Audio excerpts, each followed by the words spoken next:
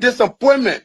Now the vice president often tell me, since he got a seat as vice president, how many persons have I recommended in this government to serve in the government as presidential appointee? Zero. Every appointment in Nima County was done by him. He and I would discuss something as a brother. To implement it, you will bypass me and do different things. I don't talk on it. Now you need to deceive us. The thing we saw, it frustrate us. So why can't you lie? Why can't you steal? Why can't you allow the citizens to be? You see, we just tell you that why we voted you. But you fool us. You screw us, you use us and later on abuse us. So why? The government should lie. Why? But that's the question that we ask. The good person in our whole United Party, that President Baka.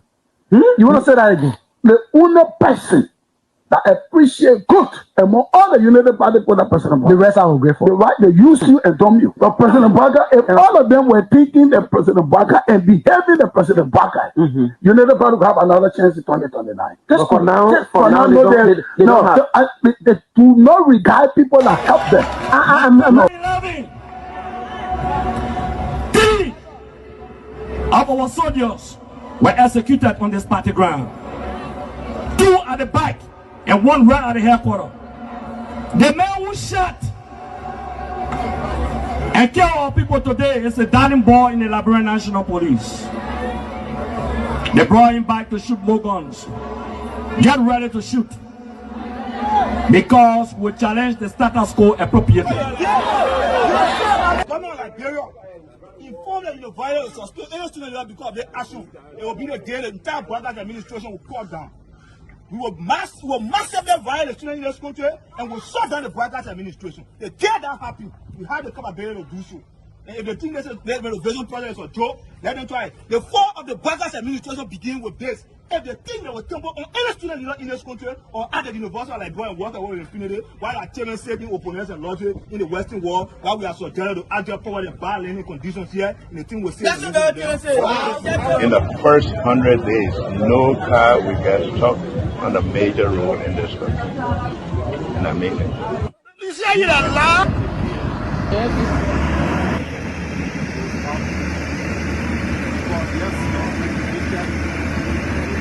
It's going down. First blow. There you have it.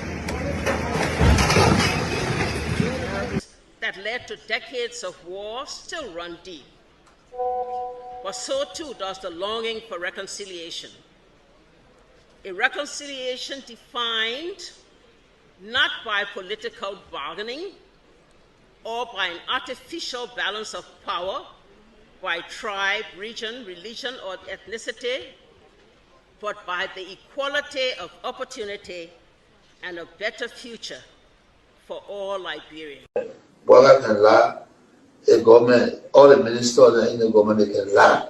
They don't put all hustle, they put hustle, they lie. Everything they say, they never say the truth. Today, the supporters of His Excellency Joseph Boakai presents him as a poor man from Lofa and asserts that he will understand the plight of the poor people. Fellow Liberians, do not be fooled. Vice President Boakai is not poor like you, not even as me. As Vice President, his office received more money from the government budget than any other Vice President has received in Liberia's history. He has enjoyed some of the best and most lucrative government jobs. First of all, there's this, what I call sort of vicious lie about the fact that Mr. Kobe is gay or bring gay lifestyle to Liberia. It's complete bullshit. When people can accuse you of stealing people's money, when they can accuse you of being involved in the war, anything, people don't make up stuff. They don't make up shit. Excuse my language, right? So it's complete nonsense. I'm married, 8 Teresa, 2 children, 5 grandchildren. I believe in traditional family values, so it's complete bullshit, complete nonsense. Young man, vice president, young man that are vice president, the man just stole 500,000. I mean, Jamaica, the man just went to, I forgot that Jamaica, the man just went to Ghana, the fit, and the man bring it all company in the country. I mean, Kun, they can't reach himself. Kun, man, you know, Kun, but I want to sophisticated, quiet, hardcore rule in Labro. When I remember, when 2029 come and pass, then you finally leave. Mission is completed. Now, what the rules of engagement? When the war ended, the guy said, the captain, the commander said, mission complete. There winner out first. All men on board. Everywhere there is no school, I will put school. And everywhere there is school and school in bad condition, I will renovate it. I told them, towns and villages, everywhere you will have lights in a town for children to play, for people to see. I told them, every town will have safe drinking water. If Charles Taylor is the problem, he will be out of here in the twinkle of an eye. And I say, let well-meaning Liberians come home. If we respect this constitution, a government formed in Accra is a violation of Article 1 of the Constitution. Let them come home. Let that government be formed in Monrovia. The government that capital road, small, that road, B road, all kinds of in the place. I think the reason Joseph Baga will not do much because the old man, the papa is suffering. The papa loves the country, but he can't make it. The criminal there around him, they sophisticated than him. They are sophisticated criminals, so they can't make it. Your league Costa, God know how to pay people. It's just simple. Costa that accused everybody here but himself. Everybody, Joe, we join, we accuse Joe, he killed Joseph Boaga. Boaga still living. Joe, no, you leave my brother. He made me senator. He almost made Joseph Boaga president until he screwed up. We gave God the glory. Yeah. Well, Boaga, when he screwed, he said, oh, we don't want to make sure we will fought for him to be reconciled with the president. And then the people who fought for him. Look, Yoli Costa, you come. And Costa on a podcast, he said, they don't been calling me. Okay. The time you were calling me for me to kind of Boaga, did I put it on radio? That immaturity to do what he talking about. And I guarantee you, when we finish, there will not be a winner or the loser. Today we all wear the jersey of Liberia, and the victory belongs to the people, to the peace, and to our democracy. As we begin to build upon the foundation of this new Liberia, I, George Seleke Kromah, the new president, will first give thanks and praises to the Almighty God for the blessing He has bestowed upon our country. And I say, my people, thank you, We elected 85 irresponsible men what happened to our country. We elected 85 irresponsible men to govern this country, not to be very irresponsible.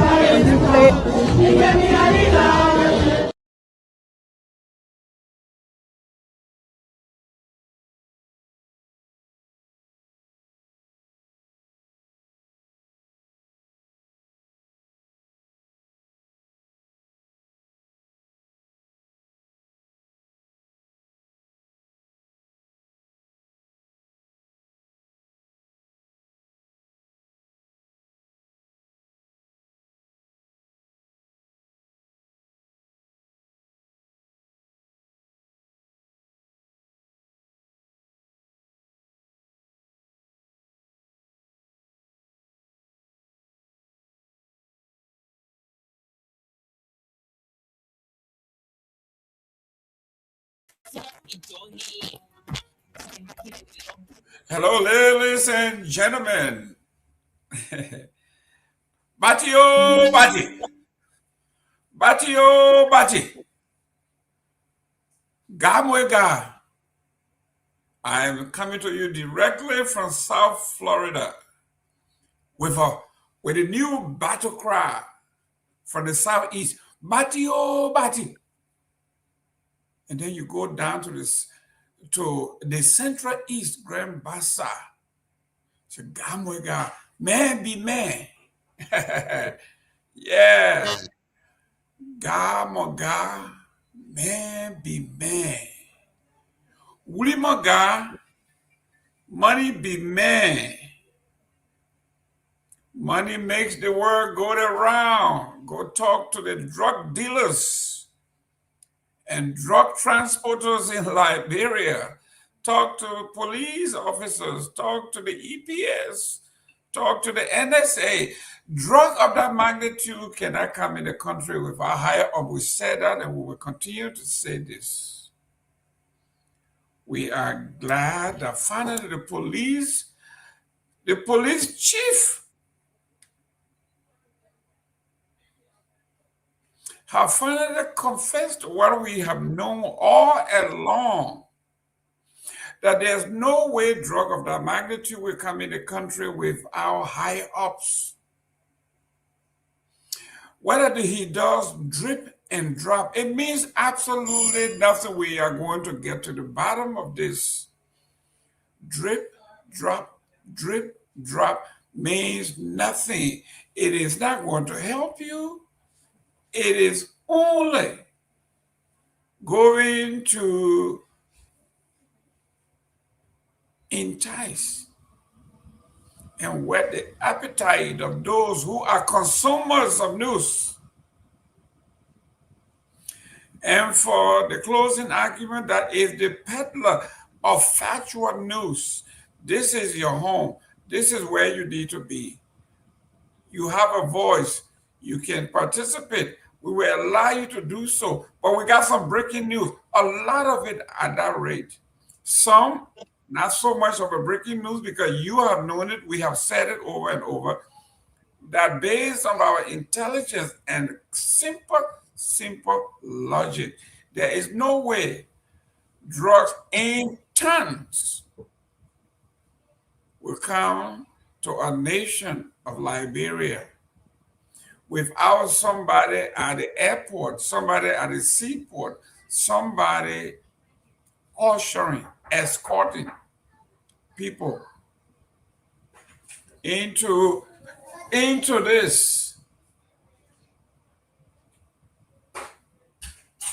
And this is what we are talking about. The police chief, Seleke Kromah, admitted verbatim some of the things we have been saying, that they have identified people in higher ups in the government, security agents. Some people may go as far as saying it is getting closer and closer to the chief himself. It's getting closer and closer, some people may say, to those that we suspected. Rodney Sears said this: we have the names, we know who they are, and if they don't do due diligence, we are going to spill. And if we spill the beans, there may be no election in 2029 to go to because the government will fall flat on her face.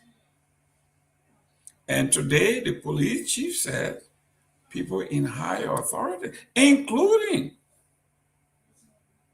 people within the security apparatus of Liberia, were escorting the drug cartel, one in the front and one in the back with a light blazing. Just like they are on a mission to escort the president or the vice president or VIPs in the nation. On the other hand, the Joint Security said they have burned all the drugs. Police RG Gregory Coleman said investigation has identified senior government officials who sanctioned drug trafficking in Liberia. 3 security officers named as suspects in the $370 million drug case. On the other hand, the Press Union of the Republic of Liberia had given the Republic of Liberia 72 hours, we mean the police chief, for the IG to provide evidence of his claim that the drug cartel paid members of the media to distort the facts. CMC, through their leader, Musa Hassan Bility, have intensified call for peaceful protest over Liberia's handling of the major drug cases. Former President George Mane Bakube Sakuze Wia has officially declared that he will run for president in Liberia's 2029 elections. Speaking at the CDC USA chapter convention in the United States, Wia said, I will be a candidate for the presidency come 2029. Representative Bility declines help with luggage a site security concern. My people, I carry my own load. I don't trust anybody here. I ain't trust police. I ain't trust NSA. I ain't trust FBI. I am taking my own load. My Kenya, I will tow it on my. Every monkey carry their own tail. I will carry my own Kenya. You ain't coming put your cocaine in my bag. It ain't gonna happen. EPS Director defend drug destruction process respond to former Vice President Taylor. Former Vice President Joel Taylor reject EPS defense, demand transparency in the drug case. In the meantime, at ATS, workers demand county managers' resignation, threatening to go slow. Too much news. I don't even know if we can complete our agenda because Liberia is like a gift or a giver that just keep giving. Because of the mango or mango-ness of the drug saga, no head, no teeth. So all the good things that happened over July 26 have been drowned. We don't even know what the orator said. We don't know what President Walker said in Buchanan because this drug issue has become an albatross around the neck of this administration. As much as they try to get out, the more they attempt to get out, the more they wallow in it.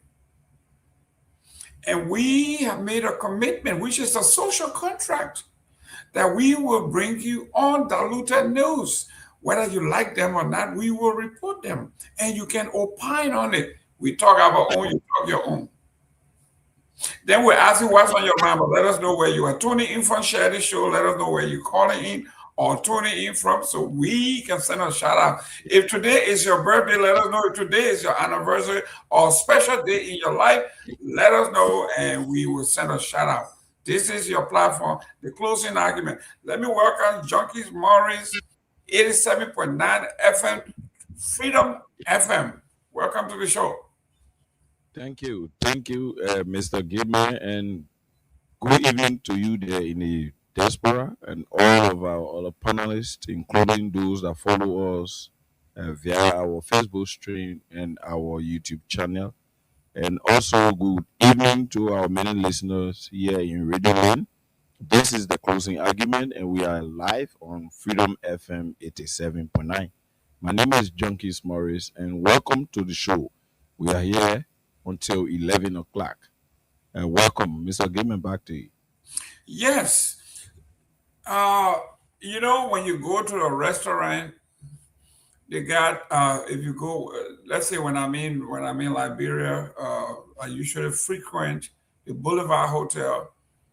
When you go upstairs in a restaurant, you pay your fee, and they have all the foods lined up, and they call it buffet. Eat as much as you can. So today, on our agenda today, Liberia has given us a buffet.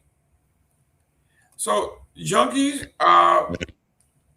you have a buffet of news. You can eat, you can start from the dessert, or you can start from the appetizer, or you can start from the middle, or you can start with your little pelesi. You can start with, the main course. You can start with tabatu before you can do anything. So today on the menu, we have the joint security, we got the police IG, we have the security officer that are named suspects, we have the press union, we have CMC. The president, George Myean, have declared, sent a caveat that he is and will be and have decided and have declared that he is going to run for the presidency. And then when you flip over to the newspaper, the Liberian investigator says on the front page, President George Myean is going to run, and he's going to run on cocaine. Let's go, Chief. It's a buffet. You pick whatever topic you want to talk about. Let's go. You got it right. He's going to run on cocaine. So I think I'll end up with the President issue. But to start with, what I witnessed today at the airport when Honorable Musa Hassan Bedete was traveling was too dramatic, and honestly, I was just laughing in my corner. I say, oh, they drugged him really serious. Can you imagine the main security behind him? The security on the man trust the security to help him to tow the bed. The man is set towing the bed. Even the airport security themselves decided to help him because it was unusual. It was not something that they have seen for Honorable Musa Bedete himself to be towing his luggage while traveling. So it was funny how big it was a message. This is what I want us to underscore. It was a message, and in my mind, it was a one-man protest demonstrating how dissatisfied we are as Liberians against this drug cartel that is establishing gradually in Liberia. It was a protest to make the world know that we are not taking this serious or seriously. We are not taking this lightly. It was also a message to remind the government and our people of balancing our duties and responsibilities. So it was to tell the government. Junkie, Yeah. Junkie, your sound is being distorted. Push the microphone away from you a little bit. Let's see. Am I okay? Go ahead. Let me see. Go ahead. Am I okay? No. When you lean into the microphone, it distorts what you are saying, your voice. So are you getting me clearly now? It's still being distorted. Yeah. It's still being distorted? Yes. Is it still distorted? Beautiful. Go ahead. Let me see. Okay. So I was saying it was a message to Liberians that this drug issue is not being taken lightly by leaders who think that Liberia must get better because we've come a long way and there's a need the paradigm shift. So I think that message was resounding from Honorable Musa Hassan Bedete that the world should see traveling and at these points of entry in our country, people take advantage of luggages that people carry. Some people can carry drug without them knowing.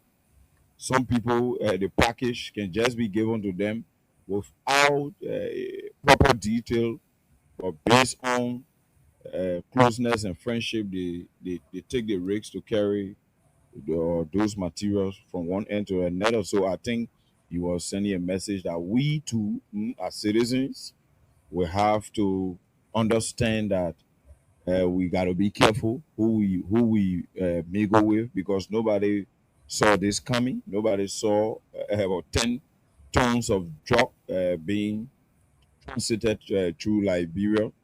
So there's a need that everyone be on the alert. Don't allow anyone blackmail you. Don't allow anyone set you up, maybe because you do not have discipline in terms of controlling your activities. So that message was resounding, and I got that message. And I think, from my view, that how I saw it from the angle of Honorable Benedict. Coming to the PL statement, to be honest, I have admired the president of the Press Union of Liberia, Honorable Kamara.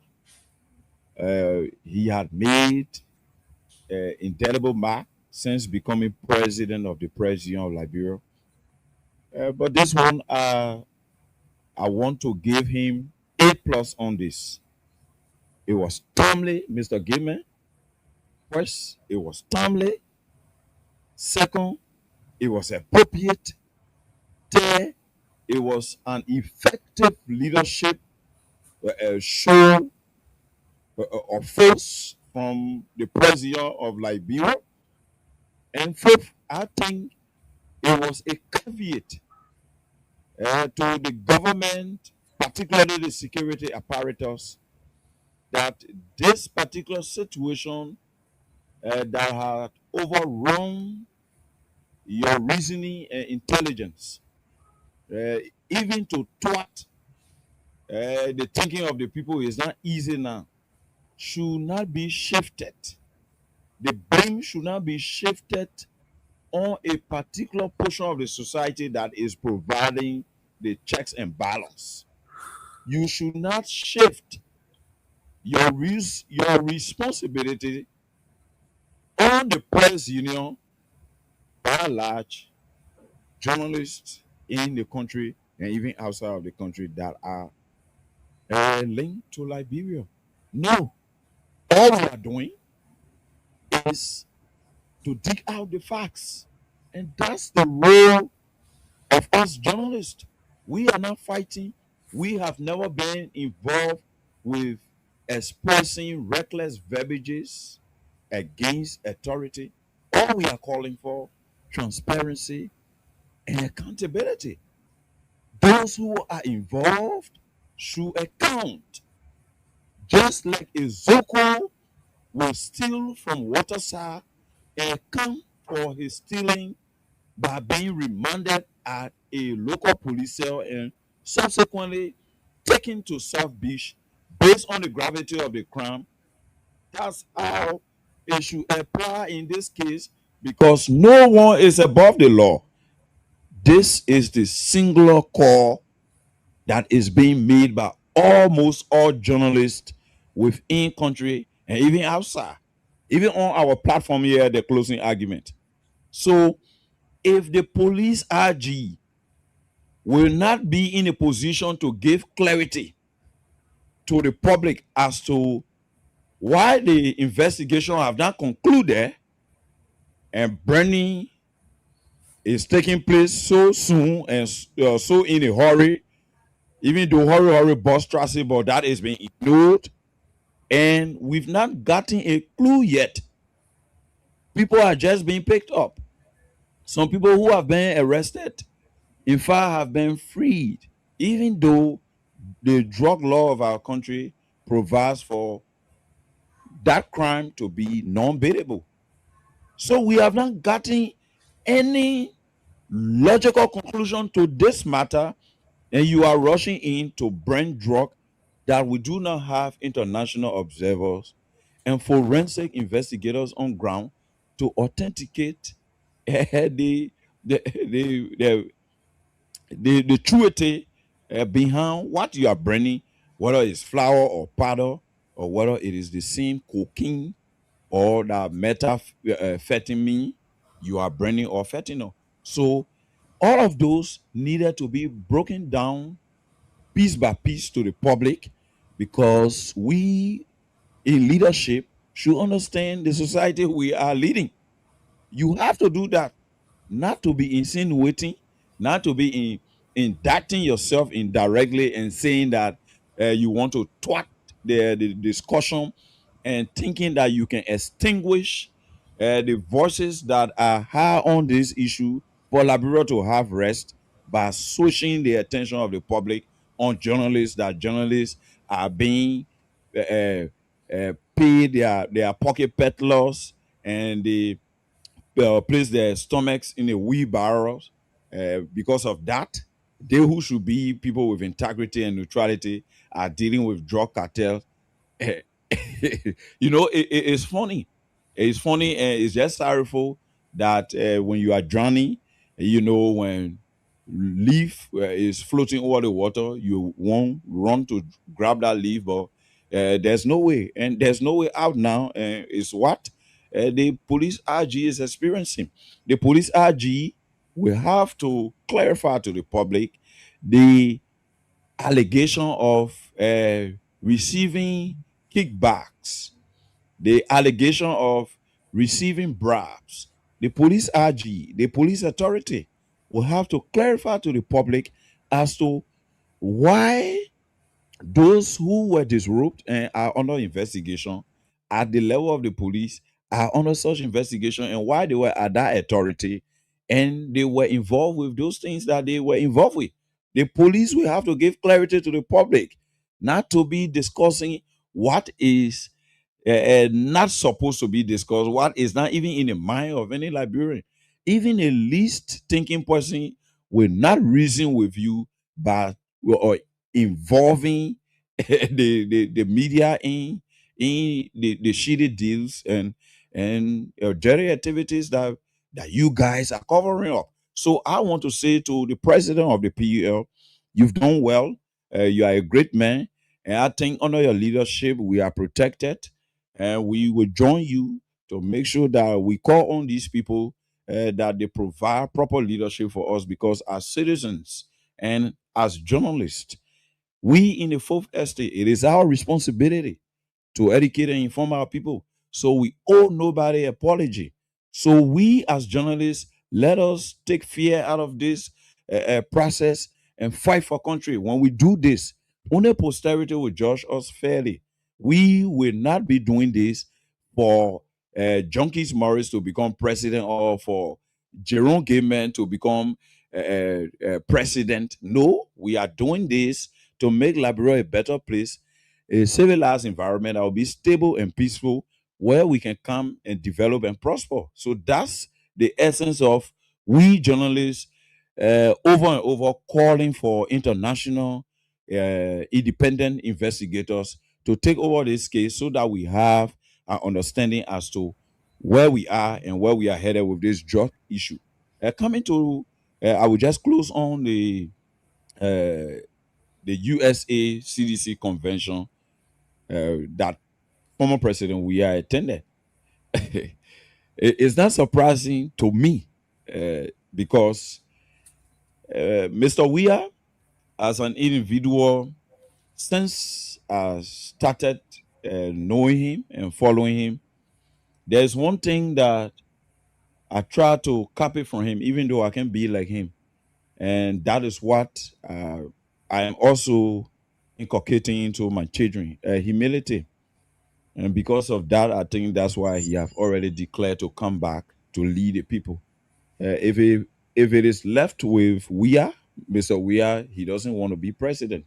You can even tell from the 2023 elections, there's no equivalent. Even Donald J. Trump, one of the richest men in the world, went to an election as a sitting president and contested that he was cheated. In fact, people invaded the Capitol building. Am I lying, Mr. Jerome Gayman? You people are in the US there. You are on point. He refused to concede, and he did not concede until becoming president again. So that's how power overflows the mind of man. But I always describe him as an unparalleled, immaculate, and perspicacious leader. He is second to none in terms of leaders in Liberia. He is someone who thinks of the people before himself. Because of that, betrayal, hearsay, who say, no party headquarter, Sando, let's say Daniel Sando from the Ministry of Information coming out, spewing childish gibberish of homeless political party, like a boy, speaking downwater side. All of those things have not deterred him. He thinks that the interests of the people first, and the people see him as their only hope. They have no hope to change this mess around.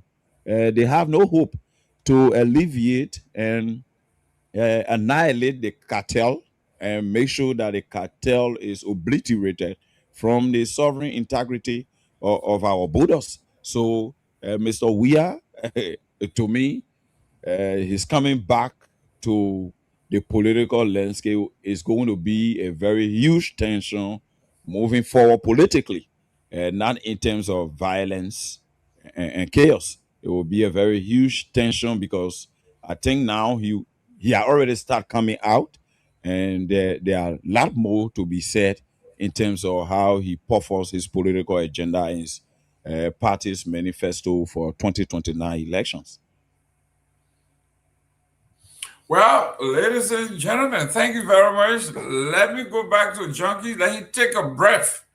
Let's recognize some of the names that we are talking about here. For those of you who are tuning in, we want to say thank you. Bumbo Mumbo Thomas. I'm following you from K-City, Carver City, Kolahon. Thank you very much, sir. Thank you very much for tuning in. Flex Electronics, all the way from Seattle, Washington, on the West Coast, way out there. Miata Sterling Harris, I'd love to see my own bassa musician, Bayo, in my country. Why don't you show the unique instrument that he played? We will show it. But, like we say in the news business, current event, the bassa musician, that's fine. And Joseph Walker wanted us to profile the bassa musician. He should have made sure that his men were at work and not escorting the drug cartels. But we'll find a video and show Bayo. Let me go to Ambassador Walton, Buchu Morgan. I am following from Johnsonville. Another Ville, resident vice chairman for welfare. For warfare, CDC, regular intellectual militant. Warfare. Hey, it might be from Grand Bassa or Sando. Is it a political warfare? Or yeah, that's where it could be. It may be from the side of that war business. Nora Hawks, thank you very much for tuning in. Hey, we are ready for warfare, my people. It is on. The man says he's ready.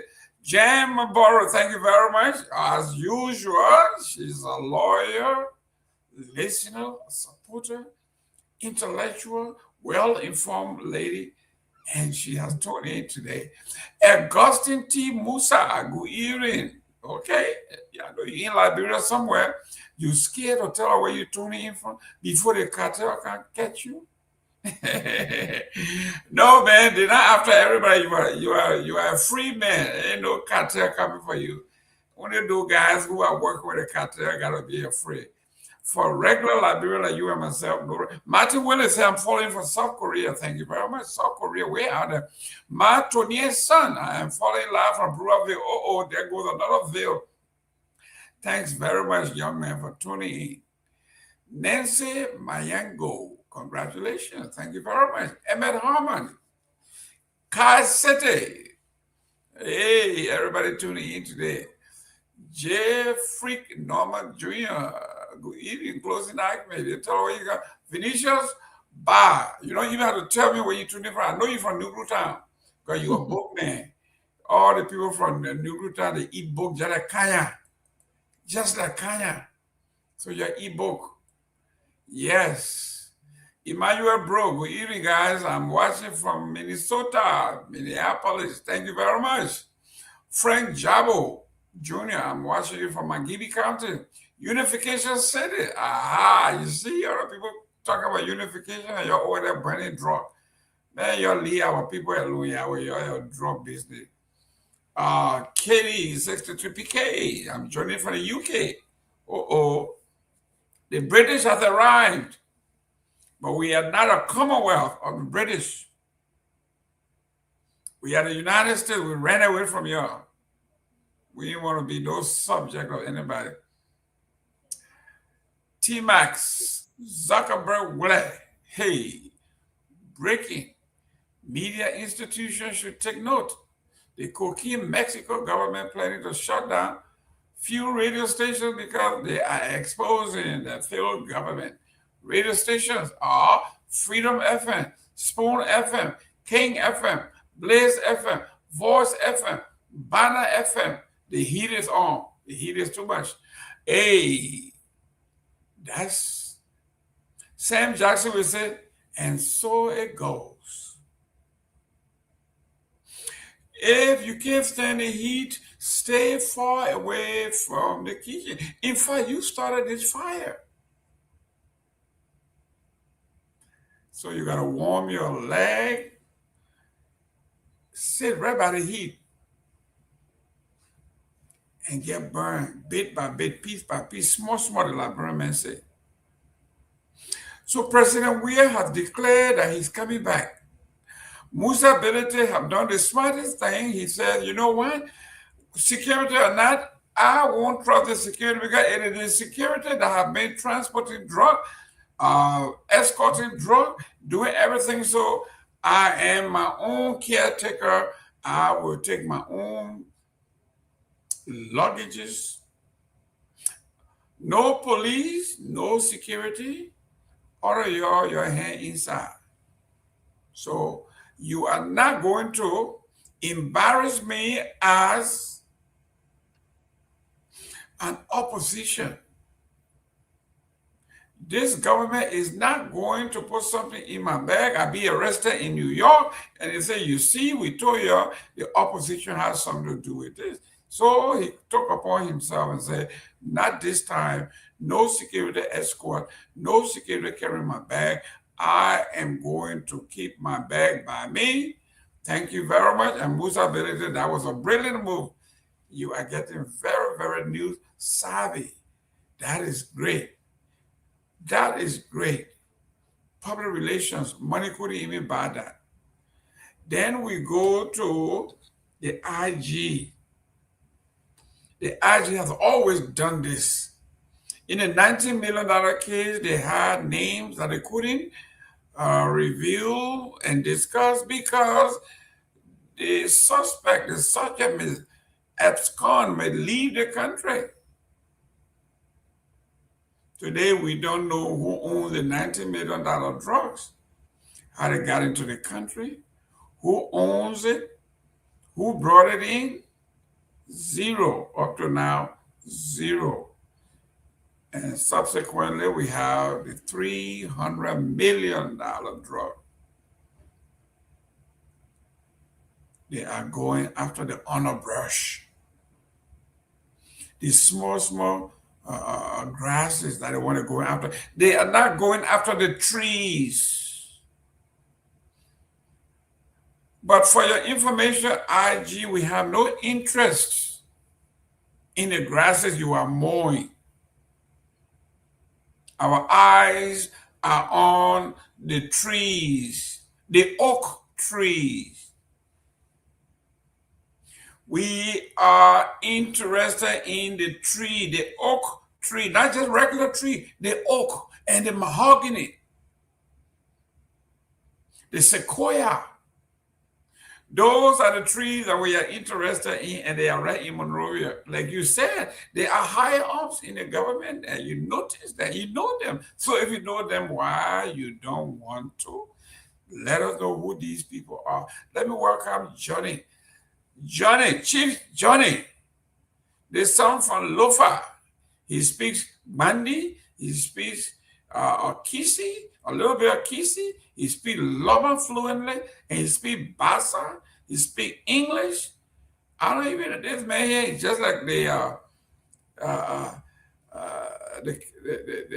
what kind of animal is that? The chameleon, or they call them? He changes his color wherever you go. He in Bassa, he would dance like the Bassa people, sing like the Bassa people, eat the fufu. When he over here, he would eat the tobagi, the soya. When he eat the South he eat the tabatu. You can't nail this man. Now, welcome to the show, Johnny.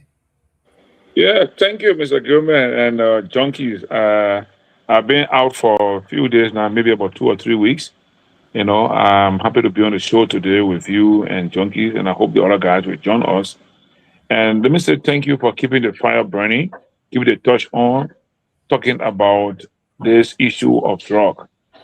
Because like I said, initially when the thing started, I said the president has not taken the action that will deter this whole process, that will make us Liberians to believe that he is prepared to fight drug. His style leadership against drug is not going to be helpful. To sit and let people run this system for him is not going to be good. He should have acted, and I still believe that at this time he should act.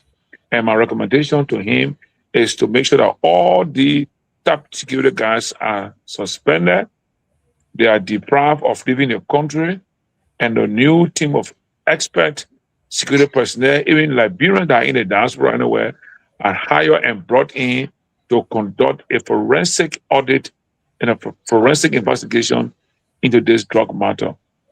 This will help to improve our image as a country and will help to fight the drug to the extent that we will even get Liberia will even have a good reputation in terms of even being able to look for opportunities, look for chances of how we can build the capacity, improve the capacity of our security agencies to be able to provide us the kind of security protection we need in this country. But if my president, President Walker, sits and allow people to run the system for him as it is going, I'm afraid that we may not succeed in fighting the drug as we are doing. Because the whole process has tended to be confused. Well, first, I see that we're conducting investigation on the $19.2 million worth of cocaine. Eventually, another one got busted, $3 million, $300 million plus. And right now, we are even confused. We don't know how the investigation is going, whether the investigation of the 19 million is separate from the investigation of the 300 million plus and the rest of it. So that is why we need to have a clear, independent team presiding over this cocaine investigation. If the president doesn't do that, I will see us going a route that it will take us 6 months, 9 months, or a year, and we get subside.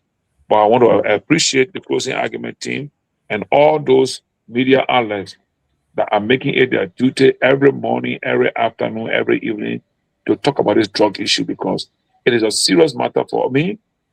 All of us have children, we have relatives, we have friends that are following the video that was shared by our sister Telvi, talking about how the cocaine has been, how the drug issue has traveled from the Latin America region to the west coast of Africa, and how it started from Kush that came through Sierra Leone into Liberia, and now we are at cocaine. I mean, to see almost $500 million worth of cocaine in this country being arrested, and to see what have been even been taken as FOC in cash from those individuals that were that.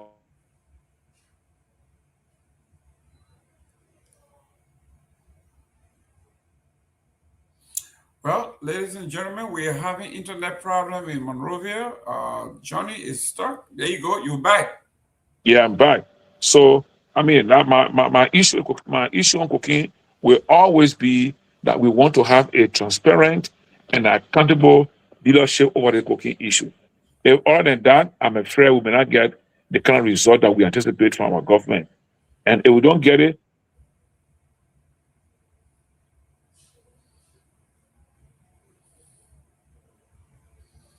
Okay, either somebody calling this him. matter. Okay, you are still having problem, but yes, we are not only going to discuss this, and Johnny, you can rest assured,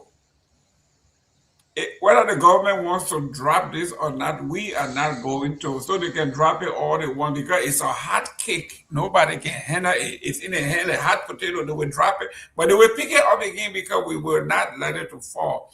And I want to let Gregory Coleman know and the Liberian security that they have very little to do with this drug. The discovery, the impounding, they have very little thing to do with it. Somebody told them to do it. They know that if the international community did not put fire on these guys, they would not have exposed what happened, especially with members of the security system of Liberia being the escorter. They are the escorts. We've been saying this over here over and again, and the police chief and the police apparatus of Liberia keep vindicating us, telling us no that yes, what you guys been saying is true. And this is what we call in American politics drip and drop. Drip, drip, drip. The thing, if they tell the whole truth and nothing but the truth, it will be bad for the government. So they try to drop and drip and drop, but it makes no sense. Eventually, we are going to connect the dot and we're going to find out who's where and where. But real quick here, before we go back to the cocaine, we got news here about FIFA. FIFA is making news. The president of FIFA has made a recommendation that FIFA should have a governing body and a commercial body where they can generate much money to benefit everybody that takes part in FIFA. The UEFA has said no, the FIFA is not for sale. And if the president goes ahead and sell or implement the business aspect of it, they are going to boycott the World Cup. They are going to boycott the Club World Cup and everything else in between. Let me go to Junkie. Junkie is a sport fanatic as I am. Junkies, what do you think about FIFA's proposal? We can't hear you. You are muted. I'm sorry. I'm sorry. I think FIFA already has a commercial arm. Why does FIFA need another commercial arm for? Is it to distinguish it from the administration of the entire body? Is that what they are proposing that? Because uh, the aspect that has to do with selling out brands and TV right, viewer right, all those things, I think they are commercial intended. So I don't think FIFA will need any extra arm again to handle that, because all of these complexity of establishments, they just bring about too much bureaucracy, and I don't think it's going to augurs well for everyone. I think all FIFA, what I would recommend FIFA do, there's no need to be establishing all of those institutions. FIFA can just do every budgetary appropriation, every pattern budgetary appropriation takes, do apportionment for participants, and allow those fundings to flow in a transparent and fair manner. I think it will meet the intent of establishing this arm and another arm to just create a lot of financial burden. I think that's how I see it. Johnny, we are talking about FIFA. Listen, this is democracy. This is capitalism at its best. If we can sell the promotion, the marketing aspect of FIFA to an independent private company that brings in more money, billions, and we use that money to spread FIFA's operation all around the world, what's wrong with that?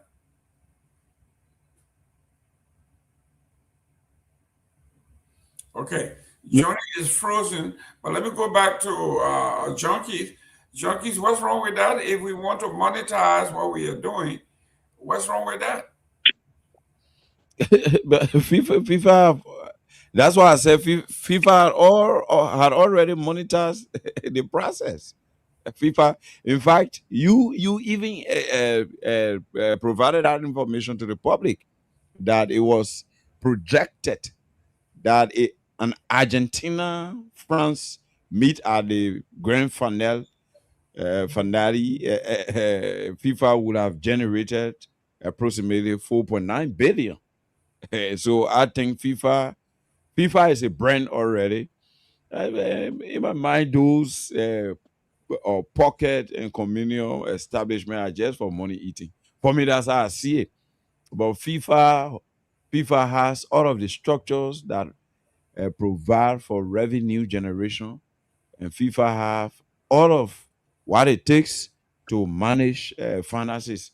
Because of that, I think you are aware, FIFA, in fact, monies FIFA expended in Liberia, FIFA went after it, investigated people. Some people were involved with misappropriating what was intended for the public, and FIFA penalized them.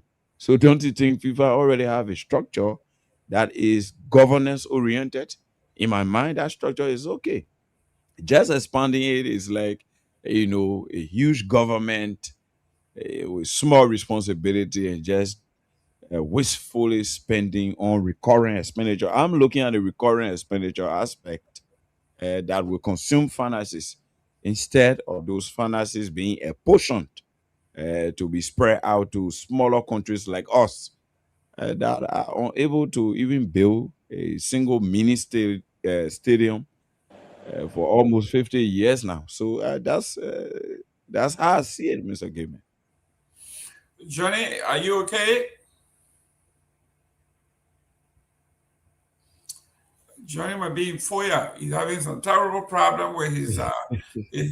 He might be at the Ellen Johnson Sirleaf Stadium that CC Goya talked about today. CC Goya show Ellen Johnson Stadium, Ellen Johnson Boulevard in Bombay. Ladies and gentlemen, share the show. Let us know where you're tuning in from so we can send a shout out to Mr. Stevie Nagbe. Good evening. I'm watching from a pipeline community. Thank you. And ladies and gentlemen, we have been put on notice that yes, there is a sinister plan by this government for shutting down radio stations and news outlets that they find to be vexing. So they are saying these stations have been compromised. They got drug cartel money, and they will shut them down. And those radio stations are Freedom FM, Spoon FM, King FM, Blaze FM, Voice FM, Banner FM. These are allegations. We have no definitive proof. It has been alleged that this is the plan based on what the IG himself said, that the few segments of the media have been penetrated by the cartels. And these people are getting money. So the press union shot back and said, no, not here, Gregory Kromah. You are not going to use us as a scapegoat. Go and deal with your drug issue. We have nothing to do with it. We are not government officials. And if you have the information as a law enforcement officer, bribery in this country is a crime under our law, under our penal code. So if Junkie Morris was bribed to say negative things about the government, you have the evidence. Arrest Junkie for what he has done. It is illegal to take bribe in our country. But instead, you come up with this broad pin brush, and you are saying some members of the media are now in the employ of the cartel. That is unprofessional. That is scare tactic. That is desperation. Like the folks say in America here, they say, a powerful kick that you will experience may likely be the kick of a dying horse. The last kick. You have accused everybody, including the opposition. There's nothing else left there now where you're going after the media. You are going after the media. And the media have decided not to even take the bait because you are trying to distract everybody from your work. So there's not going to be a fight between you and the media every day. No, we are not going to talk about that. We are going to talk about the drugs that are coming into the country, and that you admitted today that your men escorted the drugs. In addition to your men escorting the drug, you said there are people in high places in Liberia that are involved. Who are those people? And where are the places? You said high places. We will not let this thing die down. If you so choose, we have not. Just as President Myean, former President Myean, has declared today that he will be emphatic. In fact, he has been said he will run. We have been emphatic, crystal clear, that we are not going to let our people down. This news, we will continue to talk about it, whether you like it or not. If you didn't know, now you know. We are going to continue to discuss deeper as we go forward into this case. Now, the EPS director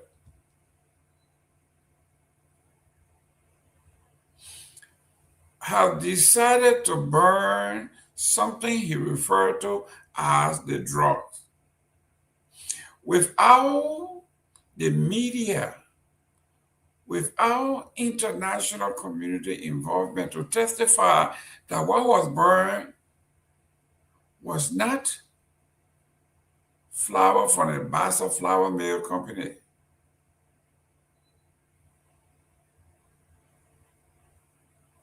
What was burned was not salt, sea salt, or sand. No one. So the former Vice President Howard Taylor said, it's a lot of smoke. She suggests that we have an independent, transparent investigation into this drug, and that burning the drugs will have been very, very, very, very tantamount to putting everything else up in smoke. So the vice president, the former vice president, is very, very emphatic, very strong on letting you guys know that what you are doing, the trajectory is wrong. David Gifford, thank you very much. Let's share the people's platform. This is your platform. I know when the conversation gets to be too sweet, you forget. But take a few minutes off, go on to your platform, go onto your phone, share the show to your platform in your various chat rooms, send it to friends and family, let them join the conversation. We are not going to let this thing go. And we should not let it go. And do not listen to the Liberian Justice Minister who says you should be checking on your friends, your relatives, your family members, your significant others, because you should have an idea. People who are living beyond their means, he says, you need to be an informant of this government. If someone is driving a nice car, stop them, ask them how you got this car, where do you work, how much do you make?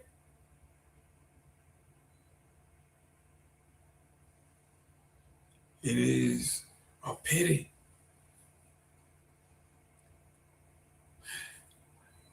The drug thing has become a circus. It has become a circus.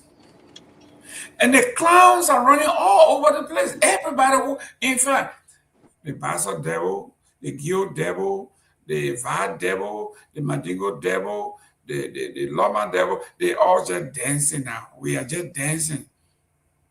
Because the drum they are beating, it says that it sounds like a Bassa drum. It sounds like a Va drum. So whatever it sounds like, we are just going to dance to the tune. Every day the IG comes on here, he says something different. He says something different. Today I was shocked when he referred to the press union, like sit on there. He said, "I'm paying somebody, and I'm paying you all to distract him from his job." Let me welcome Victor Nagbe. Victor, welcome to the show. Thank you, Mr. Gayman. It's good to be with you. Happy Thursday to all. Happy Thursday to our audience as well. Thanks for joining us. Don't forget to invite a friend. Share the show. Let me welcome Honorable Sita. You don't start again with your Bluetooth. Welcome to the show. You know that Krubo like people. Oh man, I'm trying to look on his chest to see how many red pens he got there. But thank you. I'm happy to be here. And I was following the show.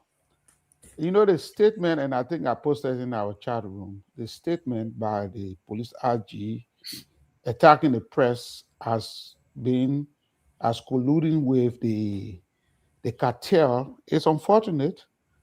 I think it is a distraction because I don't know which press he's talking about. Every journalist in Liberia has been talking and has been calling for a speeded and impartial investigation into the discovery of illicit drugs in Liberia. It's just the fact that we don't have the time. I watched a documentary today on how the cartels operate. My brother, this is a serious war the country is in.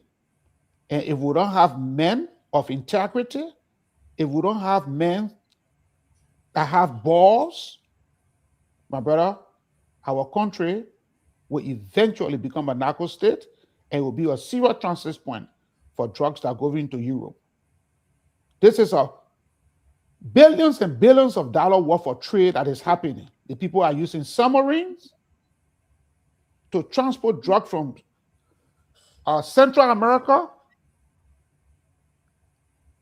South America rather, to Africa, and from there en route to Europe. It's a serious case. And for the police RG, and he made another revelation again. He said that there are senior government officials that are beyond the drug trade. And he might be right. Because the documentary I watched. He said that? Yes. He said that. And he might be right because the documentary I watched today. No, he's right. No, but he's right. And the documentary that I watched today, the linkage with drug cartel in Sierra Leone. The way he said the Henry Day seems to be that. Yeah, that's the point I'm coming to. You understand? You know that senior government officials are involved. What is stopping you from indicting them? What is stopping you from disclosing their name? And that is the question that everybody is asking. And this is not the first time he said it. I think he said it 3 different times. When he went to the Senate, he said it again.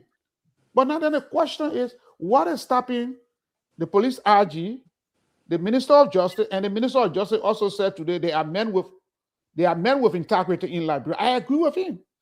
They are men with integrity in Liberia. And wherever the investigation leads, and they will follow the investigation. The police RG has also said there are very senior people in high places in government that are involved. What is stopping both men, if they have integrity? What is stopping both men from indicting these individuals? So you see, it creates a credibility problem. It also creates a situation where the public do not trust the investigation because you got all of the information and you are what? You are slow walking the process. Then you want to blame the press when the press is highlighting this thing over and over. Everybody is blowing it up. Then you say that the press is colluding with the cartel. Yeah, we know the cartel, they are powerful. It's $1 billion trade. It requires a concerted effort by everybody to fight it, because I can tell you it destroys country. Go to Equatorial Guinea. Yeah. Go to Equatorial Guinea. I'm telling you, go to Equatorial Guinea. The document. I just hope that we will. See, this time now you are yeah. I just hope that we will have an opportunity. That documentary that was posted in our chat room for people to watch that documentary. My man, I watched that documentary. I'm blown away. This is a serious problem that we are faced with. But I rest yet. Thank you very much, Honorable Pewee. It was something that we have been saying here for a very long time. And the chief, let me play what he said today. And establish going to the media to change the narrative, distract the key players in. Okay, basically, that was at his news conference. We're talking about 2 things. That major hands, higher ups, he said, are involved. And he said that the drug was escorted by his men, some of his men in the security, one in the front, one in the back. Can you imagine the security cars escorting the cartel, the product, as though the VIP or the president or the vice president is traveling, where you got security escort in the back and in the front? This is something we have been saying here a long time. We've been saying this. He needs to come clean. But now they have resorted to drip, drop, drip, drop. And like you said yesterday, the dots will be connected either way, whether you drip, drop, drip, drop. If I was he, I would just come clean once and for all, deal with it and let it go. But once you keep doing this, you are going to prolong the process. This is where we are, Honorable Pewee. Absolutely, and prolonging the process is one thing, and we'll continue to use this word because there's nothing to describe it. He's prolonging the process and he's convoluting the process, right? It's a combination of the two. It's just, I think, I wouldn't be surprised. He don't want to go, but I would have, if I was in the shoe of the president of the republic, and if this was President Sirleaf, I can't vouch for any other Liberian leader in recent history, but if this was President Sirleaf, he would have been gone ever since, because she took into consideration seriously her international reputation at the time she served as president. He would have been gone ever since. Even if he's not linked directly, she's going to say, "Hey, oh man, you lack the credibility to preside over this matter." And the reason why I say he's already convoluting this matter, he first and foremost came first some time ago, last week or before, he said to us that his chief of crime services, 106, admitted receiving bribe from these of $10,000 from a lady called Fifi, linked to this same issue. That is clearly, he admitted committing a crime, or that's bribery. It's a second-degree felony of the Republic of Liberia. Why have you not charged? Did he say today he charged Johnny already? No. He haven't charged someone that have admitted. There's no need for CSD, I said yesterday, CSD or professional standard to investigate this issue relative to Johnny. It's one. Now he's out today saying, hey, the media is being paid by the cartel. So he knows that the cartel is in the country paying the media. Why can't you bundle the media along with the cartel, those media institutions that are being paid, and arrest and appropriately charge them? For the chief of police to come out and say these things, there's some deep level of duplicity that is hanging on the character of the police chief of the republic. So this is a serious concern. Now he's went another step to say there are top government officials that are engaged into this. Up to current, we haven't heard anything from the police chief about the chief of highway patrol that he said. Now he admitted that, because I didn't listen to the entirety of this conversation today. So he admitted by this conversation today that the drugs were escorted by police officers. Is that correct? Yes, law enforcement, yes. If he admitted that, why can't we hear now? The sacred cow in the play, I want to say, maybe it will be it will be Paul King here. The rainbow Paul King thing, boom, pull this. But the main people in the security apparatus, listen, the police chief and the police try to make this difficult to allow the real perpetrator that were linked to them to leave, and hold people like Paul King and the rest of that. So the police chief the RG will have to come and tell the Liberian people. And if the president is not going to move, and he's going to allow the partners to move ahead of him, trust me, Mr. President, you a lot of respect that you ought to have will be taken away from you. Because if the international partner will have to investigate it, then they start to say, okay, we are not confident of the police, then you move to dismiss the police, that will be a problem. Or you move to dismiss this official, take this matter, take the entire damn investigation from the police. This Gregory Kromah man lacks the integrity and the credibility to continue the investigation of this matter. He's causing more embarrassment. You know, it's a difficult thing that he's causing more embarrassment to the investigation, to the government. So the way to go is now for the president to come and say, hey, I'm going to take seize of this matter and we'll do it the Liberian way, ensuring to regain public trust. Today, Mr. Weah announced that he'll be coming to contest the 2029 elections. Ever since everybody knew that was going to be the case, but at least he has officially announced it. Now it's going to be, it's a serious issue. And then the Liberian investigators said Weah is going to go on the campaign of the cocaine issue. That's a very good campaign thing to run. If they ran on Kush that's smoking cocaine, you know what that's going to do? So it's a serious thing. I would think that the police director is not helping, the chief director, the police RG is not helping this investigation. His father exposed himself, and his father. So I don't know where we headed, but again, that's going to be the case. Quickly I saw Musa Bedete's situation creating headline news today. That should not create no headline news, Mr. Gayman. Sometimes when there's no news in the country, we create news out of no news. You know, even my little daughter here, whenever traveling, she never allowed her suitcase to be with someone. She will always, when it's announced, they will tell you, don't let. So this is not a new thing. I don't know. We Liberians, even you will see the top officials, they will move with their personal luggage. They want to move for that. No one should hold your luggage.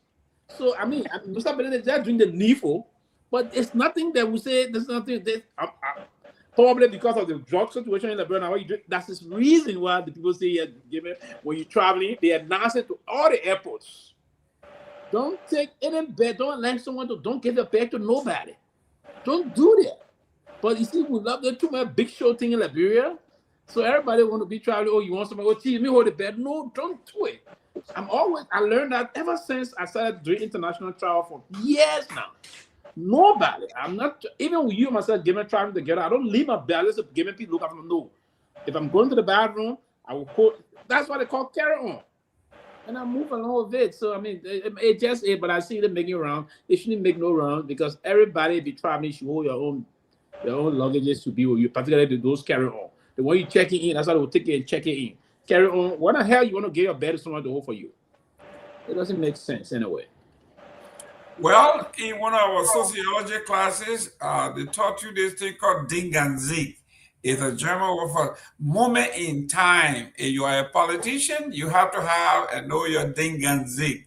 Your moment in time. This is a drug time, and this is like I say, it's a circus, right?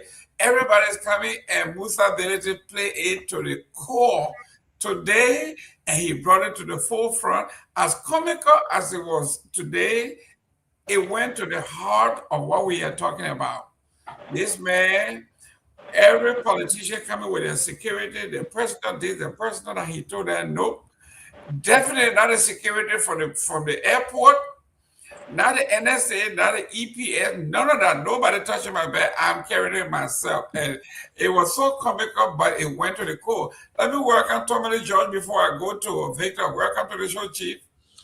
Yes, thank you, Mr. Gayman. Thanks, and everybody. Happy to see everybody. I was laughing because I tried to get an EPS boss there. He said he had taken permission from a boss friend. So I said, you're born as the president. We are born as the president. So can't talk to over a few minutes. He said, I'm a boss man for before I come. So let's at least can't educate all provide on clarity, but again, we'll try our best, people. But look, I want to say thank you, everybody. And I listened to Mr. Seaton just now. That video you're talking about, that documentary, I encourage everyone else to watch it. Look, if you watch that documentary you're talking about, that tell people stay in the chat room, you get scared that this thing is not about one person.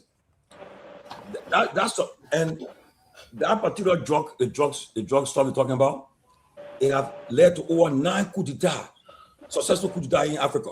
In the West African sub-region. And people in Guinea-Bissau, in Guinea. I mean, they are all named in it. It's a documentary. And I told you last night, I said, and the cartel, they are closer to power. In fact, in the same documentary. What are they doing Guinea? Drug meeting and going around Guinea? What are you talking about? Lassana Contenson was indicted. They said the French I think naval boat seized on Liberian. Exactly. In 20, what was it? 2020 West Africa. Yeah, 2020. I think 2023 or 2024. Yes. One of them. So I encourage you to watch that documentary. I mean, it's clearly laid down, and I won't be surprised now when I see things happening, strange things happening in Liberia, because these guys, what they try to do, they infiltrate the highest echelons of power. They find that a leader in a country is not in line with them. They go after the leadership. What they have done. And right now in Sierra Leone, that drug kingpin we have been talking about, that there is allegation now that he's loving to the daughter of the Sierra Leonean president. It's not they say, that's the fact. So the reality is that I want us to take this serious, and even from the documentary, it tells you that there's no way you will say that quantity of drugs falling in Liberia, people in the highest economic power now involved. Of course. People are involved.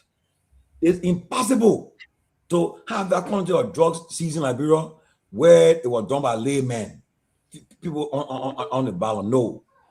There are people, because they infiltrate the system where in one country, the immigration chief, the police chief, the army chief of staff, they are all involved in honest documentary. So, so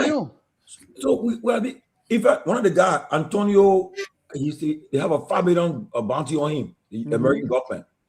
And just to confirm, it is not confirmed that the U.S. drug people are in the country, already in our country, working along with the NSA. So we're seeing it last night, people were saying, oh, and everything was said, they were accused the press. The press people are being accused now. So whether some press people working with the people we don't know, we all dig deeper to find out. But I know if somebody was involved in that drug teams like Mr. Gayman, I think the person saying right now we're afraid. They get out of it. But you gotta pray that your need shouldn't be called. All we ask the authorities to do to go where the chase fall, you should go there. You should not leave no school and turn. Don't try to shoot anybody. It can be my brother, my mom, my pa, into my pa dead, but it can be whoever person involved. If they are the president or the vice president, anybody in government that involved, they should not compromise because it's going to affect the entire country. So as I end in my introduction, if we're not careful, the next revolution, the next civil upburst will be because of drugs. And you pray, you guys shouldn't enter our country and hide us. Because you will get one morning, you see them all in the street brandishing their arms and weapons. According to the target countries that are vulnerable, small countries that know that security forces are not too sophisticated. So let us not take it for a joke. Let us take it serious, and let us continue to dig deeper, and let us just continue to talk about it because we got to get on it. Because the people are off. They are not going to take it easy. Honorable Victor Nagbe, it is today is a buffet. Look, Liberia is the giver, and it just keeps giving. You can talk about President Weah's announcement that he's running. You can talk about Musa's abilities. Which time George conveniently skipped, but I will go for it. Don't worry. Today our Iso. Yeah, but I say it's a buffet. About Weah? No, talk about Musa's ability bag. Oh, Musa said, man, I can't bear. But I support Musa. Because it's a Nagbe. My friend. Musa has been vocal. So any attempt, somebody can post something there to embarrassing. Of course. You get a chance for anything. You gotta be your own security. Even me now, also on the platform, you go like, bro, be careful too, because there was anyone that be talking, we'll put it there, they will catch them right there. Yeah, that's true. But listen, it's good to be with you all quite a bit. One, I was here and I got a call from Larry. Larry's a funny guy. He said I was too glued to my phone. He thought I was checking my lottery ticket. So don't forget to buy your Powerball. I know the winner is in Florida. He was supposed to call Jerome, not me, because Jerome. Because I saw it drop to 50 million. Somebody won it. Yeah, the mega million, 800 million. Somebody won that in Florida. Okay, man. And I thought in Pennsylvania. I know, Florida. So now the Powerball is building. Okay, so Larry, I didn't win. So even though you're still my best friend, but if I won, I would be losing your number. But it's good to be with you all. Quickly, Tommy, I thought you were going to talk a little bit about the FIFA thing. I don't know. CAF has not taken the position, but this guy here, Infantino or whatever his name is, he's moving a little bit too fast. They made a boatload of money here from America because they didn't have to build fixtures here and all that profit he made. So now he wants to sell off 20% of FIFA, the commercial part of it. And we understand that Jared Kushner's little brother, Joshua Kushner, is leading the team that's trying to buy 20%. They have realized how profitable FIFA can be. But I understand CONCACAF has already told them no way, and UEFA is telling them no way. Of course, CAF is playing wait and see, but people are protesting because the Trump people, they're all over the place. I mean, I know Jerome probably will have something to say about that. But, I'm waiting to see what position the Confederation of African Football is going to take on this matter. And I hope they will support UEFA and CONCACAF, leave FIFA alone. Let them do their thing. Two, I wanted to talk a little bit about the former president. I'm happy that he has formally announced. I think that is good. It takes out of the guessing game, out of whether he was going to run or not. And I hope this will recommit him now to the process, because we need him in the arena. The opposition, that is, Judge Weah has a lot of weight. He's an icon, and he's a former president. We think he can be a little bit more vocal than he is. So the fact that he has come out, swinging, even though I don't like the fact that the reporting seemed to suggest that he's telling the opposition to basically go to hell, but I don't believe that. I didn't listen to the whole thing. But I want to welcome the former president back on stage. I think he has reactivated.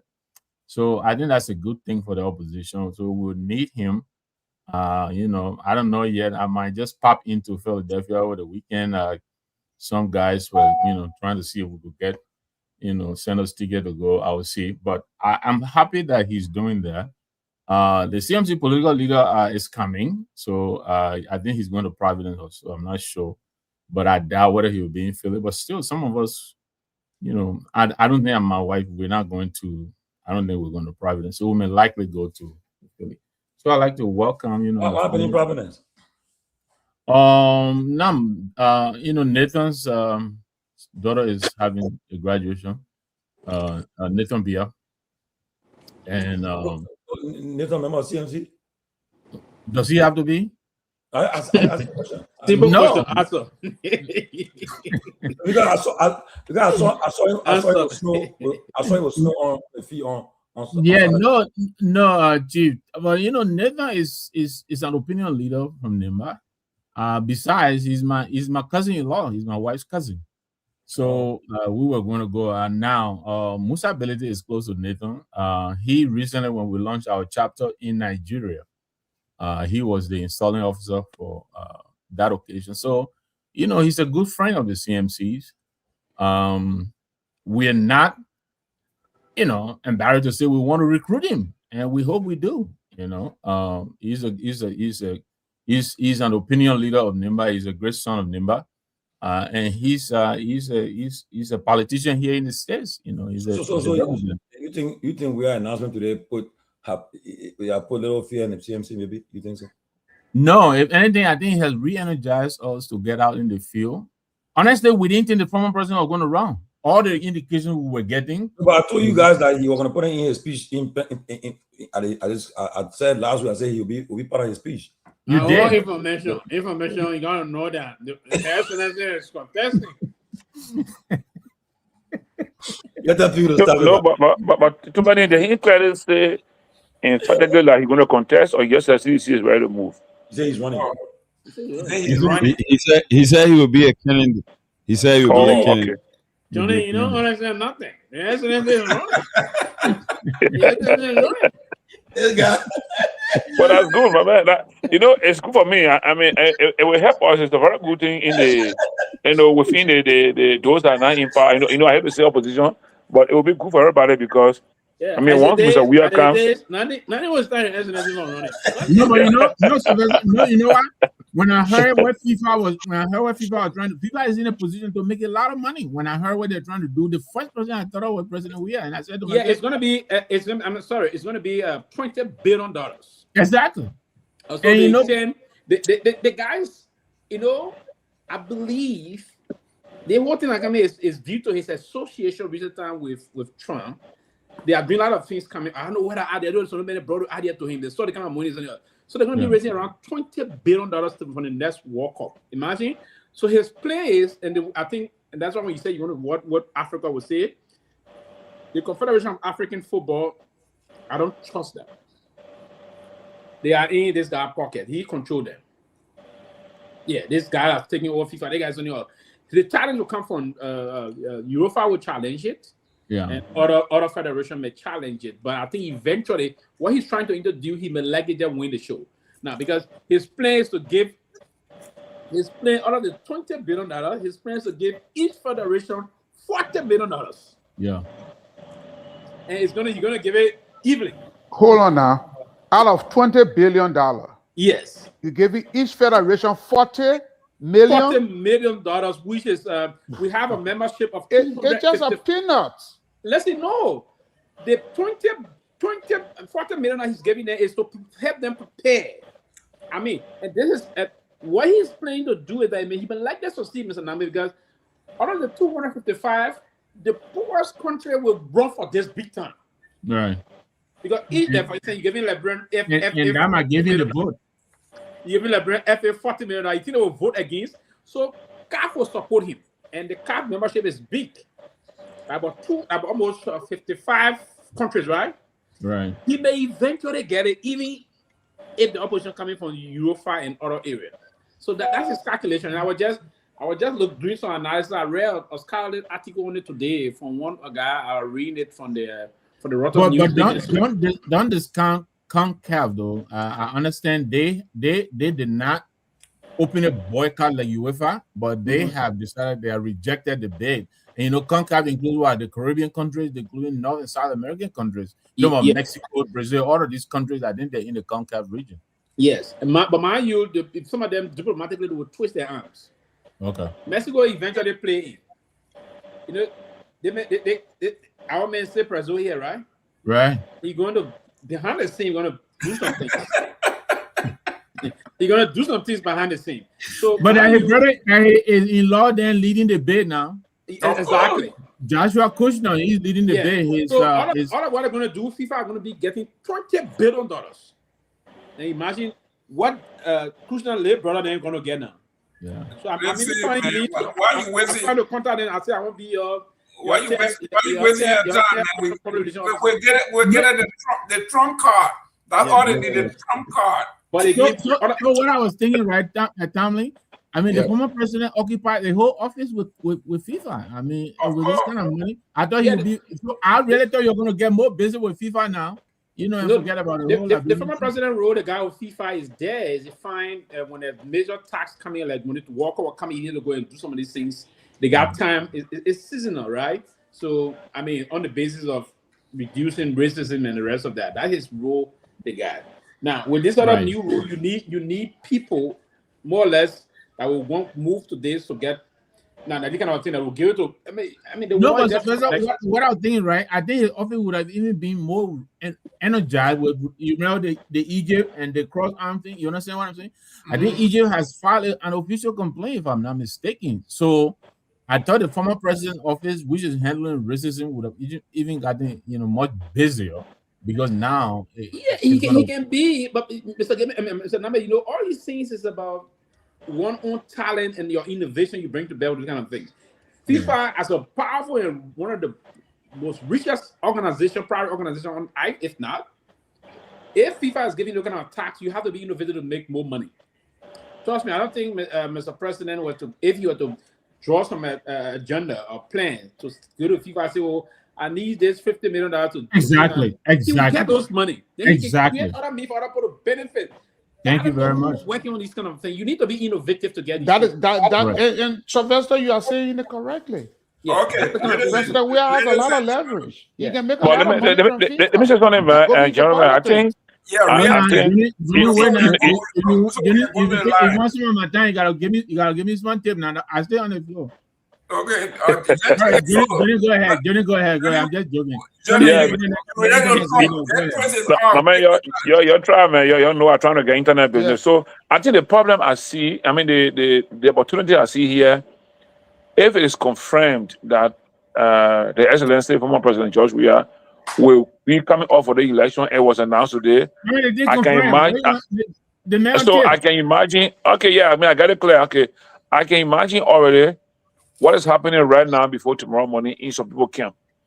Because what's happening there is that the fact that this former president have been linked and closely moving with the FA and other things happening, I think it's going to cause more corruption now in this government.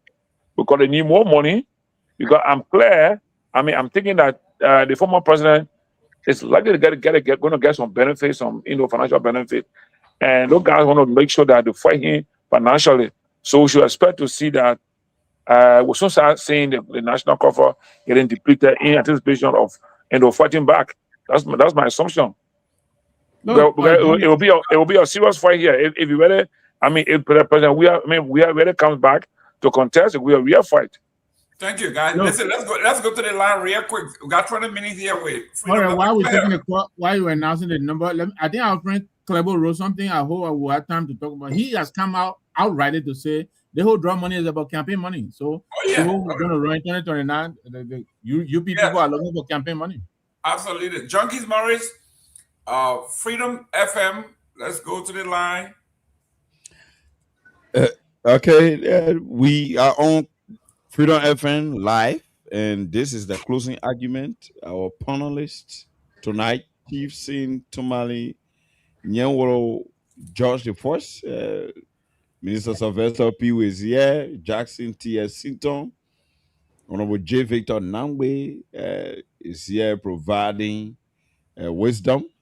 Honorable Johnny K.M. Debbie also providing wisdom. Honorable Jerome Gayman, and all of our many listeners that keep following this platform, the closing argument. We are live on Facebook and our YouTube channel, Freedom Online Radio, and we are also live on our YouTube channel. This is the closing argument, Freedom FM 87.9. Junkies Morris, and we will go to the line and take our first call on this line. Your name and where are you joining the closing argument from?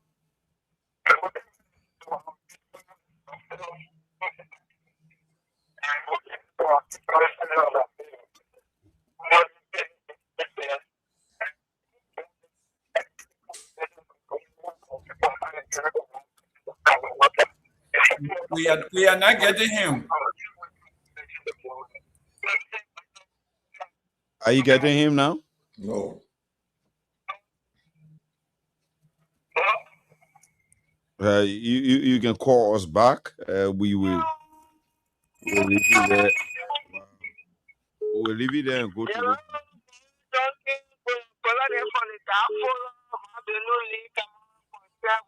Justice for peace.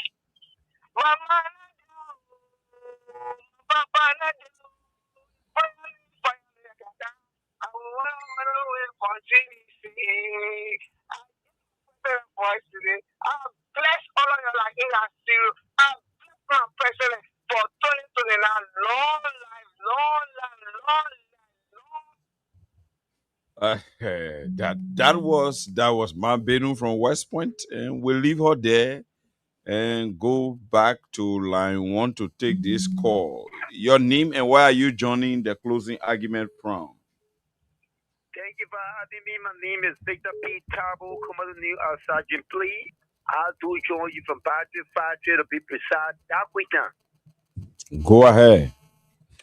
Brother, thank you for the topic on the discussion.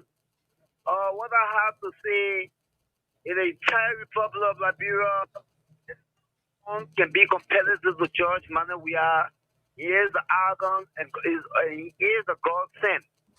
So even Joseph Nyeman cannot make it with George Manor. George Manor, we are to turn power over because of the attitude of the Unity Party. They were willing to peace that over 200,000 plus human beings lost life for.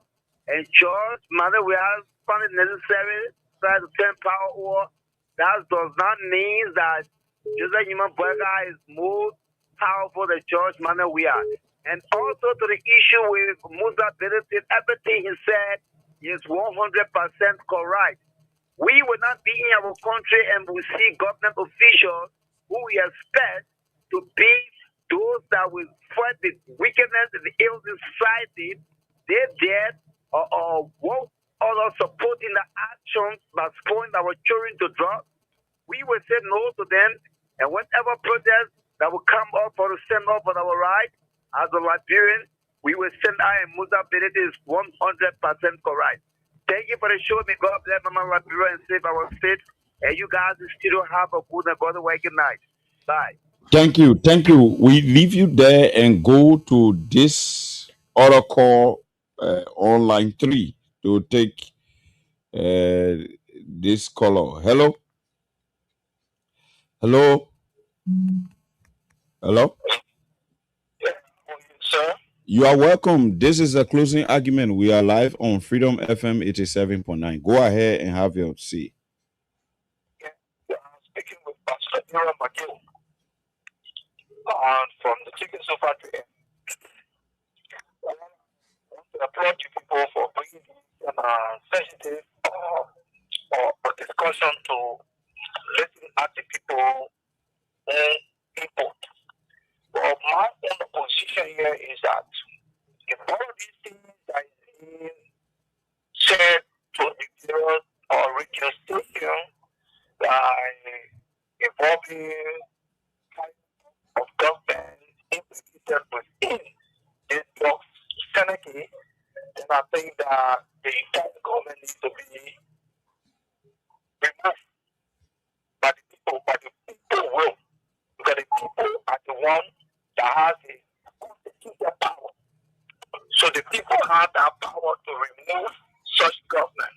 Because this action has gone to the extent to demean the national and international prestige that this government, that this country has had over the many years, gone down into the green. So we cannot serve our country to Jenkins, can you hear him? He's very, very distorted. I can't hear him. in this place. So I think if that being the if it is true, then the government needs to be removed. Thank you. Thank you. We'll leave you there and go to line 2. Hello, your name and where are you joining us from?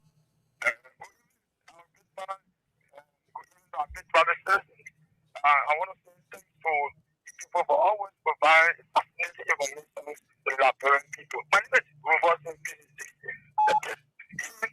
These are the indicators that were pointed to that Mr. Baka is intact to govern the state. Are you getting the caller clearly?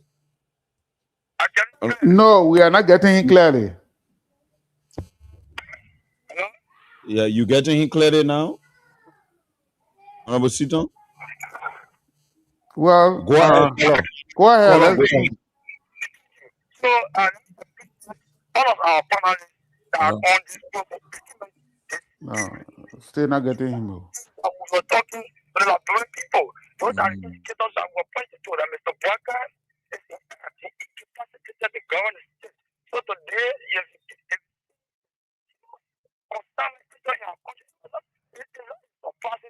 because we knew that those guys were Getting him clear now? those guys were the same guys that are doing those jobs. So today, we get over them. Mr. Baka is the cooking jar. Mr. Baka is the one who plays the cooking in the cooking jar. So today, you see, the appointed officials are now very poor. By investigating team, they want Terrible line. The line is terrible. We can't get him at all. It's either your microphone. So you can take it from there while I do the setup. Okay. Let me go to the chief himself. Chief, the chief, your friend, the chief, the IG said there are people in high government, but he won't call the name. He won't let us know where the drug was, how he got into the country. Mr. Gayman, I got somebody on the line. Let the person please, go ahead. On live. Okay, go ahead. You're live. Yes, this is Kehleboe Gongloe. I'm watching this show. I'm listening. Mr. Nagbe mentioned my name, but I'm going to say this. Prior to that post, I made a post last week, and in that post, I was very clear, and it was very deliberate. I call on President Baka to take the police, the LDA officials from the cooking investigation and let C. Johnson hear the investigation. That was deliberate based on my sources of intelligence that I gathered. And I think today, in many cycles, it's clear of the role C. Johnson has played in this ongoing investigation. Then I made that post. In less than 12 hours after I made that post, that this whole cocaine transit deal was about 2029 campaign. And I'm relying on reliable information. You can prove that? Those kind of you can prove it? Well, I will push back on this. Gregory Kromah said less than 12 hours, Gregory Kromah actually confirmed just what I wrote. He said, for $500 billion cocaine to come in the country, people at the highest echelon of government must have been involved, must have facilitated. Gregory Kromah said that today, which was a confirmation of basically what I said. But I will go one step further. That statement Gregory made today is a caveat that he sent to the higher ups, because there has been repeated calls for Gregory to be dismissed, to be removed from the investigation. I think he's trying to send a sublime message to them that if you come after me, I know more. I think that's what he did today publicly. That's what I want to say. And that's my contribution. Thank you. Yeah, it makes a lot of sense, though. That makes a lot of sense. That would be a point. Well, it makes a lot of sense. Me, I tell you, you think you're coming mummy from here? You post on mummy? Your mummy, I will to all those who call your name, will hold your Insta. It makes a lot of sense. But what happens if he doesn't have any information and he's bluffing? I mean, you know, he sent on an investigation and he be involved in it, so you know he got information.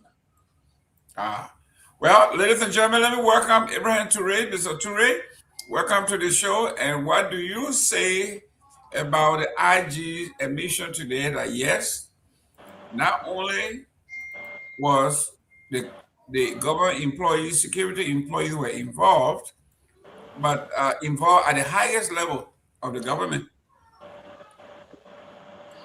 Yeah, I think what's his name? Alfred Johnson said the same thing yesterday. He said he did. I got call. Yeah, go ahead. Okay, this caller, your name and where you joining us from? Okay, this is the gentleman on the line with you tonight. So, Mr. Gayman, are you people getting Man CC clear? Yeah, I can hear her. Yeah, we can hear her. Go ahead. Go ahead, Man CC.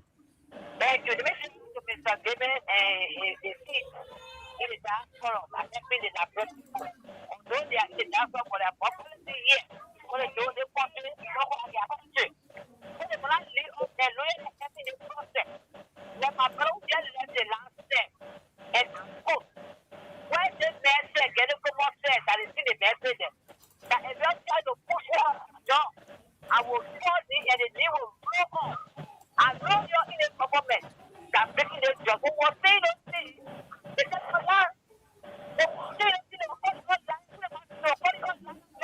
you are here. Get a couple of people properly and said, it's a big game in the government. And the focus is the movie. Someone is trying to see what they will rule. They know them and they know them. And they're not allowing them to do the what they say. You won't wait just to investigate it. We're going to take a shot.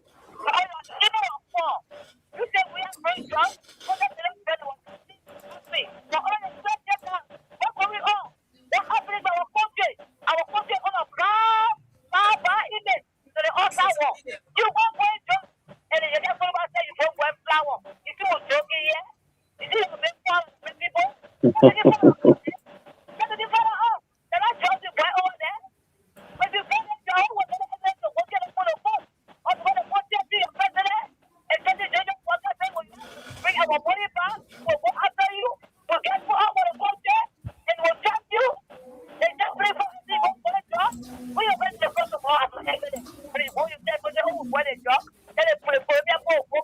So, Masisi conclude on the declaration by former president we are on today. My friend. You see, my second judge, and you saw his destiny. I look so after the time. You know, there's a liar in the party around. The party to Kumi. It's only to Kumi to jail. The opinion here. The opinion.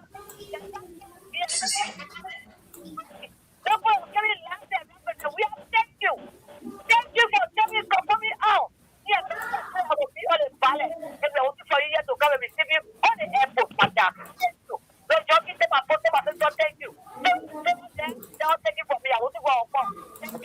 Thank you.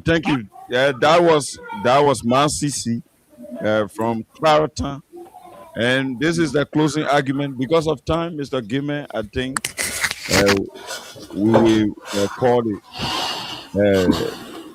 the calling section at night, and close from my end here. Good. Go ahead. And so, like everyone said, and Mr. Pewee was coming in to buttress. I think what made you think I'll come to buttress? What made you think I'll come to buttress? Yes, man. It is only prudent that the government open this up to not allow these speculations and doubt. When the government does that, then it brings back little integrity to the process, because this is a national call.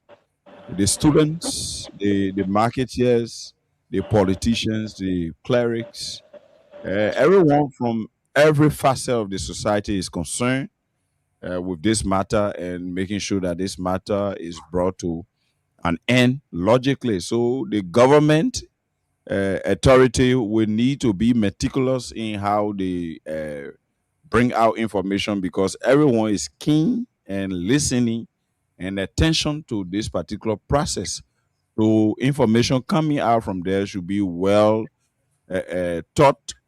It should also be properly synchronized, so that we don't have distorted and disjointed information coming from different angles, but from the same government. So I want to urge the police IG, the Attorney General, to focus on the investigation and focus on the fact that this is a crime against the state.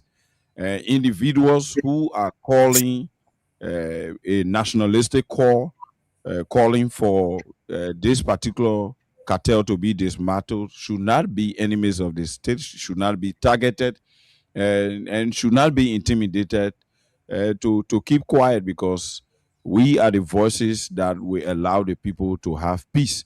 So I'm urging them to slow down the rhetorics, the intimidation, the shifting of blame on those who are just calling for transparency. And to conclude on the declaration by former President Weah, I want to say the opposition now, because I think they've been silent for a very long while, that Mr. Weah, who should be the leader of the opposition political parties in the country, based on the mass-based establishment of his political party, have already come out of his shell. I think other political parties will follow suit, and it's going to be a big, like I said from the preamble of our show, it's going to be a big political tension, because if we are coming out politically making statements, we give little zeal to those other politicians who have been quiet, thinking that they are speaking out, wouldn't have giving the necessary weight and support. So we are coming out is good for the opposition community, and I think it will be good that they all rally around a one political agenda that will see this government being run out of power politically, because where we are headed now, the government is confused. Ministers are just levying allegations on innocent people that are passing by. The police director is even admitting and vindicating all of what we've said here over and over, that police, BB people who are supposed to set up a structure that will provide protection and safety for us, they are the people escorting criminals.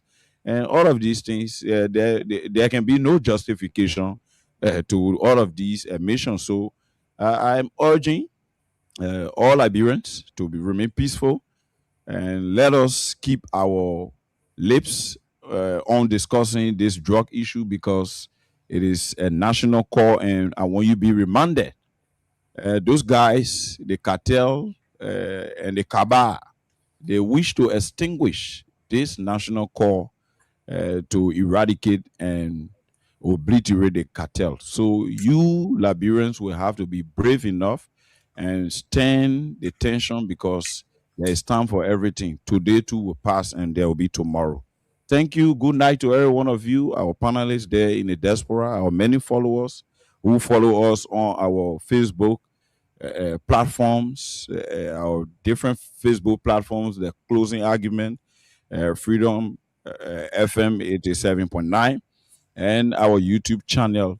And all of you in Radio Land, thanks for following. We'll be here tomorrow on the weekend's edition of the program, The Closing Argument. My name is Junkies Morris, Freedom FM 87.9. Bye-bye from my end, and I'm off.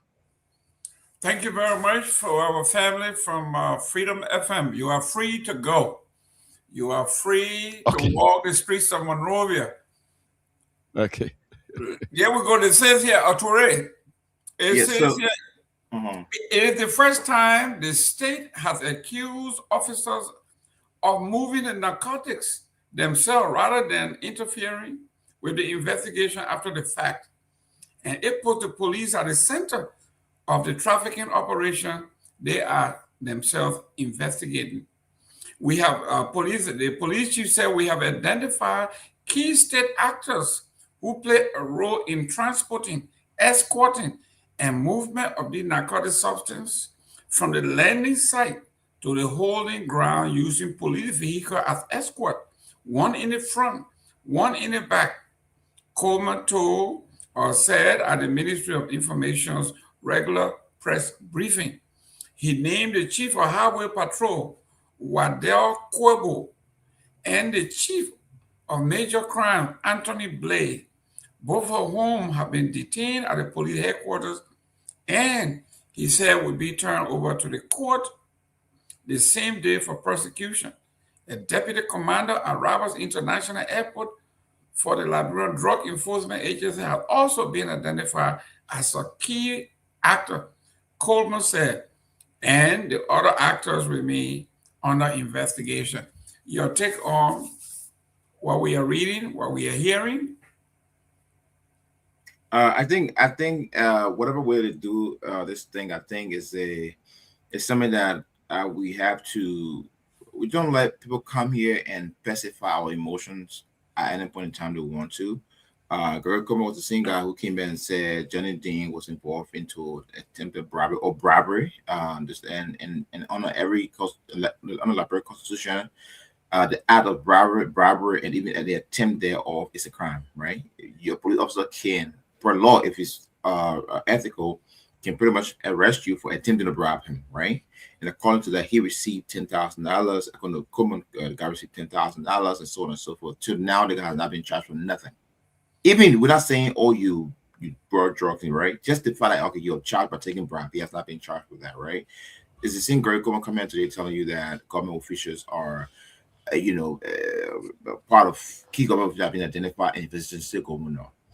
If Garguah had said we charge them, they are being charged and whatever it is, and they're being pretty much taken to court or whatever it is, then maybe we understand. At least something has started over there. But the same guy who told a couple of weeks ago that his deputy or one of his deputies was involved into a bribery, and he will be going through an investigation, has not been charged. I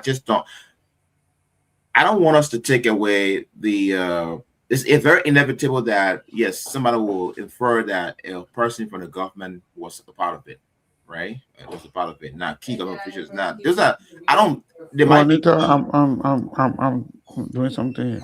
Hey, Sita, there you go. We know you're doing something. Jack, call your microphone up.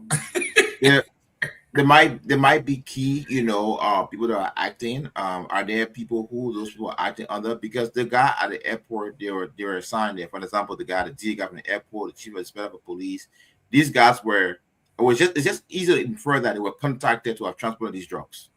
Who contacted them, right? So why are we going with investigation? So it's okay. The very key people that's already named, they're not being named. They're just identifying them as key. But in my opinion, I don't think they're key. And I think the investigation. And one thing I want to say today again is, you can't fight the media. You can come in and throw a blanket statement and say, "Oh, people from the media entity have been involved in drug, and as a matter of fact, they have been paid to sway or the story another way." You cannot put the media. I remember when what his name, the guy from the before right after the name was changed to EPS, the SSS, what his name, what the Wire, Othello Wire.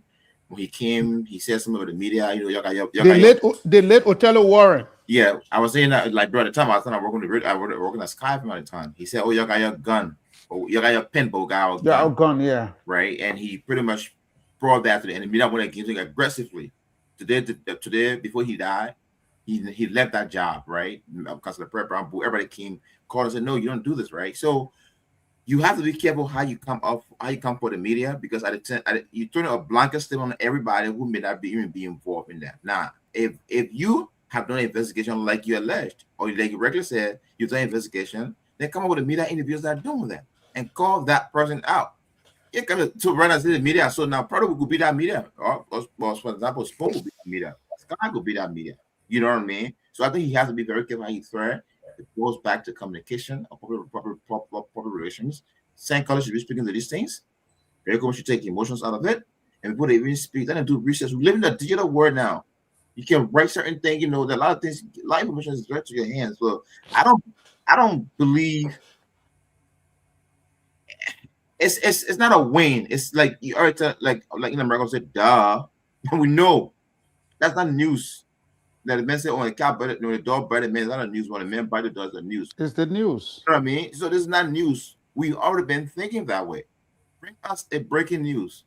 This man arrested. The two government officials talking about you were contacted by this person, this person, this person, this person. But you can't bring in talking blanket statements who already been talking. For me, it doesn't add up. I'm sorry. Yeah, and let me add up to what Toure say. Let me add up to what Toure say. And just before you go, I don't miss my thought. Let it land. Go ahead. I don't miss my thought. With the whole thing about President Josh, I don't know why people even come here and think that Josh was all running. You know what I mean? Josh is the kind of person, I don't know him. He's you know, like I don't know him. I've seen like my friend, whatever it is. You know, I know him from afar. He did a great job for Liberia. I mean, for himself, which also was a residual benefit for Liberia. You know, as the only African player at the time to get all those accolades and stuff like that. I respect him for his achievement. But what I observed, Josh is a case study. You like that man, you don't like him. He's a case study. In my observation with Josh Weah, if you want Josh Weah not to succeed, praise him. If you want to fail, praise him. But once you start criticizing Josh Weah, he's very resilient. Oh, you're not going to come back 2029. You're not going to do it. That's when you give me the more energy to come back and do stuff. So people that would think that, oh, Josh, you're not coming back now, he has said it, or my brother Nyenwolo was saying, oh, now he has said it, we can better prepare. For the fact that I even think they get better prepared now, I think you should have been prepared, because no one Joshua leaving the scene, right? And there are other people saying the same thing. Oh, well, at least we know that. No, this is not a news. Joshua will never say, I'm not coming back. He will always be around. So I think it's a great thing to do today in Philadelphia. It's a good thing that we will mobilize your supporters coming up and saying, you know, declaring the intention for 2029 and what Liberia will, you know, what their election strategy is going to look like. You know, I think it's a great thing. I think Liberia wins at the end of the day. We can democratically, you know, govern ourselves. Everybody world and discuss Liberia issue, go back and still declare ourselves with all the fear of, you know, Prime President putting in blanket, beating you like President Taylor and the rest of the guys did. So I will stop here for now until otherwise. Okay, let me just come in quickly here with respect to the RG statement, even though I spoke on it previously. I think, look, those two police officers that were named, according to the RG, they escorted the drugs. How did they escort the drug? Who gave them the instruction to escort the drugs? Was it the cartel that gave them the instruction, or was it an higher up that gave them the instruction to escort the drugs? You know, we have to be careful here. These two police officers should not be used as sacrificial lambs. They should not be used as scapegoats. Gregory Kromah told us over and over that there are higher ups, people in high places that are working with the cartel. They are responsible for these drugs. Why can't he name them? But you wouldn't name it two police officers that escorted the drug. Gregory Kromah should not play with the intelligence of the Liberian people. Those two officers, remember, they are even though they are security officers, but most of the security officers have party affiliations. Some of them are seditionists, some of them are UP partisans, some of them are partisans of the CMC. And those 2 police officers are sedition. Mr. Gayman, can you read the breaking news? Breaking news. Executive Mansion. Go ahead. In the chat room, read it, Mr. Gayman. Oh, okay. Go ahead. Yeah. So Gregory Kromah should start playing with the Liberian people. Now, so he has to name those people that he said are in higher places that are working, that are colluding with the cartel. That's your breaking news, though. Mr. Gayman, read the news. Yeah, I think somebody said it earlier. It was announced previously on Spoon that there was a breaking news that was coming up. Now, having said that, the issue of President Weah have all rights as former president to contest the elections, and when the election comes, the Liberian people will judge him based on his performance. They will look at his past record, and then they will find out what is he planning to do, what is the platform, how is he going to govern differently from the way he governed previously. Those are the records that people will be examining. His associates, people will be examining all of those things to find out whether indeed, yes, he's capable, he's qualified to run as former president, but again, he will be judged based on his performance and the people that he aligned himself with. Mr. Gayman, read the news for you. Yeah, let's read our breaking news. Okay. It says here, Republic of Liberia, Ministry of State for Presidential Affairs, Office of the Presidential Press Secretary, Department of Public Affairs, Executive Mansion, Capitol Hill. The date is for immediate relief. President Joseph Yuma Boyka ordered dismissals, suspension, and further investigation in ongoing narcotic cases. Thursday, July 30th, 2026, Executive Mansion, Monrovia, President Joseph Yuma Boyka Sr. has ordered the immediate dismissal, suspension, and investigation of several officials of government and law enforcement personnel following his review of the latest status report on the ongoing investigation into major narcotic trafficking cases. The action formed part of the government's continued effort to uphold accountability, strengthen the rule of law, and ensure that the public officials entrusted with serving the Liberian people conduct themselves with integrity and full compliance with the law. Following a review of the findings submitted by the relevant authorities, President Joseph Yuma Boyka has, with immediate effect, dismissed Mr. Mark Igon Ezakuya, Deputy Director for Operation at the Rabat International Airport, RIA, Mr. Anthony Bola Dean, Commissioner of Police for Criminal Investigation, Intelligence, and Interpol, and Mr. Patrick Doe, Deputy Director. Wow. Oh, sorry. I'm a man if I so. Okay. Patrick Doe, Deputy Director for Administration at the National Security Agency, NSA, from their respective position.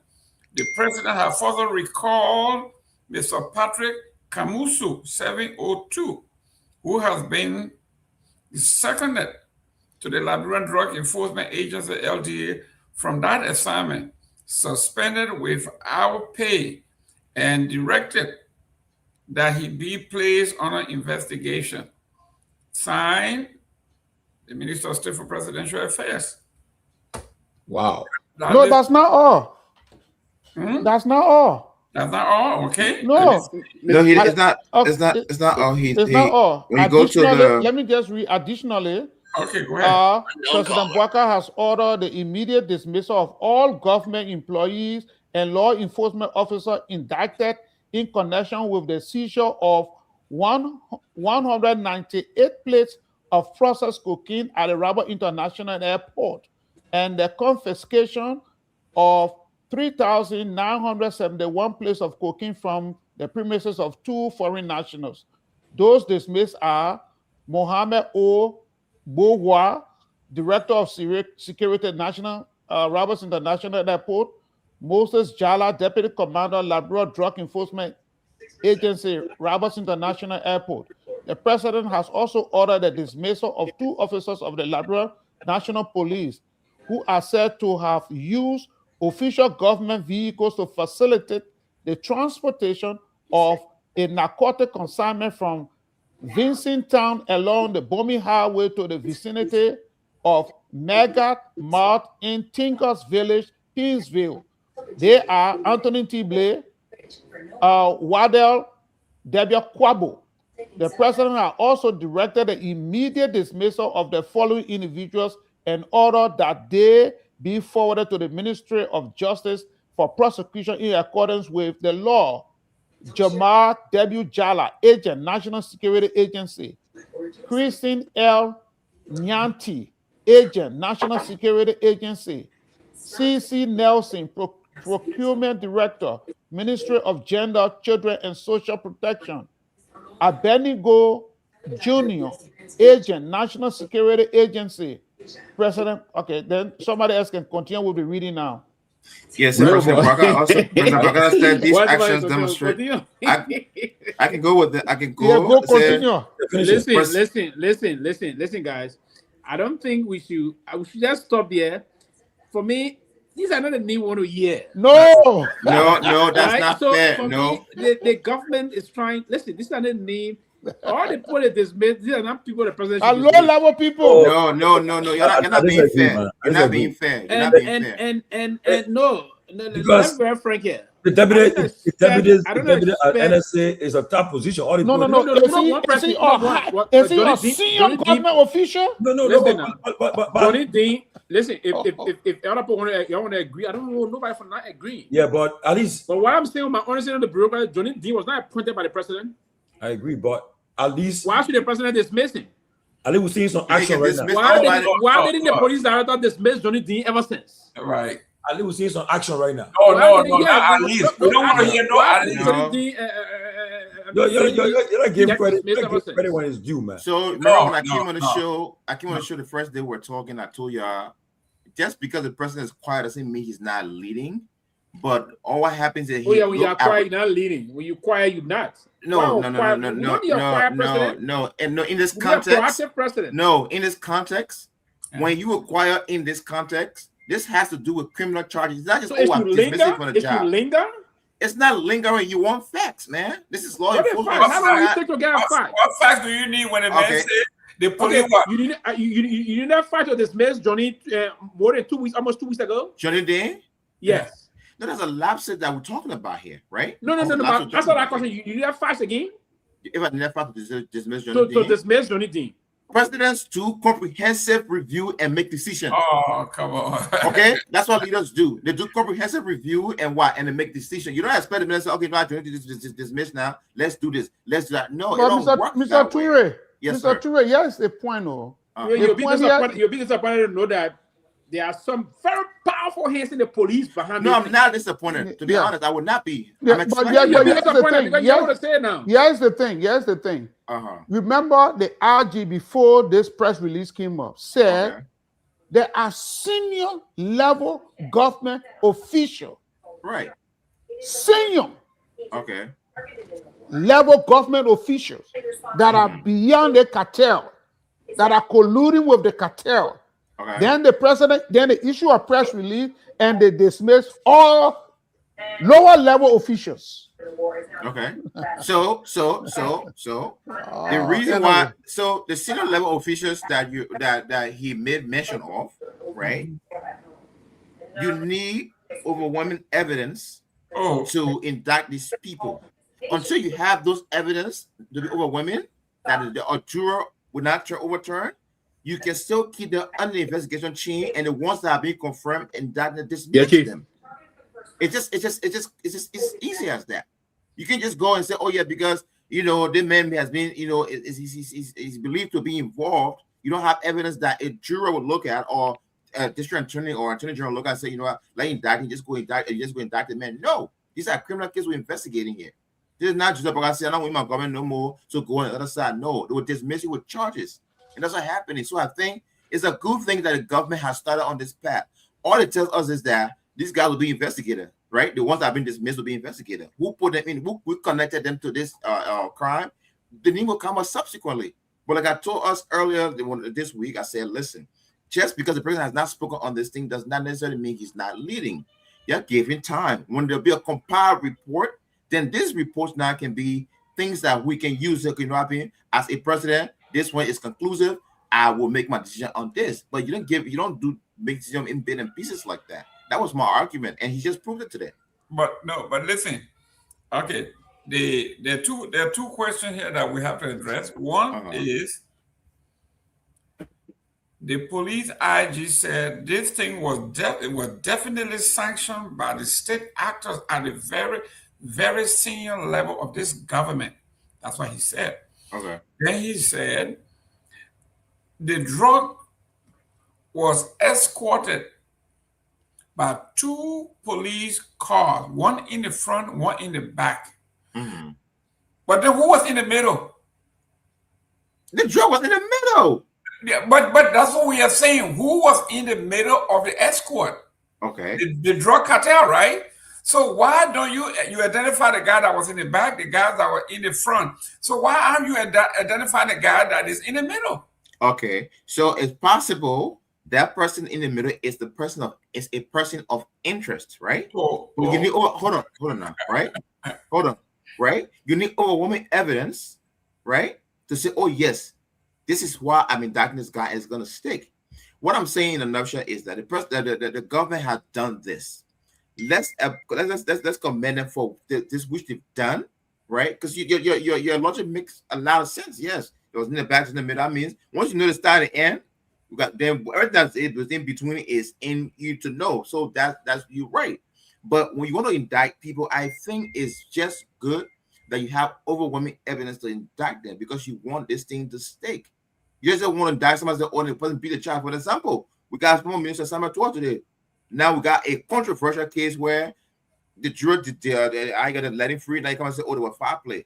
So these are things that we need to do, clearly, so that we don't miss out on the bigger case like this.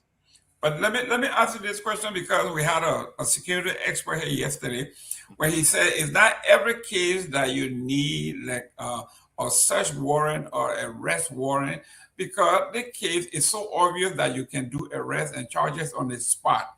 Okay. One was what he discussed yesterday with the police chief.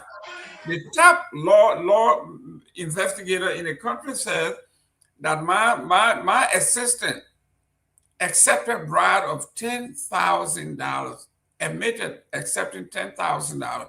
You don't need any investigator to fire such person, arrest them, and have them incarcerated because the law of Liberia was violated. It was not just administrative. This is a crime that we all know. So what other investigation that you think they were waiting for weeks before he got the, if he had not been charged, he was just dismissed. He committed a crime. Okay. The dismissal is not punitive. That's not what we are talking about. Why was he dismissed if he didn't do anything wrong? So you don't think dismissing a person is a start to a process? No.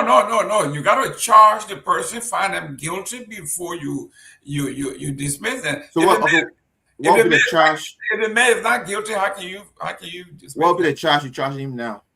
Robbery. Oh, robbery. Okay, that's fine. Yeah. It's not, I mean, but that's it. But anyway, let me go.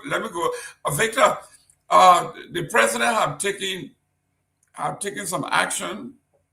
That's a lot of people involved. Basically, we are saying cleaning house in some area, but we are saying he's going for the underbrush. He's not going for the trees, the oak tree, the sequoia, the mahogany tree that we are talking about. Because the security chief himself said it. People at the highest level of government are involved. And those names that they mentioned are not people at the highest level of government.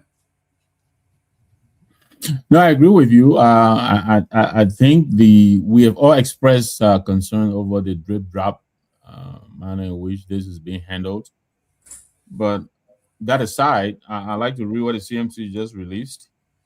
So the CMC is saying here, the president's decision to dismiss and suspend several government officials is a positive step in the right direction. This is what we ask him to do instead of sending jokers on Facebook to insult people. Good job. We thank you for doing your job. Exactly. And I want to commend, guys like yourselves, the closing argument and other well-meaning Liberians who have joined voices to reach a critical voice until the finally president can understand that we are not dogs just barking. We are actually humans, and we are urging him to do his job. That is his job. We're not asking him to do us any favor. He's not doing us any favor. So we were going to go out in the streets, and I don't believe we have withdrawn our threat to go out in the streets. I agree with you. We think they're giving us bable. We think there are the real people, the overseers of this process, who are still sitting in their sanctuaries. The little people, the weak ones, are the ones they put in cuffs and parading around town. These names are names we had a long time ago. Who named here about Johnny Ding? Whatever Kwabo. We heard about this. Bravo Brown has come on air to say that his son, Kwabo is his son. We heard all of this. So Gregory Coleman today came out to say these are not top government officials. He said there are top government. No, Guy Fokwa said this several months ago from the LDEA that this drug problem permeates all levels of government, judiciary, executive, and the legislature.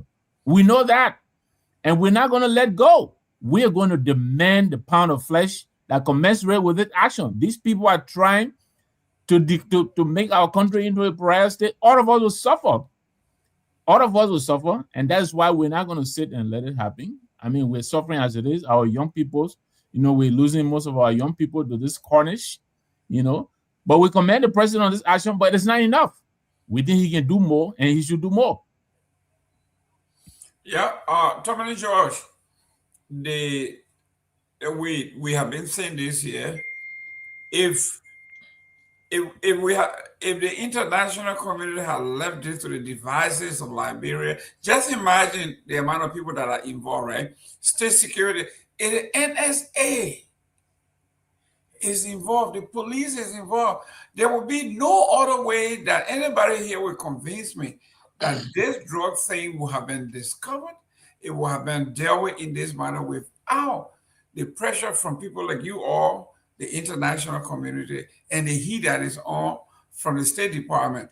This thing would have gone nowhere because the police is involved, the NSA is involved, everybody is involved. It would have never happened if the international community, including platforms such as this, to have been. If the president is serious, Mr. Gayman, if the president is serious, Johnny Dean is being dismissed because he brought a loot that he shared with Gregory Coleman. Where is Gregory Coleman in all this? He's culpable. It is clear to all of us, even those of us who are not experienced investigators. Why is he dancing around Gregory Coleman? People made it clear here. I think Coleman has lost all credibility whatsoever to still preside over the investigation. The president needs to remove him. If he is serious, he needs to remove Coleman. If there's anybody who we think can bring any credibility, it might be Johnson, from what we're hearing. So, every now and then they feed out their little thing, and Coleman is dangling, he's trying to take the light away and dangling it elsewhere. He's talking about press taking bribes and all of that. Let him prove it. But we got receipt of him taking money from these people. What is the president going to do about that? And stop giving us all the little bable, and throwing us red meat here and there. We're not going to spring for it and forget, the big people sitting up. His son's name has come up. Where is the investigation he has announced into this matter? By now, he should set a special prosecutor to look into this matter. This is a very grave allegation that has been levied against his son. And now he's going to give us a bunch of, water boys and people to tell us, oh, he has done something about it. This is what he can do about it. It is a joke. He can do more, and he should do more, and we will demand more. Let me just make this. Let me just make. Listen, 1 minute. Sit down. Let me go to Tomalin. I want you to include this in your comment here. The Seattle police chief today had to resign his post because there was a shooting and he felt that his department had done poorly. So he did it. He said he did an honorable thing by resigning to keep the integrity of the police, Seattle Police Department intact, and he quit just because something went wrong on his watch. And he said, it's the honorable thing to do. I will recuse myself. I'm resigning. You know that is not common in Africa, as Liberia in specific. It's not common. Liberia who will lead a lucrative position for that. But Mr. Gayman, look, let me just quickly on this story I'm looking at.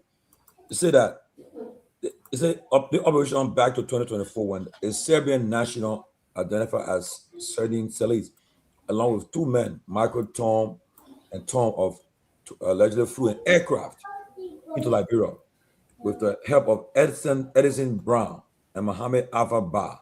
The plane landed at Roberts Field, being moved to a private airfield in Cinco. Okay, on the guise of starting a domestic air travel business. The group, what the father did, they went into they were escorted by police car, okay, and they went, then they entered to Royceville. Now, Royceville, they told the police they're looking for land to start a fishing business. People getting land and fence the place for them. Only to find out that what they're doing, all the drugs and the cocaine are being kept. Like I said again, look, I welcome the president's action today. I will not, you see, because we must give him the kudos when he acts. We've all been calling for him to take some action. Maybe he has started. I welcome his action today by dismissing the senior officials of the security involved. But now, these people, if they were allowed themselves to be the four guys, for those in a higher position, it's up to them. What I do know, these people that are involved, some of them are American citizens. They're not going to sit down and let their citizenship be tampered with or the status being tampered with. So they will talk, because when you link to drug, your knee is on the wires now, all in the system. So you know they will flag you. So these people will talk. And we encourage the president. We welcome his action today. But the CMC, everybody is saying you got to do more. Do more. If this investigation will lead to higher ups, they should not compromise it. Because I can tell you, these people that were fired today, they will talk. Because the name is all over the place. They're going to talk.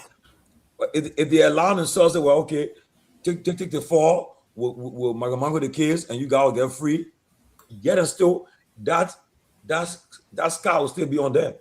It will still be on them, because people will tell you, man, these drug dealers coming. You somebody say now, you want to say, man, shut up. You're spoiled or children. You're bringing drugs in the country. So these people will fight back. But I can tell you this, my fellow panelists. Let's watch what will happen in the coming weeks, coming months. There'll be more. There'll be more breaking news to happen. Can you mute? Things will explode. People will start talking. And once you're talking, you say you hold rope hold bush. That's what will happen. I can see more bigger folks getting fired or suspended in the coming days. Let's see. The pressure is on, because I was told today that the U.S. the drug people are on the ground working along with the NSA, and now with this kind of information we're getting now, I'm sure I can bet you, because we're men involved now. The president has said that's acting now, because if we act, things will happen. So I'm sure that's why the action taking place. But more will happen, because people will talk. If I'm involved, because if you read the story, they were going to the airport and the police car were escorting them, giving them coverage. So and they were giving them passage to go through to the airport and to carry these things to. They get me. Let me end on this again. These drugs is not being the quantity of drugs is not for Liberia. No, we know this. Liberia as a transit point to carry to Europe. The market is in Europe. Who in Liberia can buy the kind of money, the kind of drugs? But using Liberia as a hub, so we can keep it there, store it there, and then we can take it and go through the airport and and the very some aircraft will carry, because we're dealing with people in higher authority, higher office. So let's see what happens. I'm sure that more to come. More to come. But let's give the president credit for what he did so far. I'll tell you this quickly, right? And I know others got to come in. But look, the problem with slow cooking this thing is this. Suspicions, what was suspicion yesterday is now turning into conviction. The Economist magazine, one of the reputable magazines, we talk about Atlantic, you talk about the Economist, the Middle East and Africa Bureau, they are now describing West Africa. And when you open that newspaper, the first country mentioned is Liberia. It's not a question mark anymore. West Africa has become a cocaine trafficking hub. This is just 2 days ago. That is a problem with wasting so much time with this. It is not suspicion, or people are not wondering anymore. People are not convinced that this thing has taken root. Those are some of the problems that result when you're still walking the thing like we're doing. But back to you. Yeah, and let me come here. I think that's my time. Look, this issue, yes, the president took some actions today. We must commend him, but these are the low-level people, because the RG himself said they are big fish, senior people in high places, and those officials that escorted the drugs, they were following orders. They got order from somebody to be able to escort the drugs. Now, how did the drug come into the country? Who brought it? These people came into the country as investors. Who brought them into the country as investors? Those questions are still not being answered. Who brought these people into the country as investors? Who brought them?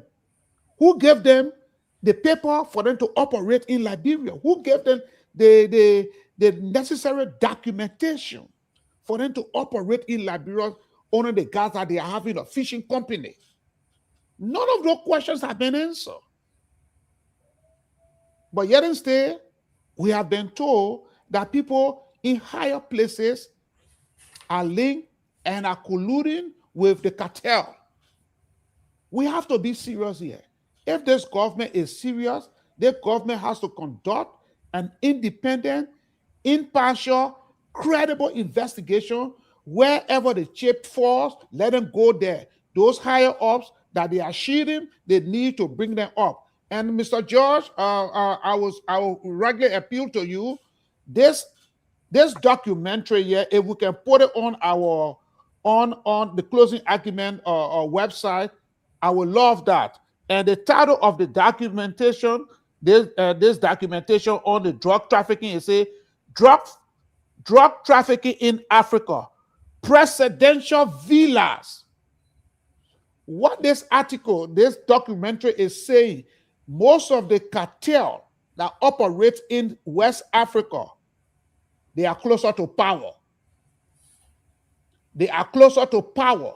They have a lot of money, and because they are closer to power, they have a lot of influence in every country that they go to.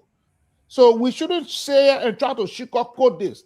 There are big names. Those big names has to be what? Disclosed. You can't bring lower level people here to us and try to convince us these are the people that are, yes, those are the names they gave to the president, so the president acted. We want to commend him for that. But my brother, this does not stop there. The big names, we want to hear those big names, and they must be investigated. And this documentary, I will hope that we'll put it on the closing argument website so that people can go there and watch this documentary. Because when you watch this documentary, you will know very well that Liberia is in deep trouble when it comes to the bringing in of drug in Liberia and using Liberia as a transit point to transport drug to Europe. I submit. Good. Let me go to Honorable Pewee. The call is getting louder and louder and louder. From the very inception of the $19 million, they say we couldn't name the top guys because they will run from the country and all of that. So they will have to hold them. They were not even charged. There were people of interest, and up to now, we have not seen or heard of who those people are. And for the first time, for me to hear that, basically they gave the drug cartel presidential escort. police car blazing in the front, blazing in the back. And these guys are transporting close to $1 billion.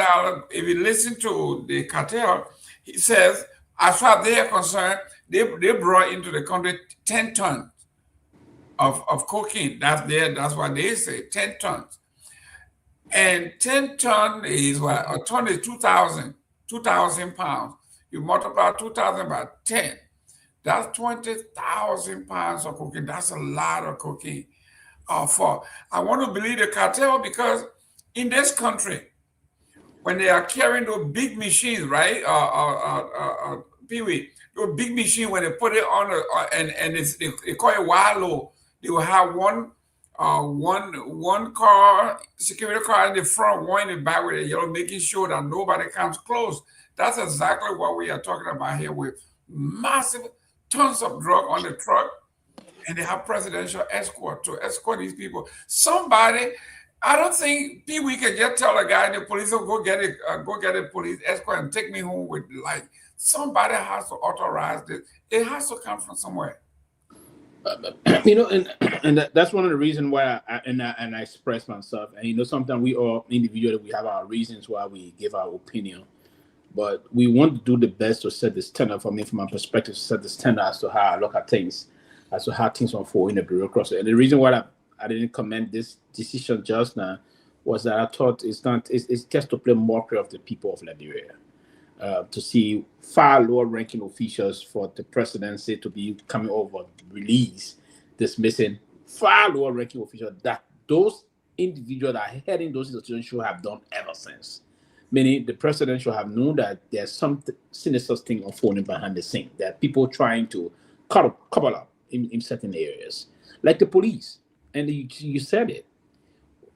It is growing impossible, or near impossible, if you will, that the police chief of highway patrol would do things in isolation. He didn't do this in isolation. There's a concocted, well-executed issue that been arranged from the top down, sending the chain of order being followed. We're talking something very serious here. I don't think this police, and they've been engaged in these things for some time. So for the president to allow, I don't know what integrity Greg is going to have to do any investigation in that country. I don't know what integrity he's going to have.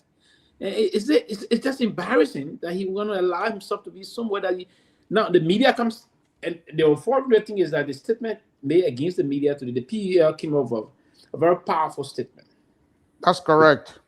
And with the PEL coming with a statement and the rest of that, and the challenge giving the government of the Republic 24 hours, I know the government wouldn't budge, but 72 hours. I know the government wouldn't budge, but the optics is not going to be good for the government. That's it. That's the optics. And one thing probably the government didn't understand, the past government also played some light game with that affected them. It's something that Madame Salif understood very well. Optics. She didn't allow these things to play in her government. She appointed a guy before to help an individual to help the Liberia Maritime Authority. There was a name something here that he was involved into something. He was something here before that. That's when the name broke up. Boom! The next day, she immediately withdrew the nomination. The same thing happened to the deputy EPS chief when you're involved into that altercation with a female at the Banana Estate Sports Stadium. He was immediately dismissed as the news came about the way he brutalized the young lady. So she didn't compromise these things. Right? So the president will sit and allow people misinform his office, and then you don't want to take seize of this matter. Meaning there's something deeper that we don't know that is unfolding, that is making now. If to keep Seleke Kromah at the level of the Liberia National Police is going to make things more difficult, that we far off eventually come to indict this government. And I'm seeing it from the perspective of deep concern. The intelligence of the police, the crime person, the highway patrol person, I'm told, so the entire system of the entire chain of the Liberia National Police, these guys won't work in isolation of the police chief or other high-ranking police officer, if you will. So, and maybe it will drag, or the president going to be forced to take decision. And I'm very convinced the president will be forced to take decisions when things have already gone bad.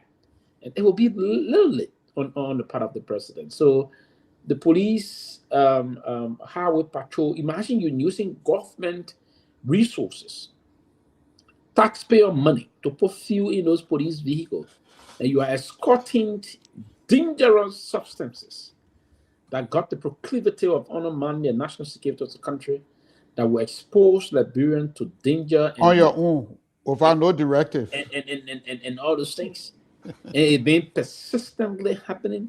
It been unfolding. And then the police, then one of them came out and said, oh, yes, I received the money. Almost 2 weeks now. He's never been dismissed. There have to be a presidential release dismissing Johnny Dane. Why did the very police chief that ran with the issue about saying if you're around will do this, but the thing is right under your nose there. Why didn't he dismiss Johnny ever since? The information that Johnny have threatened him to say, hey, if you dismiss me, I will spill the beans.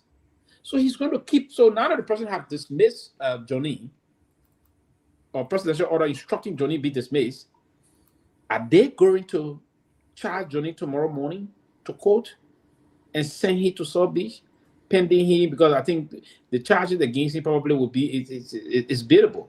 They're going to charge him with bribery or so whatsoever thing. I don't know what they're going to do, but is it going to be linked? He shouldn't be charged with no bribery alone. It should be linked to the drug situation also. Mm-hmm. And then so he'll be remanded behind bars, so now he'll be having the time to get bail. So that's the whole thing, Mr. Gayman. So it's a very organized system in the government that they are embarrassed, and then they're trying to see if they can protect something or somebody. But I think Gregory Kromah lacks all integrity, all credibility to be the chief of Liberia National Police. I mean, it is unfortunate that he will sit there, and that he's not going to sit there because of the morale and what he's getting from that job. But if it's on the basis of professionalism, I think if it was in any advanced country, a very serious president would have asked, if you don't want to dismiss him, you ask him to resign. That's the best thing to do. Gregory, things are not good. I'm not saying you crop people, but just resign so we can move on. Every good leader will say that to you. And that should be the way to go about things. Let me go to Robert Garguah. Robert Garguah, welcome to the show. Thank you. Thank you, Mr. Jerome. We have here, I'm giving you a typical example of how civilized countries, well-organized people behave. The police chief of Seattle today resigned after his department failed to do what they were supposed to do. He called the mayor, he resigned to save the integrity of the police department of Seattle. Gregory Kromah and the NSA director, those two guys should be gone. If you can have the cartel, you are the chief spy of the nation, and you allow the cartel to infiltrate your organization and hire some of your men and women, put them on payroll. Same thing with the police. Those two, there is no other way that they should be around to influence any investigation whatsoever. I mean, I agree. I think that is I think that's a reflection of the highest level of professionalism, because it is true that the buck starts and stops with that leader in charge. It's unfortunately, before I give my opinion on the executive mansion release, I think that's going to shock many of you. But I think unfortunately we have for so long encouraged an environment of people that do not understand or appreciate that professionalism. I don't know the last time anyone willingly, just pure on the basis of professionalism and accountability, said after a deep reflection and said, listen, I think I could have done a lot more better. I think I could have done better. I think I dropped the ball.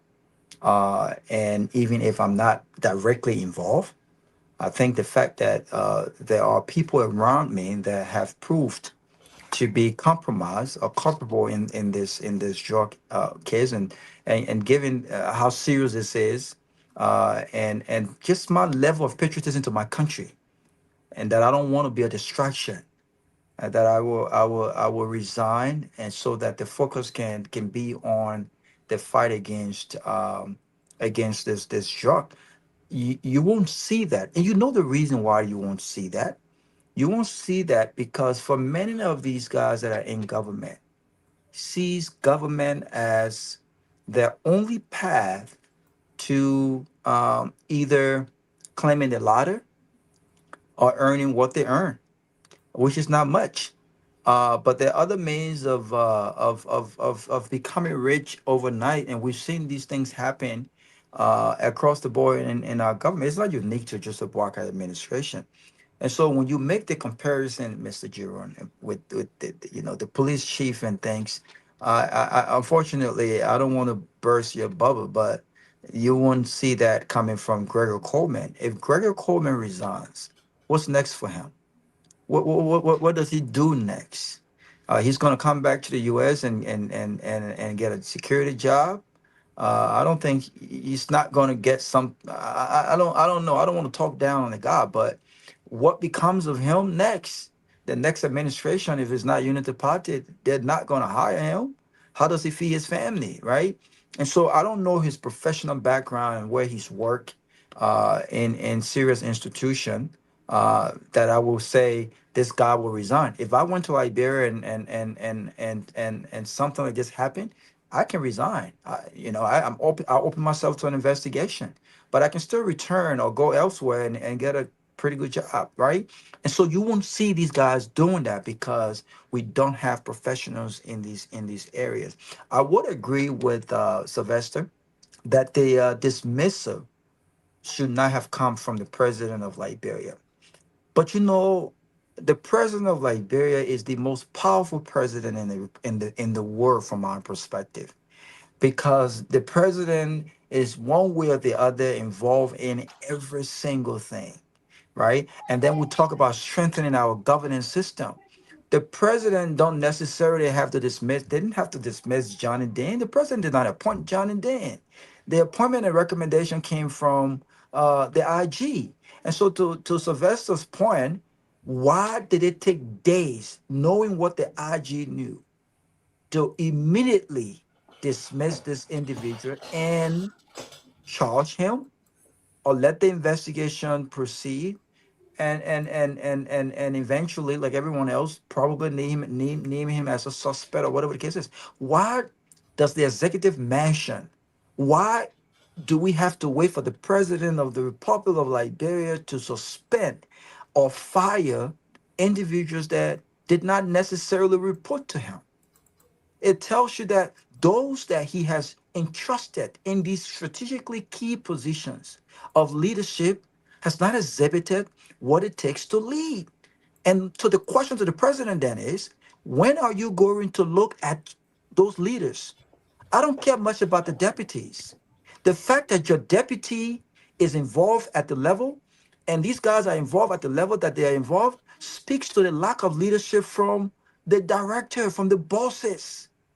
Listen, those that report to us, our subordinates, are as good as we are as leaders, and they are as bad as we are. It's a reflection on leadership. I don't care which way you go about it. I don't care which way you go about it. Having said that, though, I would be remiss if I sat here and did not commend the president of Liberia.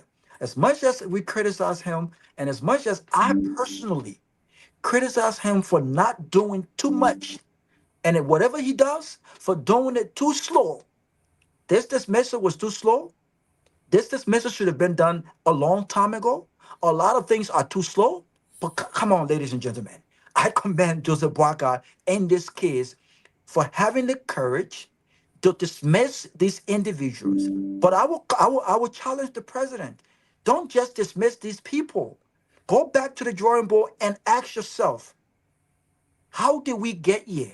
If these deputies and these individuals are not performing, and if they are involved as being presumed, Does it not raise question about the leadership of their leaders? And what are you going to do about it? I think they too should go. And so until the president does something like, going for the big boys and the big head, dismissing these people doesn't mean that they're involved in drugs necessarily. But dismissing them send a message that if you fail to lead as entrusted to lead and do the Liberian people's business, not only would those beneath you be dismissed, you also risk losing your job. That's what a result driven leader does. That's what the president, I would encourage the president to do. But I commend him for dismissing these individuals. But Robert Garguah, let me push back on that. You work in the U.S. as I do. I get paid handsomely. You get paid handsomely. Have your boss ever come to you and say, "Thank you for coming to work on time"? No, my boss, no. But that's what you're supposed to do. That's what you get paid for. Joseph Baga shouldn't be commended for doing what he's been paid to do. You can't tell him. You can't tell him, man. Say thank you for doing what you get paid handsomely. You get all the benefit. You drive $1 million car, and then you fire somebody and say we should thank him because he just fired somebody. He did his job. Come on now. But let me push back a little bit logically. Please do. Yeah, I have managers and I have bartenders and servers that make over $100,000 every day. They have a schedule. We have an attendance policy that they're required to follow, right? But here's the thing: we don't just call people in our offices to reprimand them.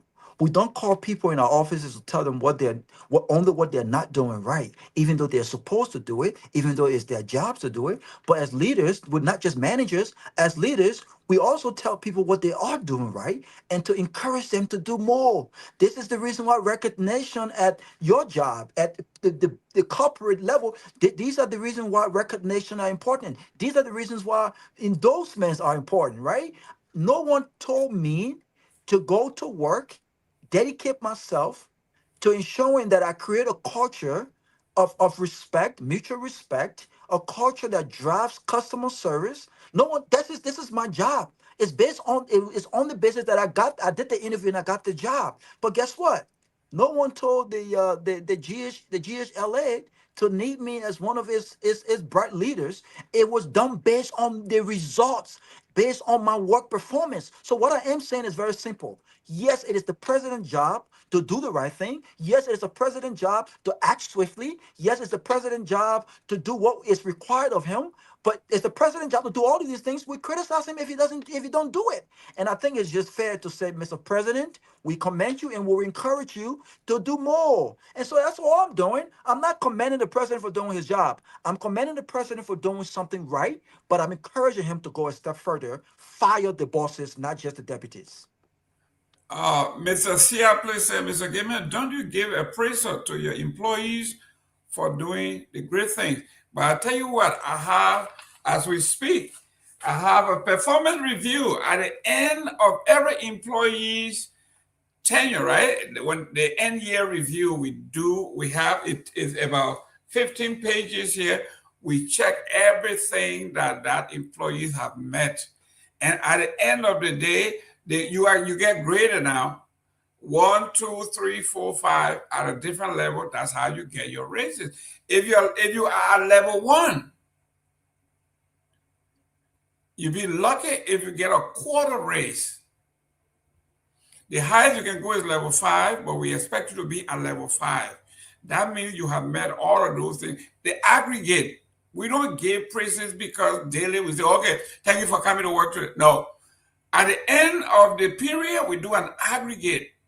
How many times was he tardy? All of these things, we add them up and then we grade you. So, Joseph Baga, we have been talking and we've been here. This is going on 3 years. The people that he removed from the different agencies that the Supreme Court told him not to move, he has not done anything about those folks. The Supreme Court told him you cannot move the governor of the bank. He did that. They told the president, you cannot remove or get involved and do business with the so-called majority. He says the Supreme Court has ruled, but I'm going to go the other way. I'm going to go with the majority. Even though the Supreme Court said, Mr. President, this is authorized majority, you can't do it. So when we look at the aggregate, Joseph Boakai does not deserve, if we collectively have not fought this thing for the international community to bring down the hammer, this case wouldn't have gone anywhere. So for anyone to praise Joseph Boakai for doing the feeble-mindedness of leadership, Mr. Nagbe, then we go to Ray here. But I see no reason that you would be a chemistry teacher, you have burned the children, all weed, everything, their hair on fire all year long. Then one day you have a class and nobody got burned, and they say, man, you're doing very well, thank you very much. No. Yeah. I mean, it's a sum total, but you know, I've said my bit on this. I will pass it on quickly. I just think the president, first of all, it's a little bit too late, right? It's just too little, too late. This thing has been burning slowly for almost 2 months now, you know, and they continue to feed us, you know, with the little people.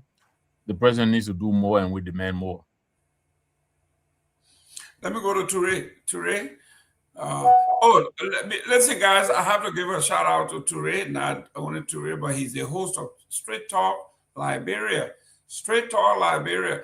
Abraham Toure, talk straight to me. Yeah, so I think it's hypocritical for to sit here and criticize the government when the government's not talking. Then the government start to talk. Oh, you talk, but you talk too late, right? I think it's very critical. Your government, you have different moving parts. You just don't have one, you know. And in as much as you might say, okay, yeah, but the drug is a major thing, the image. But yeah, you got unemployment is a major thing. You got ministers in other places not doing what is a major thing. You got roads not being connected because you probably put in the next for my first 100 days, no car be stuck on major roads, right? But now cars are being stuck every day. Those are major things.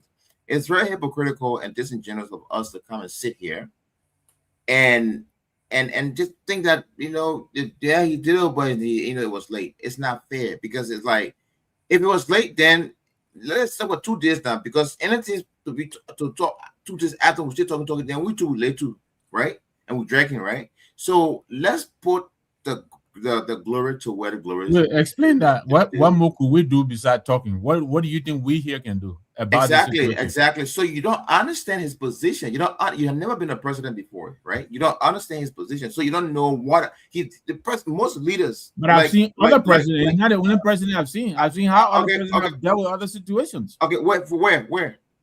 Liberia. Okay, which one? Name one. You just name you several. Ellen Johnson fired one of the people who was on her details. May I start calling? Do you have me? Were you in Liberia that time? Do you know how many days it took for Ellen to make that decision? What?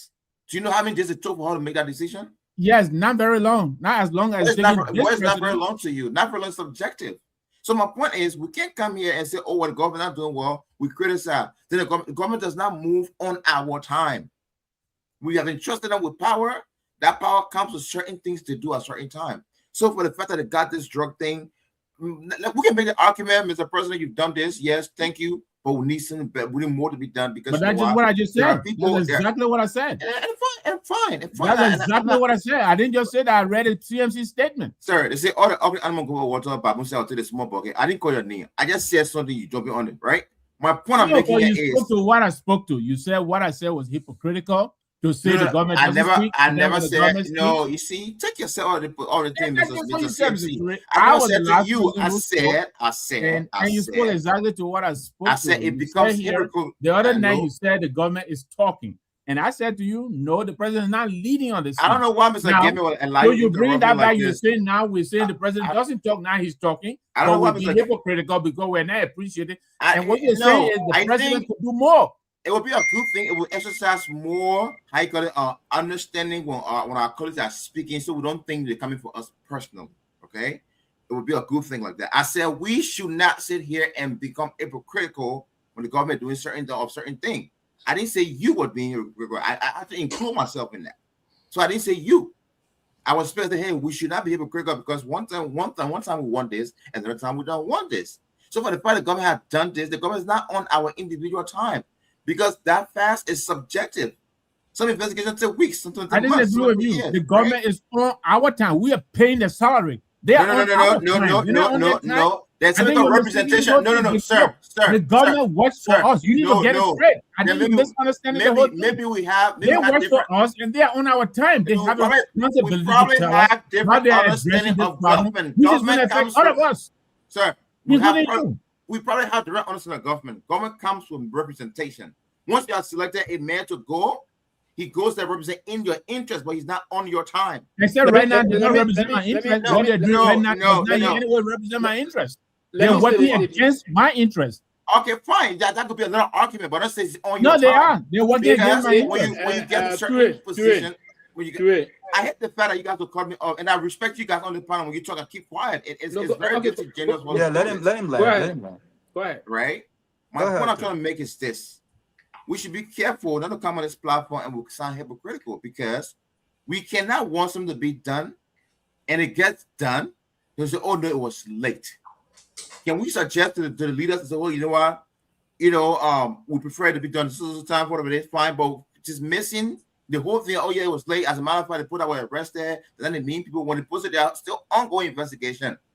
There are things that happen in other countries that we admire so much. When investigations are going on, they say the first few they have, based on the data they have, they say, okay, well, we're still doing investigation. And as things come on, new facts come to the case, they add that to that. So for the government taking the step to have arrested some of those people and recommend indictment for some of them that are involved, I think it's a great step. Let's acknowledge that. Now we'll go back to, okay, what's next? The senior officials that are involved, let's go into the process. Let's continue the conversation to, okay, now we got these ones. Who are the senior government officials involved? I think they'll be good, because at the end of the day, it's Liberia. If we don't know how to manage our information, we'll destroy our own country's image. And that's our rest there for now. So that's what you wanted to say? Sylvester, I beg you, come in. Look, let me remind Mr. Ture here. On my initial input, I read the CMC statement. We said we thank the president for taking the action that he did. That was my opening. And then I said, personally, it is not a CMC position. But I did also say that we think this is too little, too late. The president can do more. So I don't know what else you expected me to say. But go ahead, Sylvester. Yeah, so the reason, and Ture, don't say that we always want to shut you off. You've been having a lot of latitude of time here to speak, and you've been expressing yourself adequately. But it's just quite unfortunate that that you will see what you're saying. And sometimes probably people may have understanding of government, and they want to pretend that they don't know it, or they don't have the understanding of government, and they're giving sometimes mis and disinformation. To come out and say it is on the government accord it should operate, where you have to come from that kind of statement from? If you on a show, then how you educate your followers on your show? When the Constitution of the Republic, Article 1 says power is inherent in the people, it is by the authority governments instituted. Go back and read Article 1. Go back and read Article 1. Sometimes you see when we get on show, it's not that joke, just come up and interact, do this and do that. We have to go back to the laws of the country. Then you say it's on their call. What you call on their call? Do you know what Article 1 of the Constitution is saying? So this is the people. And Article 1, they not only say power is inherent in the people. They say it's inherent in the people, and it's through their authority. Government is instituted. Their authority.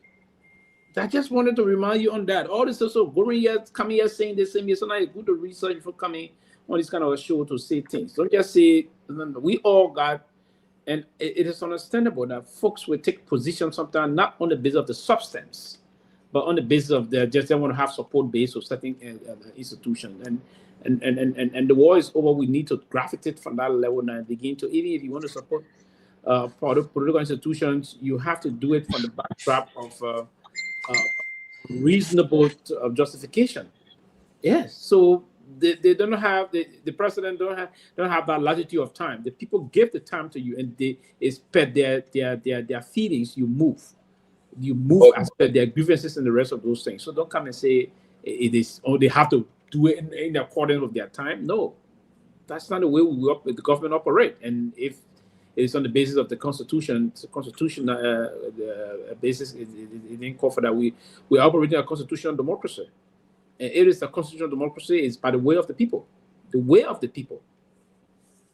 The way. Yeah, but my point is that again, yo, Abu don't tell me the team, man. We got this as a leader. Don't piss me off, man. This as a leader. We are President JB Smona. No, but the reality is that look, at least some action has been taken. Because honestly, what are they? Because maybe because they call minister name, they call a director's name who's saying now want to downplay the action taken today. I give credit to. And I mean, the deputy director for NSA that as a presidential position, as a big position there. And number two, man, NSA, when he's involved in this, they fire him. So it's not something that's easy to forgive over. But like the IG said today, there are higher ups involved. Like I said, we all have the responsibility to dig deeper. Let us continue to call our contacts. There are people who may want to say, call Robert, man, you know me from nowhere, but I work with NSA, I work with the police. I part of investigation, and I see you on every night. I want to give you some information. Please don't call my name. That's what's happening. Okay, and because we come out with people give us information, we come and say it. Maybe the people watching us, they're hearing us, so the people already know it. The people already know the thing happening, so we can't hide this one. I'll keep on talking because, and I repeat, nobody can tell me that amount of drugs that is they're talking about that is the people need to call and know. People are involved. Higher ups are involved because Liberia use Liberia as a transit point to carry on the drugs to other countries, the European market. Let's not forget it. And then two, the issue about the drugs that were burned today. I mean, according to what as I talk to drug people around in America, they say, look, someone that's a normal procedure. What you do, you don't burn everything, you keep some evidence, take pictures, and do all the forensic thing with it. You use it in court. Okay? And that's exactly what they say that the government did today. So when they go to court, they will present the evidence. The evidence will be there to bring some of these drugs there. So first thing I heard when somebody told me say that flour, the program burn flour, not real drugs. So like when I say, hey man, how to put burn flour if on the press and everybody will be there. So don't want to watch it that they're gonna burn part of flour. Then I said, hey man. So that's what happened.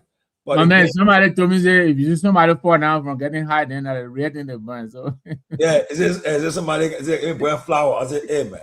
But look, I believe they burn the real drugs today. And honestly, my people, look, this thing we're talking open whistle. Look, I encourage everybody tonight. You get a chance. Robert, when you're traveling on your flight, maybe I know you travel every weekend, so maybe you travel the weekend again. But if you're relaxing before you go to bed, and you guys watch that documentary that tell people posted in the chat room. Look, if you watch that team, Mr. Nagbe, you get scared for Liberia because the people operating within the people operate what they have done, they influence about over 6 coups in Africa or through the government. When they realize that you're not in line with the operation, they get rid of you. They get rid of you. The people play with millions of dollars. And that's all. And make no mistake, Liberia should not, we're not out of the darkness yet. And if they really capture those consignment, the people will fight back. They will come back. They will come back. They found that somebody have obstructed the operation. And to tell me that, look, hey man, I just got a sort of a run it. I'll put it in chat room. You read the story, it tells you as how the people operated. And I said it yesterday, the drugs were brought by the sea.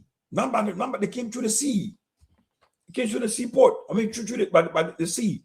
Wherever you have water, they brought it over. You use the speedboats to bring the drugs on land. And when they got there, they go and get places from people, food and so come and do a fishing business or agriculture, and then they build fence around the area to cover the drugs. So that's what's been happening. And we should make no mistake. It's a serious thing, and everybody will be involved. Okay? You people, but you're causing people there. They make and lie. Earlier, the men say that lie. Now what happening now? I don't call him rally, see a play, and say Gongano. Yeah, I agree. And Salia Sony, it took the media to push the government to act. I agree, but that's what the media is there for. Watchdog for the society. That will come here every day. We take our time. You could be somewhere right now playing basketball in a gym, but you come on a show. I would do even to come and take the government to tax, to hold them accountable. So you see, the more we're talking, they're watching us, listening, they act. We said last night that things will happen, and this what happened today. They burned the drugs. They have fired some people. Tomorrow again, who knows? Had we not talked, the president's son, maybe he wouldn't have issued a statement. The president's son was forced to break his silence to talk. So let's keep on talking. Let's not stop. Let's not stop. And now today, with the announcement that President Weah he announced that he's running for 2029, the government said, "What?" That I get, because if the same thing that caused CDC to lose the election, we are coming back again. We are coming back, and they coming to talk about the drug business left for. So maybe by that announcement that we have made today, they put more fire on the government to act.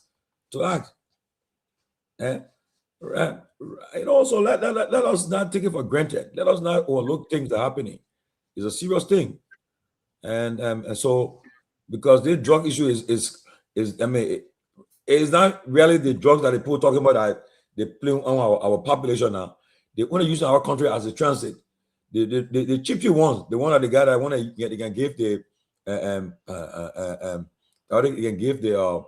the people in the street, the one that own that. They want to cheap one there. They push their thing there. But these cocaine are for small people. Cocaine for they're not small people who play with cocaine. Yeah. You know, I haven't taken it, but I can tell you to say that's not small drugs there. If for small people. So using our country, you know. So let us all give ourselves part that. You know, the piece there, I think this is probably the part two, but I listened to this guy narrative, the first one where he started with Guinea-Bissau and all of that, and he's very, very revelatory. I agree with you. I will go back and listen to it again. But it is a serious problem, and this is why, you know, we're worried that this thing is getting too deep-seated. You understand me? I mean, look at the, you know, I yesterday we talked about the EPS director respond to this thing here, and you know, you're transporting these people in an open truck that is not bulletproof. You understand me? You didn't want RPG, you know, and you know, so we have to be very careful. These people are very, very resourced. You understand? Because they're dripping in money. They have money. My fear is when I watch these drug cartels operating, right? They move like when they are moving. They move in heavy convoy, heavily armed. Now, who knows? What of the guys are infiltrating our country, coming on show, getting ready. One of these days, we want to get up. Some of these boys sitting right in New Jersey using drone and firing drone in Iran. You understand me? These people don't even need to come anywhere near the shore of Monrovia. They can just load their drone wherever they are, you know. And it's a whole lot. You know, we want to get funny ideas, but our government has to be very careful. You know, I was just checking. I think the security set up almost $155 million. What are they doing? You know? So we have a serious problem on our hands here. We said it long ago, the CMC and other people, including yourselves. We're not politicizing this thing, but notwithstanding, there's just some basic things that we think should be happening that are not. And when we say it, then people say we're being hypocritical. Are you kidding me? And the government is on their time? On what time? I'm paying their salary. I'm their employer. Are you going to tell me they're on their time? No, they are not. They are not. You know? So, and thanks to the closing argument, other critical voices, you know, they're probably beginning to wake up. But they can do better. They can do more. I think, look, Greg's a young fellow. You know, he's doing his best. I'm a fellow Caledonian. I respect him. But I think at this stage, it has become very clear. He is not the man to lead this investigation.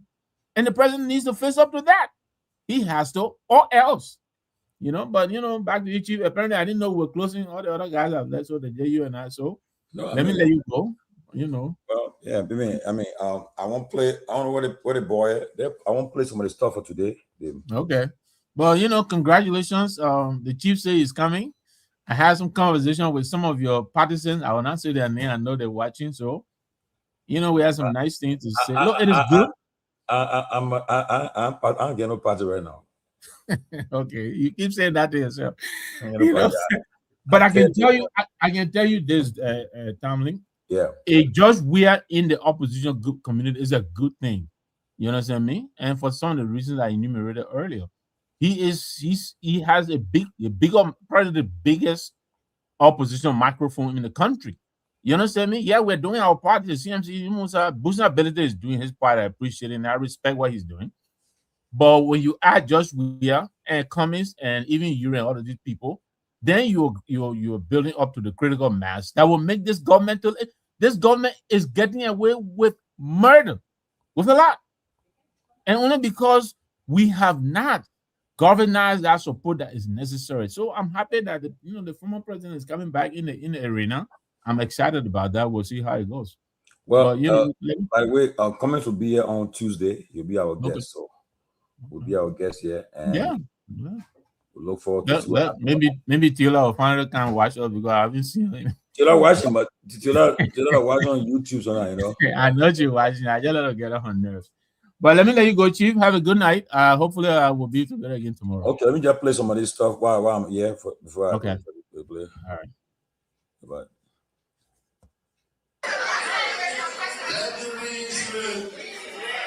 I said to you, with humility, with resolve, the full weight of everything we have built together, hand in hand, chapter by chapter, 75 by 75. I will be independent.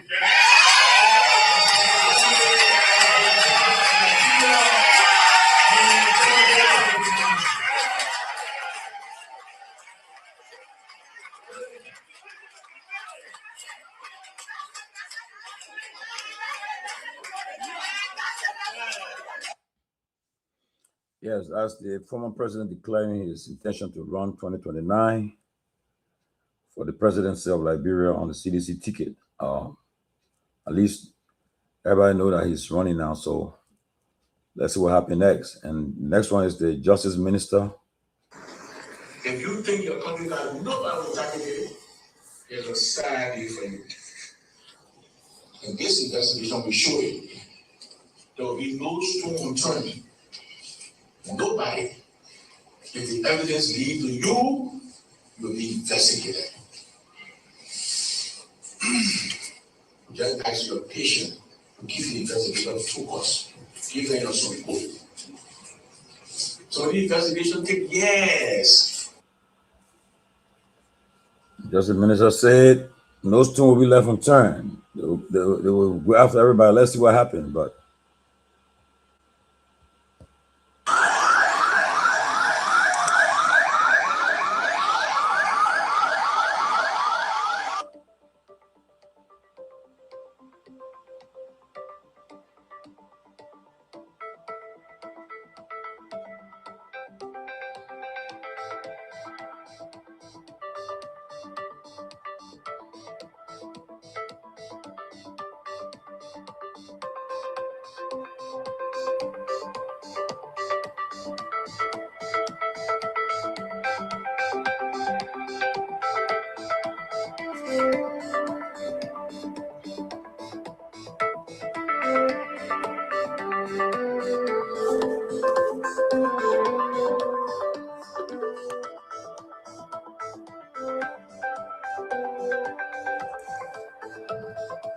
George is burning today. Oh, everybody gone? We put all of your one, but everyone. I'm cooking my okra, my fried okra. So. You go to okra. You get ready to cook. I want this to cook. I want to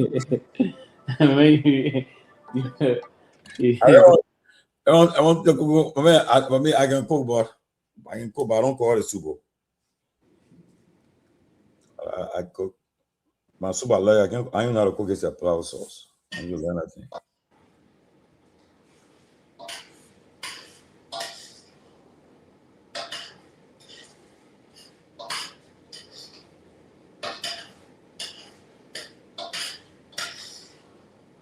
Also, so when they said after the director of police said about the higher ups involved, then the information minister said that the man misspoke.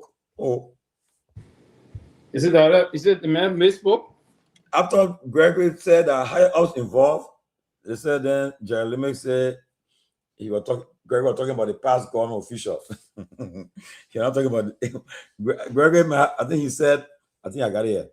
Gregory said something today, but then according to the information minister may have been on very hard thing to say that the talking about past government official.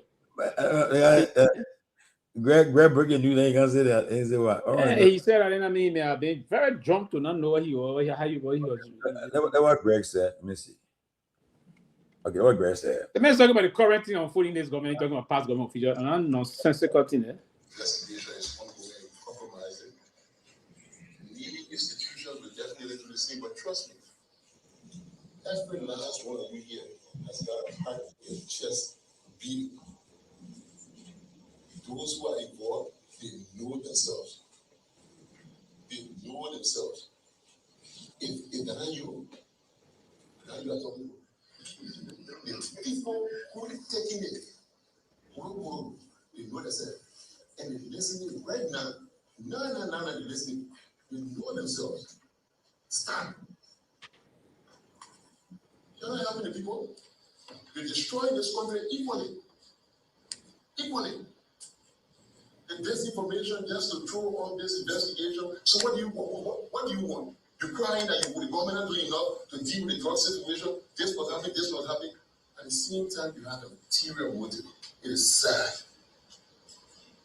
Let's be honest. Let's be true to ourselves. We're putting our fire. For me, an impossible man, the gentleman that ain't here. Yeah. Anything you want to say, you have to go ahead and say. My conscience is very clear. Mr. Conscience clear. Nobody, we gotta help to do his conscience. That's what he said. Definitely sanctioned as state actors at a very, very senior level of this government. Of this government, yeah, he said. That's what I said. But then minister may have been drunk. Yeah, because the message the former government.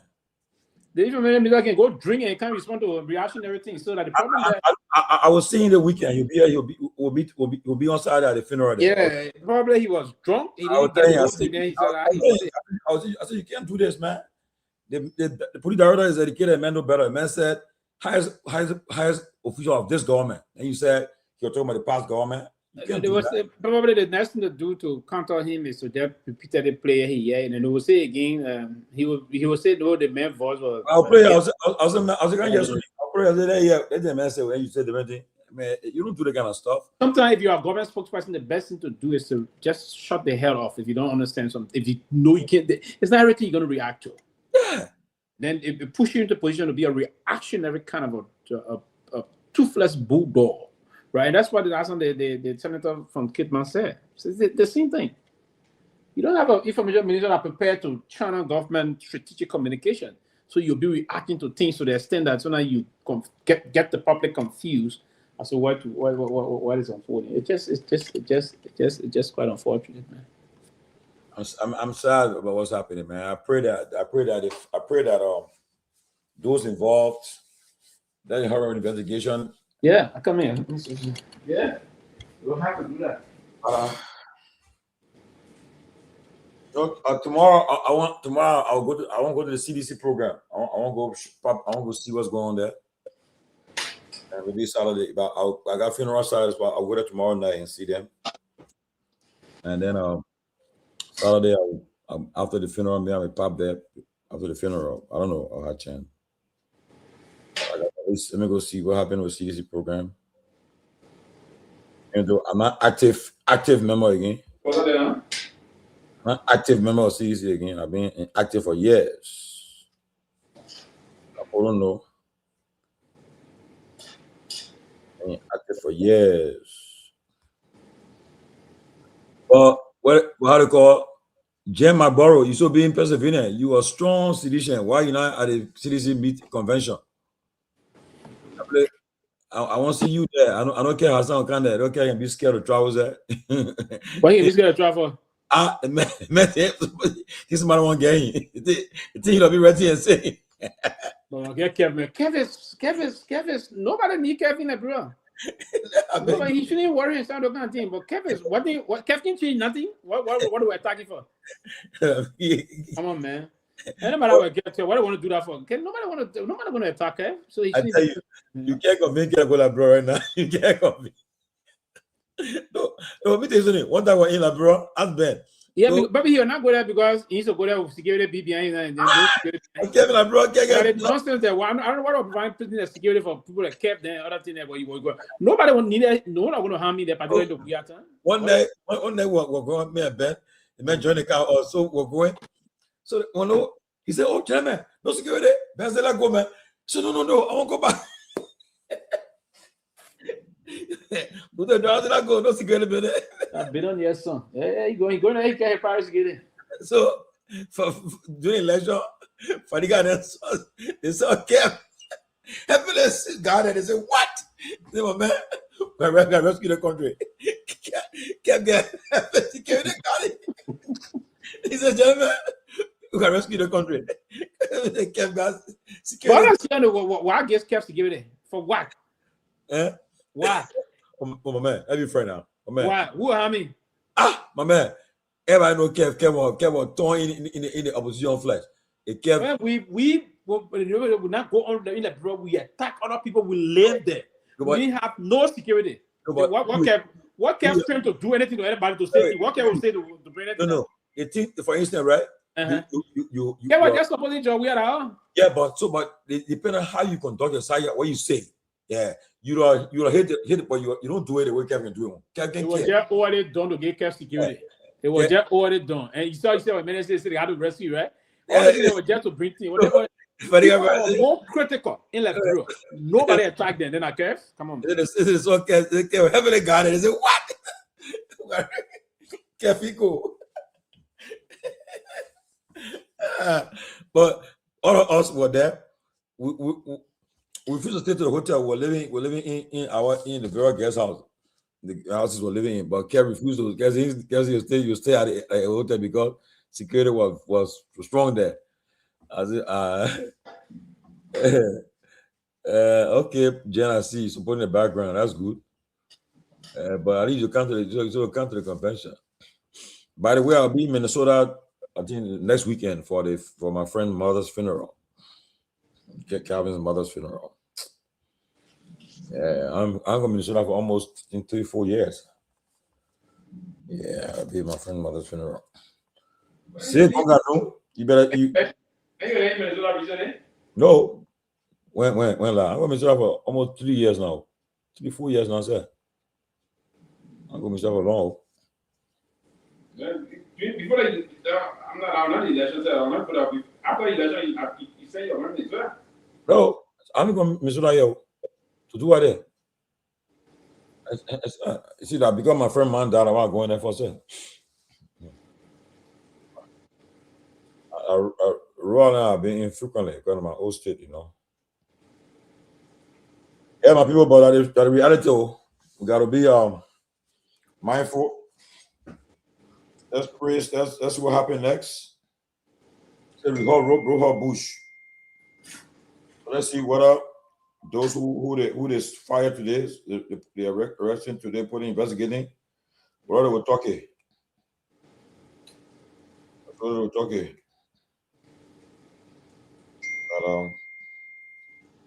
That situation.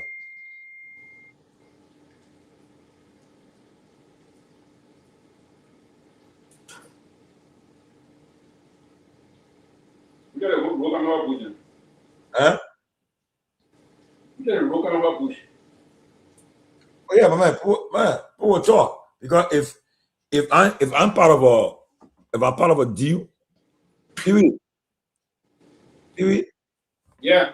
Yvonne asking you, she said she asking you, she said, how's the fried okra coming? You not ready? Yvonne, I didn't, man. I got my garbage and I put inside. I really love family too. They're cooking. You don't even know who they're cooking now. You know who they're cooking. Our women like cooking. Now, Baza man like cooking. All the chefs you can see that Baza man. No, Baza man, we let us serve people, but we don't cook. We don't cook. We don't like cooking. We let it be. There'll be they let that kind of errand job, run error of people. How they do? Yeah, but the farmer they're cooking. You know who they're cooking. Pele member they jealous. They all get called for the woman being there. Pele man will chappy for Pele man, Pele man. Hey, what the boy don't joke. Pele man woman being there will keep eating.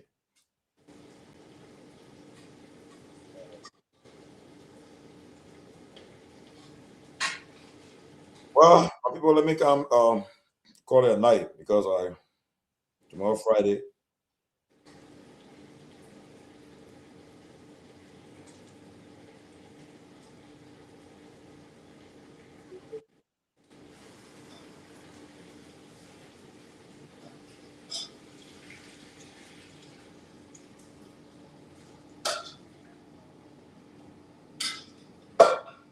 I hear you. Pewee chopping everything up.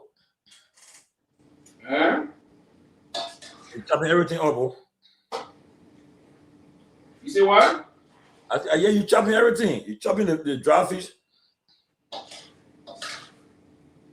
I hear you. The man tasting it. He tasting the food. Very What's going sweet. on, Tomalin? Huh? I'm about to leave. You coming? Tomalin, can you hear me? I hear you, yeah. I hear you, my man. But you muted, I think. Who did not fire for this drug team and so? They said some people don't. Yeah, one hour border. Who? From Delaware. What name? Patrick Doe. Oh, Patrick Doe fired? Yeah, man, deputy for NSA. Oh, the deputy director for administration was fired? As a Trump job about how? Wow. My question is, what's going to happen to the president's son? But the man, I think all you need to do the calling for investigation or questioning about they're not in charge, nothing happening else. The man say the people that he know, I mean, the people that are involved, he knows some of them. So you think all they would do, maybe they'll call him to that for some questions, some questions, you know, but. The vendor got tired investigating your Delaware people. They said one of your Delaware people was fired. Well, no, what? One of the guy that from Delaware. He lives in Delaware. Did what? One of your Delaware residents was fired today from from NSA. I'm born Delaware resident fired from NSA. What I do? One of the Delawarean. What does it seem? One of the Delawarean. Delaware. Which one then? What Patrick Doe? Peabody, you got to check your son. When I you on the echo can come underwater. You sure you can hear me, man? Yeah, I hear myself. That you? Too many hear echo on me? I hear echo. That Pewee. That Pewee, man. No, it's coming from you. That Pewee, that you. It's for me? Yeah, from you. Okay, wait. Okay, wait 1 minute. Somebody just mute, please. Hello? Nothing. No echo. You are mute. Hello? Nothing. Hello? From you. No, okay. I come in. No, enough for me. We're talking. We don't hear ourselves. But when we talk, I'm not hearing myself. Yeah. Okay, let me see some. I don't know. Okay, let me mute. Okay, I'm mute too. Okay. You see, I'm not hearing myself again. I'm not hearing myself. I'm not hearing myself. Too many you muted. Peabody. Hello? Hello? To me, I can't hear myself. Yeah, because I'm hearing you today. Yeah, so. Anyway. Let me go. Okay, let me go and come back.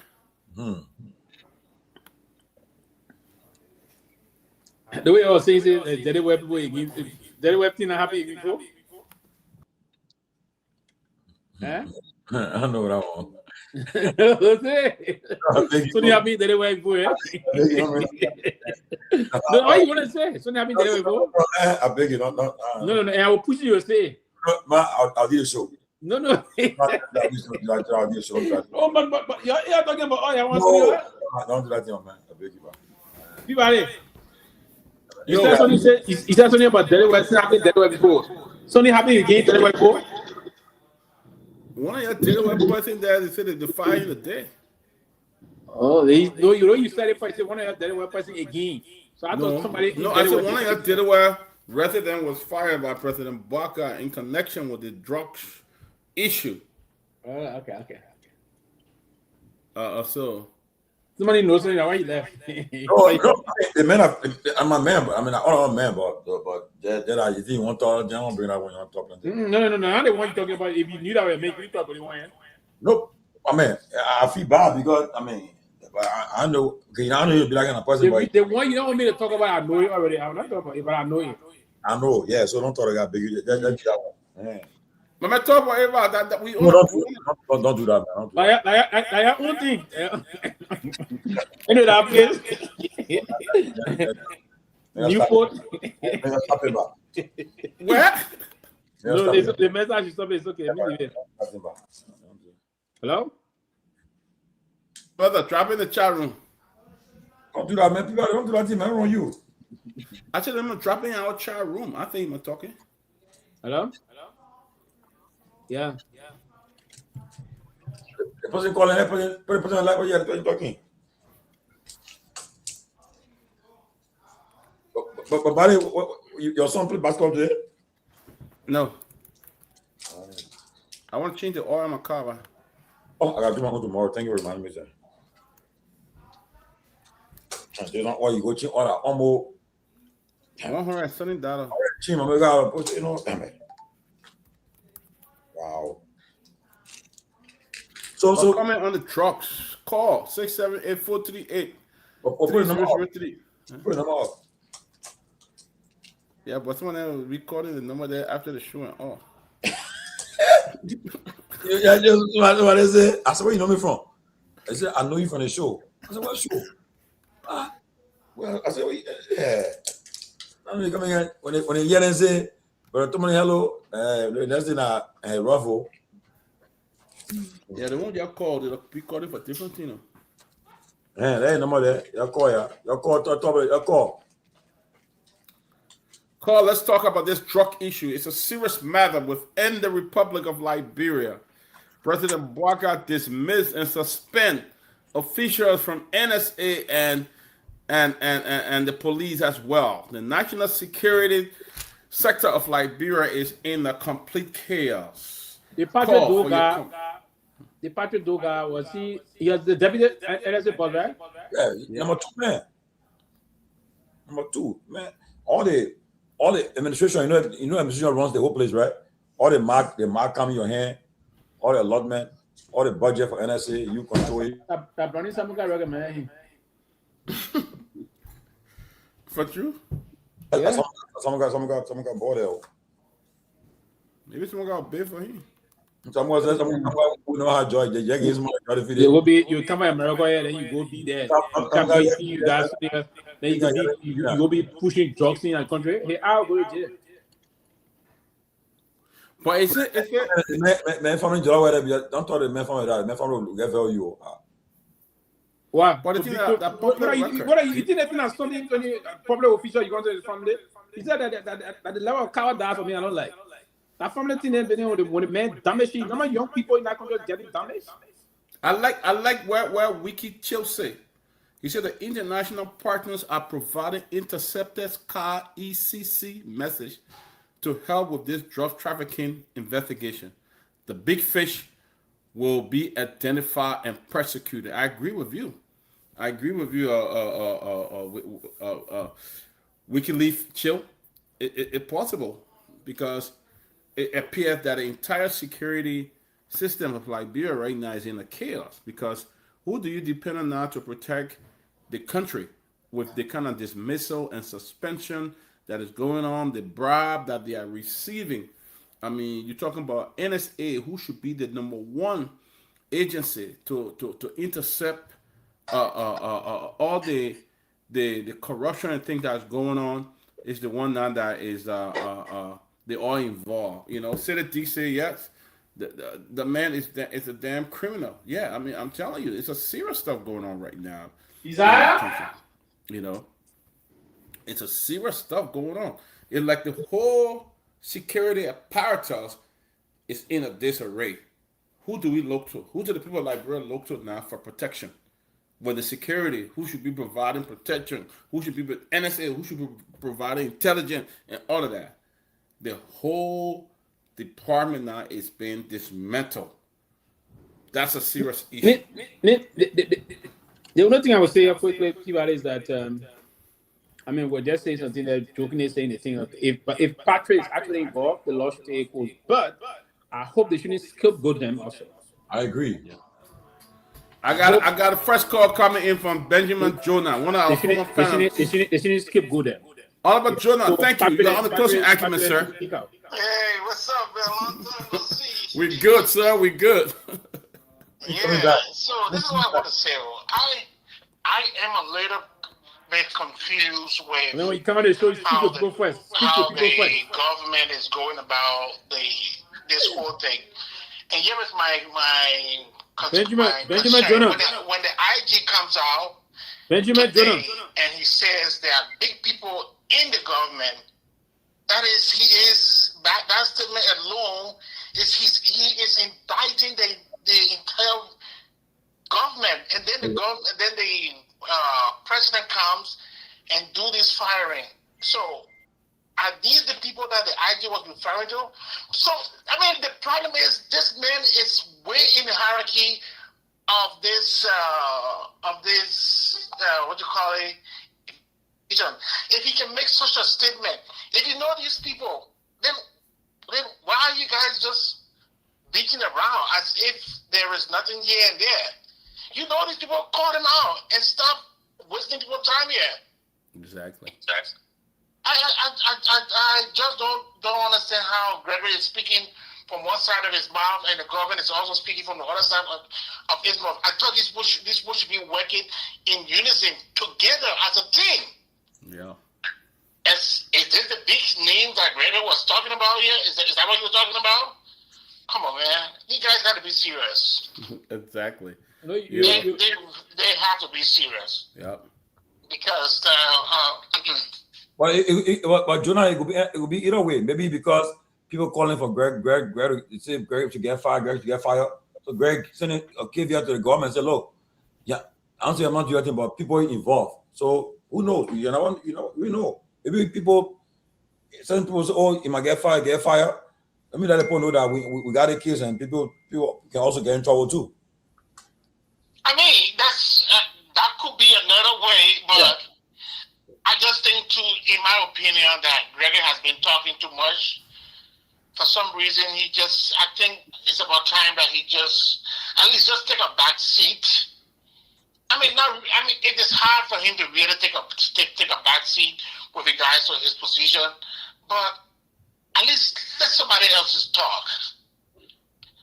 Let someone else talk, because at some point in time, if everybody around you is corrupt, and you are not corrupt, and I'm not saying that's not possible. It is possible that everybody around you could be corrupt, and you are the only good one. That is possible. But the likelihood of that being true, even though I don't want to speculate, but the irony that everybody in your office corrupt, but only you alone not corrupt, man. I don't know about that one. That's a very good point that you just put up. You know, deputy. Come on now. That's serious. But I mean, they did something today. They have fired some people. Maybe more names to come. You know, we got one of the guys from Delaware, Patrick Doe, he was fired. He was the deputy of administration. So I want to know what would the deputy director of administration has to do with the drugs? Well, were they suffering money through the NSA or what they doing? You know, it's what? Were they No, passing money? No, from that perspective, Peabody, he will use his influence. All right. Somebody got news that vehicle. You know when the deputy NSA chief, oh yes, chief, conveying these things or cover and backing it allegedly. Right? I got another call coming up. Let me take another call. I got another call coming up. All right, guys. Hi, Steven, can I help you? Is this a talk show? Yes. Yes. Yes. My name is Johnny Williams. I want to make a comment. Go ahead. The comment I want to make in reference to the drug, a part of the thing is a part of the thing. They should exempt anyone from the president, other in Mexico. Most of the presidents in Mexico, they were involved in the cartel. So they should exempt no one. Okay. No one. Okay. Now, another comment I have to make is this. Look at Haiti. You know how to become Haiti? Because of the same situation. Yeah. Now, if you got one drug cartel in West Point, another one in Town, both of them will fight each other. Yeah. Okay, then if you have another one in Nuku Town, another group in Bonneville, they have to fight each other for top. Yeah. At the end, Liberia become that 80. Okay. My brother, our captain Lone Star, our captain I, and our captain straight out of Romeo. I played 35 international matches for Liberia. So, somebody's phone is on. Hello? Can we mute? Hold on one second. Okay. Do you have your computer or something on? No. Yeah, I think it's yours. Well, call me back. Call me back. I'd like to hear your comment. Call me back. Okay, sir. Yeah, I think it was him, but he was making a very strategic point. He talked about Haiti. He talked about how Haiti had been destroyed because of this drug. And when these drug cartel come take over the country like that, it can be very, very bad. And this guy was calling. He said he played for Liberia before. He played for Liberia national team and a lot of games. I hope he calls back. But, I mean, it's serious, guys. It's very, very serious. I mean, it's getting scary for the country, especially how the cartel were able to invade the security forces and now they are being dismantled. That's very scary as well for a country. Because what we see here is that the cartel has invaded our entire security force. You know, for the level of the NSA, for the deputy... You muted. I'm muted? Are you muted? No, I'm not muted. Can you hear me? We can hear you. Okay, Mr. Williams is back on. Mr. Williams, go ahead. Hello, can you hear me?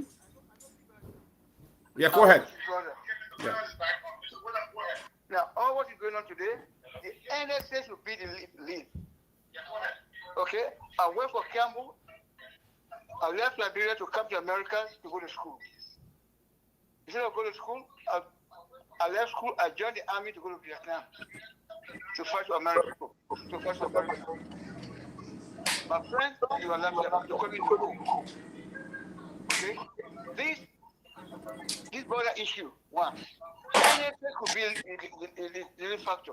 Right now, NSA don't know how many people Guinea troop on the border. They don't know. Then there was an argument between what the vice president said that we got people in Liberia could infiltrate Guinea. That information could be classified. Okay, in the security sector, we got something called conspiracy discipline. The vice president was wrong, we made a comment. Now everybody blaming, oh, Yeke Kolba said this, Yeke Kolba said that. No, what Yeke Kolba said is not classified.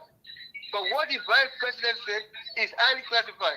Right now, the Guineans, they will put all their security troops on alert for that. So what the vice president said was wrong. Liberia, we gotta be careful. Yeah. I love Liberia. Okay, I played 55 international matches for Lone Star. I'm one of the few players that brought their country to know. When I was playing in Europe, when they asked me, when I'm playing, there was an argument around the field. Oh, he's from Ghana, he's from Nigeria. When they asked me, I said, Madaseli. They said, oh, okay, Nigeria or Georgia. I said, oh, Nigeria. These country people were truly party were in power. All these nations was doing that. They said, oh, your countrymen. Countrymen came from, and see what they did. All these people they killed. Okay? They killed them because they were Congo people. Those crimes they committed, people are committing the same crime today. What are they doing with them? Nothing. For President Bouakai to be serious about this, let's make a comment that, look, if you're involved in this drug, your punishment is going to be firing squad. Let people understand. Firing squad. Because when you can come up with a comment, can agree to treason. I mean, treason. You can come up and pass no secret to the Kenyans. It gives you free speech. So Liberia, we got to be careful. All right. You're right. Thank you very much, Mr. What's your name again? Janje Williams. Janje Williams? Yes. Former captain for IE, Lone Star, Arrow, Arrow here. Okay. Well, if you ask anybody in Liberia, you know me. Janje Williams. Mr. Janje Williams. Janje Williams, do you know James Walker? Janje Williams. Former captain for IE and played for Lone Star as well. Janje Williams, do you know James Walker? Thank you. You know Walker? Wow. Did you hear what he said? You know? So Sylvester, I think Yeke Kolobah. So Yeke Kolobah is being hailed as a man who spoke out against the kind of corruption, the kind of injustices, this kind of carelessness on the part of the government. And today we are saying, but one thing Mr. Williams said, well, very interesting. Mr. Williams said, the vice president went and said, disclosed some real serious information from NSA that he's not supposed to have disclosed. You know, he disclosed that, and NSA did not do nothing about it. You know, NSA is one of the security that receive a lot of money in the budget of the government.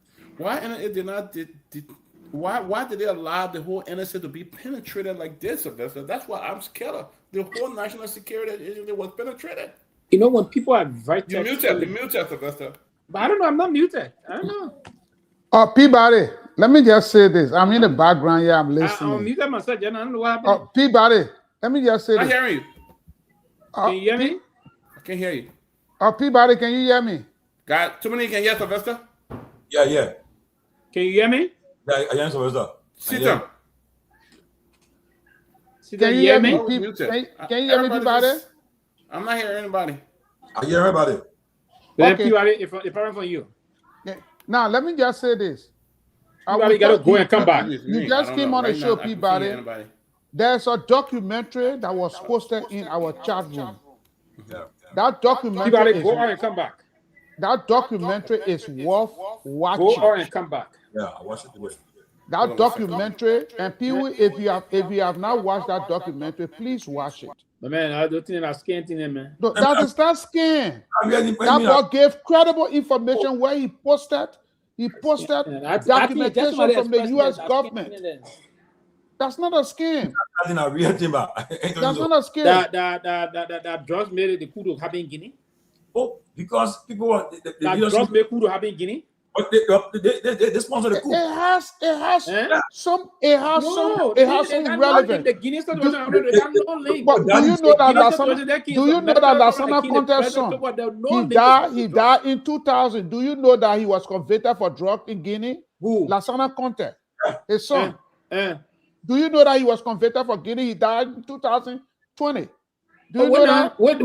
I just told you, that's what I said to you. That thing that I can't listen to it because the Guinean they don't take likely drug situation. Guinea alone, Guinea-Bissau.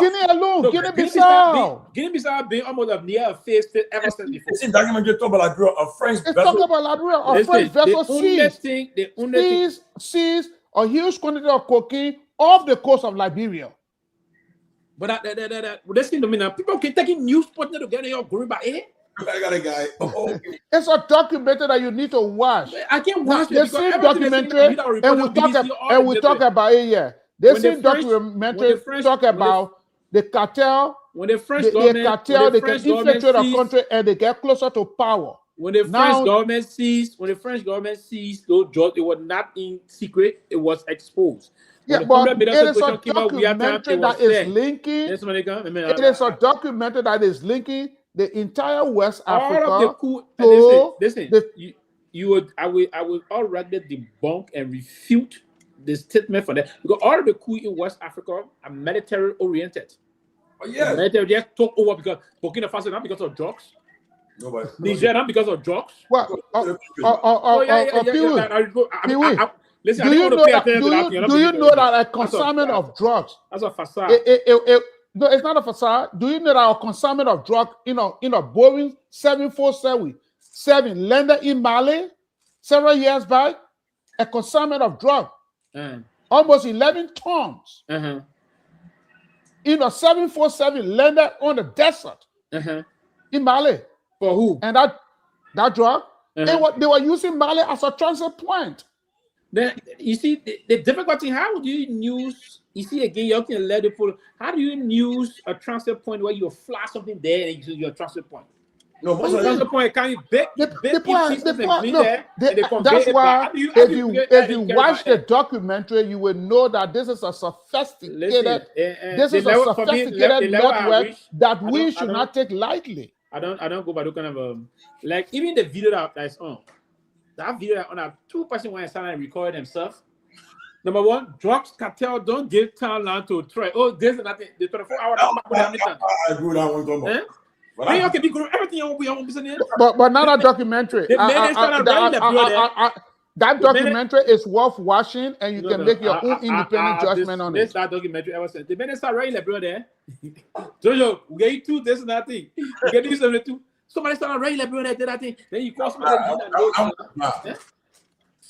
But then why did Jojo come and say that he identified with those people? He knows them. No. He didn't say let's go to him. He said the person need a call. He met the person need a call before. Yeah. And the minute that I can sit down and I call Peabody, that does not mean I've not met with Well, I have a caller on the phone. Hello. Yeah, Dr. Peabody, yes. To the rest of the guys on the panel. Go ahead. So I'm going to contribute a little bit on the drugs things, okay? I think Pewee, good evening, it's rolling. Who? The government is not being fair to the Liberian people. They're playing games. The police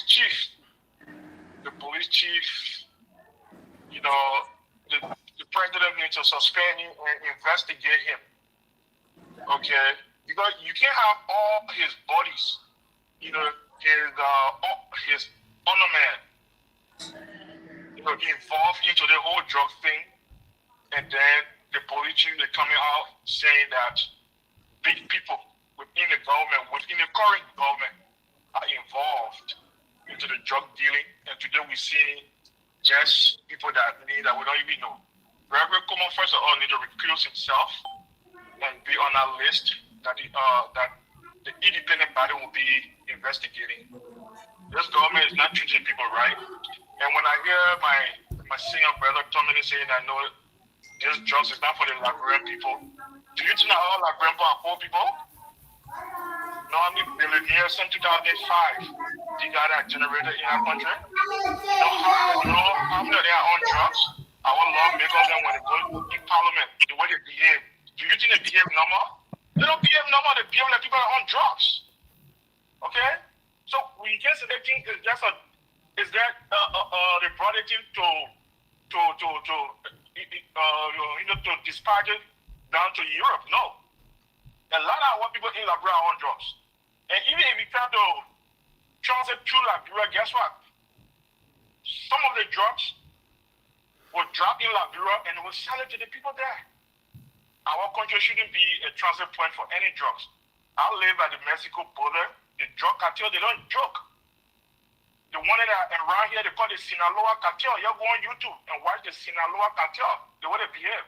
But I see people that in that documentary talking about Every day. People talking about. Yeah, that's the same people in the documentary we're talking about. Sinaloa cartel. They're right here by the Mexican border, Nogales. By the Nogales border. When you cross the dam, okay? These are not joke. They come down to Tucson every day and behead people. They get people here all the time.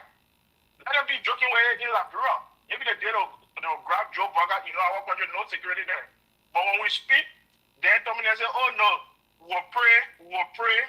Amen. Prayer is not a strategy. Our people got to be serious about the drug thing. The drug cartel, they don't joke. They don't joke. They kill people. All right? It's a government over themselves. They're running a government. The Sinaloa cartel, when you go to Nogales, you go to Juarez. Yeah, Juarez, Mexico. Juarez to a drug dealing place. When you go to Juarez, people don't walk in the street. Just cartel running the place. So let us be serious. I mean, the government need to, start with Kehleboe Gongloe first. Then we'll know that they are serious. Thank you so much. Thank you, buddy. Thank you. Thank you. To the brother said, how many, we don't have the market for the drugs the poor dealing with. So I'm not running the program. We got all of Liberia. I was saying, it's a transit point. The drug not meant for Liberia. I was saying, for me for Liberia, it's a transit point. I'm not putting a bad drug. The poor bring good money. I'm not for Liberia. Like they found a place to package it and ship it. Liberia was more like the processing part. And that's what look, you see, sometimes when we say these things, but I think that documentary is worth watching, and I keep saying it because that documentary gave a complete timeline. Why is the reason the drug cartel are using West Africa now? Why are they using because the porosity, the porousness of our border, the lack of proper security, and the vast majority of the apparatus in West Africa are poor. So they use money to influence, and they get closer to power. We talk about this. We talk about this drug kingpin that is in Sierra Leone, who is wanted by Holland. The documentary show this drug kingpin in a meeting with the Sierra Leonean drug LDA officer and the immigration chief, two of them. He was in a meeting with them, and it has been alleged that this drug kingpin is loving to the daughter of the president of Sierra Leone. They had a meeting. They had a birthday program where the Sierra Leonean president, he invited all his family members.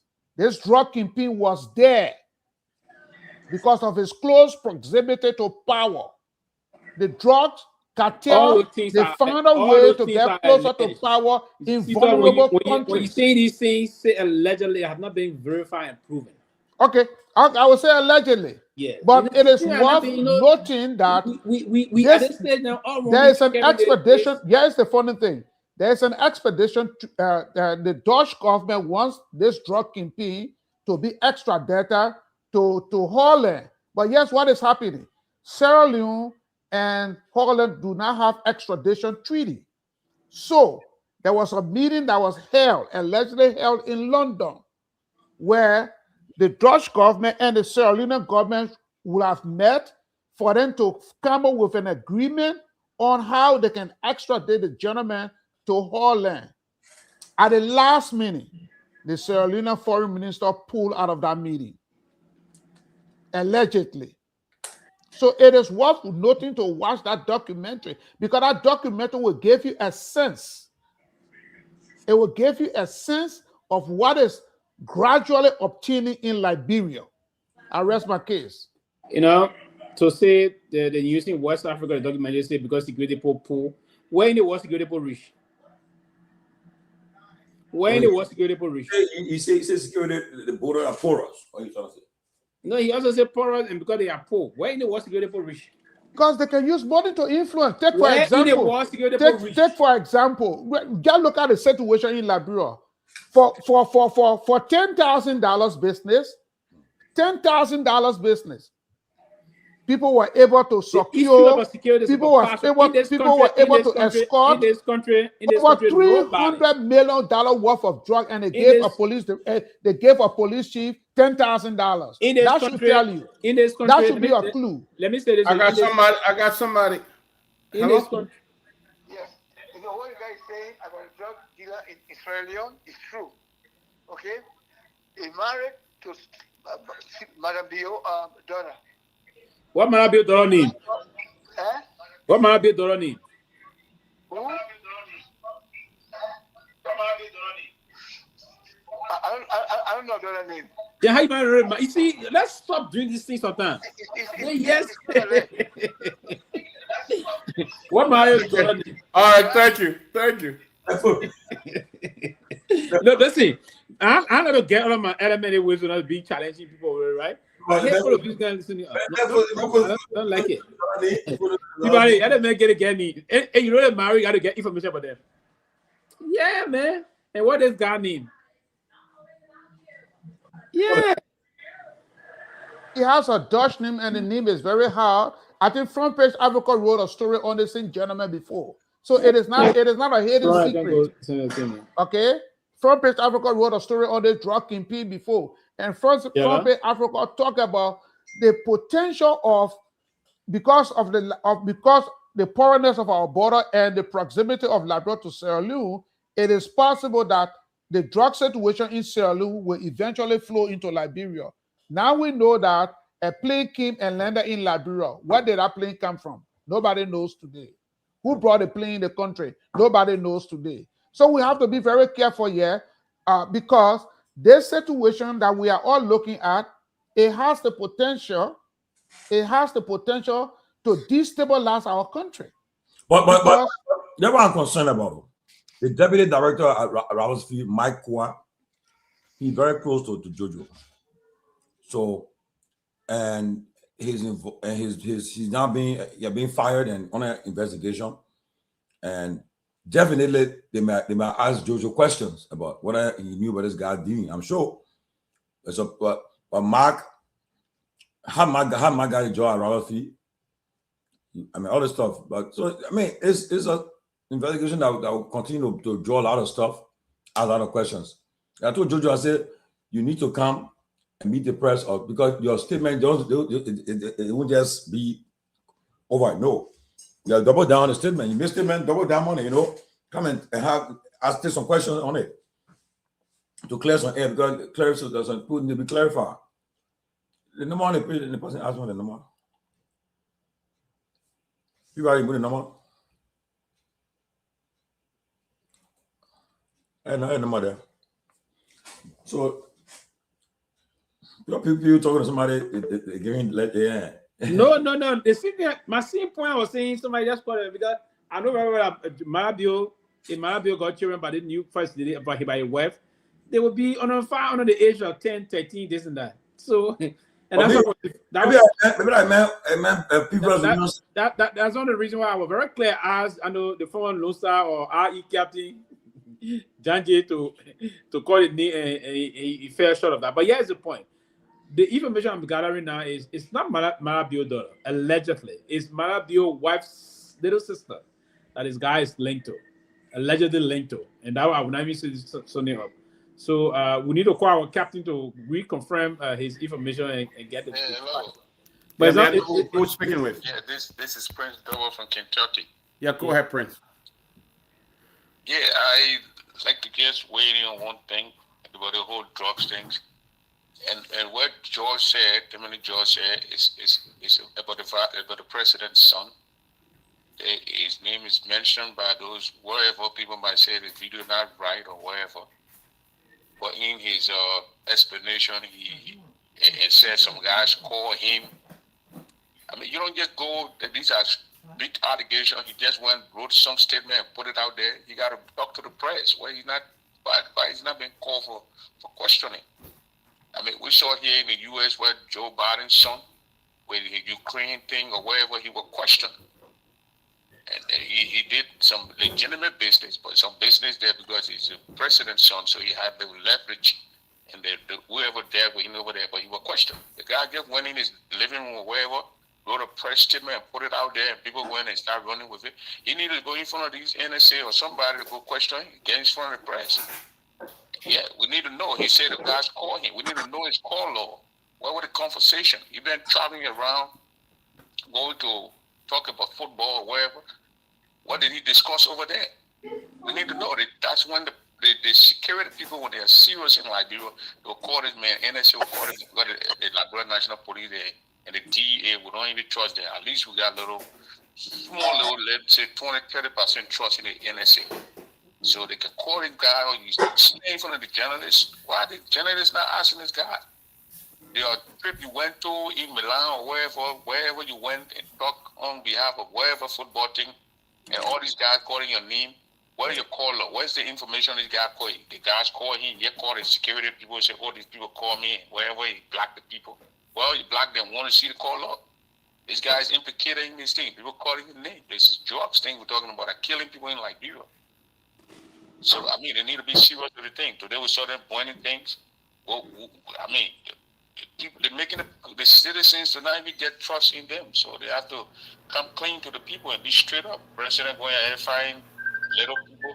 A guy who the highway patrol officer who somebody call him and you find I mean, it's just confusing over there to the people. They're catching the little fish and they're leaving the big bugat and let me say bugat, the small one that they cooked on and passing all around the sea. When you be catching egg bapple, they're catching polio and all around the place. All right, buddy. Thank you, man. Thank you.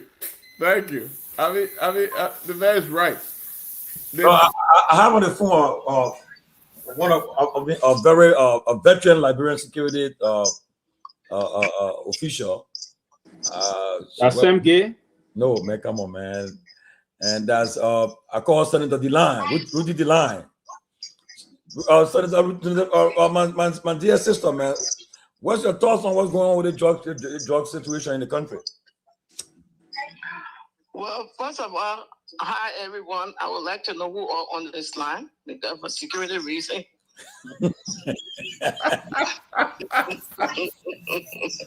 No, number one, it can be security reason because you're talking to the public, so you just go ahead. If I'm talking to the public, I still need to know who's on the platform. Okay, we'll come to the closing argument. For security reason, man, you should not be called, please. Okay, I like that, but say everybody's security man and everybody's at SOF. So am I speaking as a security personnel or I'm speaking as a citizen of Liberia? Yeah, no, you are speaking as a citizen of Liberia, but in your capacity as a security analyst. Yes. Well, I've been following the story. I have some disappointments. I've always been someone who have never really beaten my tongue. I say, I'm a realist. I say what I say. And I'm kind of disappointed. And I also feel that the entire security apparatus or the joint security in this whole investigation, so some level have been compromised. Wow. I won't elaborate, but it's been compromised. I'm not happy. I feel my profession has been dealt a card that is more on the personal gain than a love and loyalty to the country. And because of that, there's no need to cover. Liberia has gotten in a place where we didn't want to be. Like Liberia is the hub, the new hub on the block. But let me put you on the spot. Can I put you on the spot? I'm listening. Yes. Today the president just came over a news from an executive mansion this evening, and one of the person on our list that somebody that we know and Do you think you really you want to believe that he's really involved, or you have any connection to that? Do you want to think so? Well, my dear, I haven't even seen the post. I work nights, so I've been sleeping. I just woke up. I haven't really seen the post, but I still stick to my word when I say the security has been compromised. I'm disappointed. There are too many loopholes. There are too many unanswered questions. Thank you very much. I don't know whether the executive is protecting who and for what. But as a security personnel, now I think the investigation. Coin delivery for Pop Pop. In a joint security, you can tell that there are disagreements or between them, within the whole joint security. Do you have confidence this in person not happy with this person? Do you have confidence? Security man is a security. Huh? Do you have confidence in the police director? If I have confidence in the police director? Yeah, investigating this case. We're talking Gregory Kromah, right? Yeah. How can I say about Gregory? I know Gregory will be a good man, but there are other factors involved. And if I'm grading, comparing back in the days to today, I'd like to use the word hasty and media. If you're too hasty, you make a lot of mistakes because you spoke too quick. You need time to look at the situation, analyze, evaluate. But everybody who popping up are close allies of yours, it becomes worrisome. For example, Tomalin is my brother. Tomalin is my road dog. We're in the same circle, we go places, we talk, we communicate, blah, blah, blah. All of a sudden, if Tomalin does something, and what do you think? What they say about show me your friends, I tell you exactly who you are. Yeah. So when you're doing from what I learned about interrogation and investigation, you should not be too hasty in answering. You do not pick and choose cases. A law enforcement is a law enforcement officer, is an officer of the law, uphold the law. I always say duty before complaint. So I don't have a grading for Gregory Kromah right now. I want to be very honest because there are some things I'm not happy with I just believe that as the head of the police, take your time. Take your time. Be slow to speak. The public needs an answer. True. You don't have to go into detail. So right now, we are looking into the case and we get back to the public. You don't owe the public an answer immediately. Because when you speak hastily, you end up blundering. So with Gregory Kromah performance, if I were to grade him, I'm not going to grade him right now. The paper will be on my back burner for a while. I'm still evaluating the whole thing.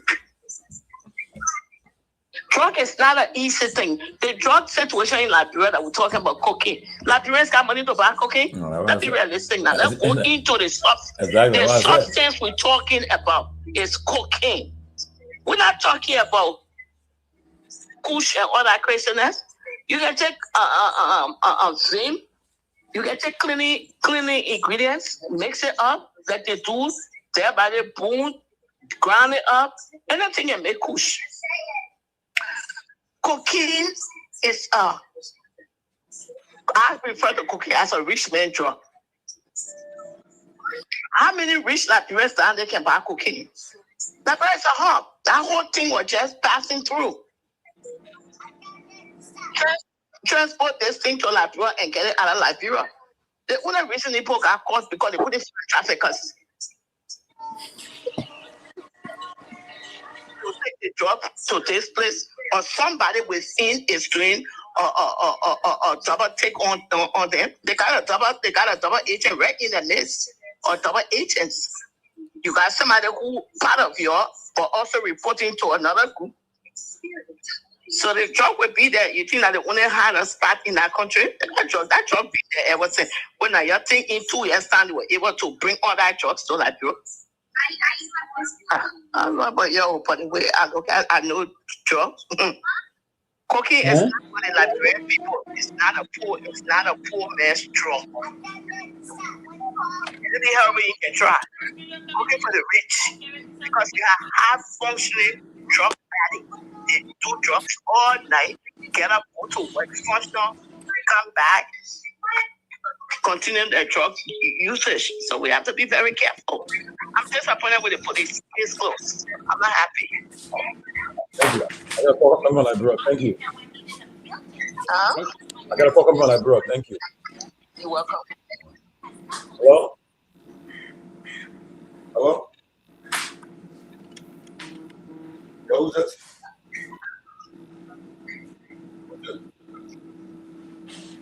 Who? Yeah, go ahead. Where you calling from? Somebody, you'll be mute. Where you calling from? This is closing argument, right? Yes. Where are you calling from? From Liberia. Yeah. So, give a contribution. Police academy. Okay. We're talking about the drug issue abroad. What's your contribution? As I'm just listening, I'm disappointed in the government, the way they are handling it.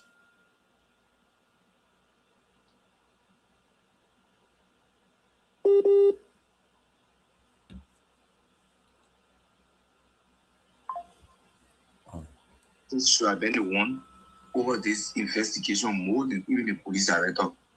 But it's like the police director is powerful than the Minister of Justice. And which, of course, constitutionally, the Minister of Justice is more powerful than the police director. Police director is behaving like he controls everything. From a previous statement and press conference he has been having, if I were the president, I would tell him to stay away from the investigation till we can do an independent investigation. The president should set up an independent investigation. The police director is more political about the drugs business. And then when I hear people say that to not politicize the judgment, the government is the one that politicizing it. When you listen to the government and their way they talk, when they're having their press conference, they are like, they trust. It has been coming in the country ever since. It started since 2018. Just been after 2018, bro. Just been started doing anytime. Just are doing just the time. But if you want to do a security job as a security man, you take politics out of it. If anybody from the prosecution or part of judgment, prosecute them. If anybody that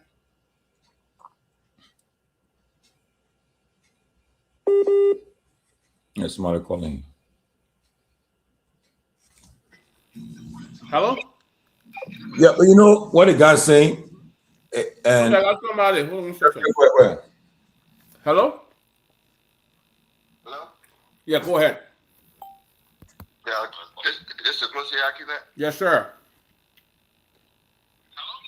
Okay, I'm trying to weigh in.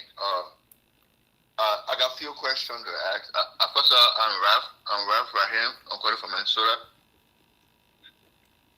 And I want to know who actually leaked out the burst, the just burst? Who actually leaked out the just burst? Because I understand that it was government that came out, government apparatus, be it the security, they all work for government, that came out to leak out this drugs being quote unquote imported in the country or being stored in the country.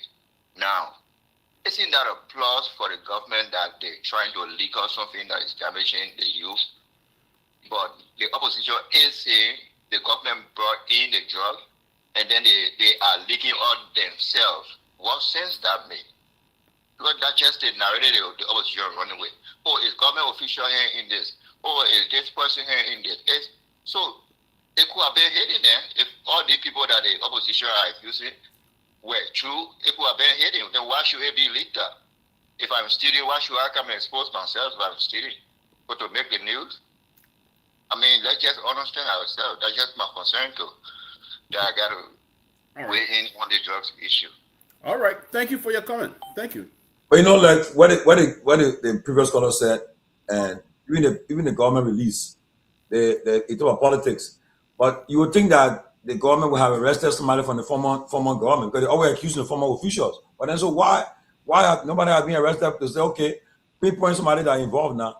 You would think that it would say, well, you always saying the drugs came in the former government time they were involved, but yet and still. I got somebody on the phone. Hello, introduce yourself. Where are you calling from? Hi, how are you? I'm calling from New York. My name is Ibrahim Keita. Go ahead. All right. My only question I'm asking, all along, since this thing happened, it's been like almost a month now. So because we are announced that he was coming, turning now, like why they rushing, they scared, they firing all the people. So what are we waiting for? You know, let me be honest with you, because all along, by the time we are announced today, let's say 5 hours, they say President Nasa firing people. And when you see that, he said, we are like nobody, we are not going to go nowhere. So me, I'm wondering now what happening, you know?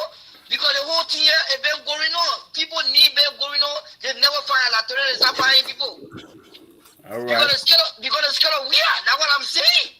Yeah, Keita, I think the point you just raised is very important. And so the reason why they're trying to do this is that Mr. We have declared its intent to contest the ensuing elections come 2029. And the assumption here is that Mr. Weah and the CDC will run on the basis of the government's incompetent. The government was part of the reason why the country got engulfed with this and consumed, not only engulfed and consumed with the drug situation, and the country is being used as a conduit and transit point for drugs and the rest of that. So they're trying to take this decision to say, hey, we are taking some actions to prove that this, as people are perceiving us to be, we are not in said condition. But I think the way they are going about it is just terrible. The way they are managing it is also going to further complicate a situation for them. So it's going to be a difficult thing for them. Nobody trusts the government now, brother. Nobody trusts the government. The way they're doing the whole thing. And how great. So you want to tell me John Security is the police director ahead of the John Security and the police director so to be speaking?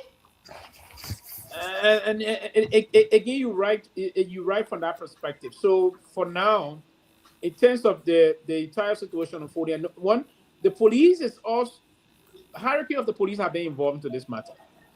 Gregory Kromah at this moment lacks the credibility to continue with this investigation. Somebody asked me, I think this shit been going on for a long time. And because of that, too, they went a compromise against AB Kromah to move AB Kromah from there. Because if AB would have been there, probably it would have never been the way it looked like this. And with no challenge to that, honestly, AB is one president that from the security sector, from the time he served as deputy police chief for Operation 102, I thought he was very efficient and more or less capable and competent in discharging his responsibility. I thought. You can see what's going on. Even the way when the vice president, the way he was sitting in Buchanan, you don't see the position. You can see the balanced language. Yeah. So it's not right, bro. It's going to cost them a lot. If damage have not already been done, but to repair this because situation. Mr. Comey best speaking. Dopoh never take action against it. Musa Belete best speaking. Nobody never take. The moment we are announced today, the men are running. And when you catch them, they say, no. We are like nobody. The men are stupid, man. Like, come on, man. We are is the only person Dopoh afraid of. So what you between? Let me ask the question before you go. Between Boakai and we are in the next election, who will you support? I will not even support. I will contribute. You're not going to support. You're not going to support. It will be like the death, bro. Let me get you. Oh, hold on. You're not going to support Weah, but you're not going to vote for him, but you're supporting financially. Financially, brother. Okay. I think. Thank you, sir. Okay. With what our brother just said, I think it's just funny, you know. And but again, this is what you get as a document. What is funny? What is funny? With what our brother said, right? The color. Somebody call it. This is what you yes. Go ahead. Yeah, this is Joseph Kabla was talking. I didn't hear my thought. I went off. Go ahead. So I want you people to observe something. Have you people observed that the police director is engaging into my lives? I want you to observe before Moru protest, the recent protest. The police director said he caught some people with petrol bomb. Having showed those people, having arrested them, can you tell the police how that case is going? Before Moru protest, there were people that showcase going, say he caught them with petrol bomb and this and that. How far that case gone? Today again, he was brave to have press conference at the journalists that the cartel. He said he got the information, he got the name that journalists that the cartel are supporting. Why he didn't call that journalism? Those journalists that the cartel are supporting. This police director is leading the country into something that everybody saying that Washington. The DA should learn to be an independent entity reporting straight to the Ministry of Justice rather than the police controlling both the DA and the Liberia National Police. This police director is the one under the Liberia traffic management law again. Today, people giving all plywood plate. He's running the country like he's running a private home. Oh, that plywood giving her? That plywood coming her? Well, Greg, when they sent for the Joint Security to go for Jerry at the House of Senate, Greg Kromah is the one that steal the show. He want to answer all the questions. Yeah, my brother, you said something about plywood plate. It's not a plywood. You can't try to get a lonely man. Okay. This is not going down well with Liberia. Our security sector is messed up. When you come in Liberia, you notice that the police are only interested most in the traffic. My brother get out in the morning, go read it. Those police car like him. He can get 4 5 8 land in read it. Just to get ticket out, they get certain amount of tickets to get up. And I show the report to the Seleke Kromah. He knows about it. The police director is intimidating the citizens every day. Got 2 truck passing around, taking keke, and he comes from air, he lie. The police director engaging to my lie. Then he tell how far he go, Molu no case. When he say they make carry firearm and this and that. When he go what any there, tell somebody, Molu, bring out Konya right now. People should be careful with the police director. President Joseph Yuma Bwaka should look at the police director with equal eye. In carrying on your own gangster racing, stealing country money. Thank you very much. Well, I think the security analysts that There you have called. it, gentlemen. You got about what? The security analysts that 19 more called, minutes to call. and this last person that spoke. I mean, just one thing, right? Can you hear me? Since that whole drug thing, I failed to ask the international community, like the U.S. government, to assist them. Does it mean that because the president's son is involved, that's why they don't want a real high investigation to go on? Oh, that's money now. Wait. Go ahead. I'm sorry. Go ahead.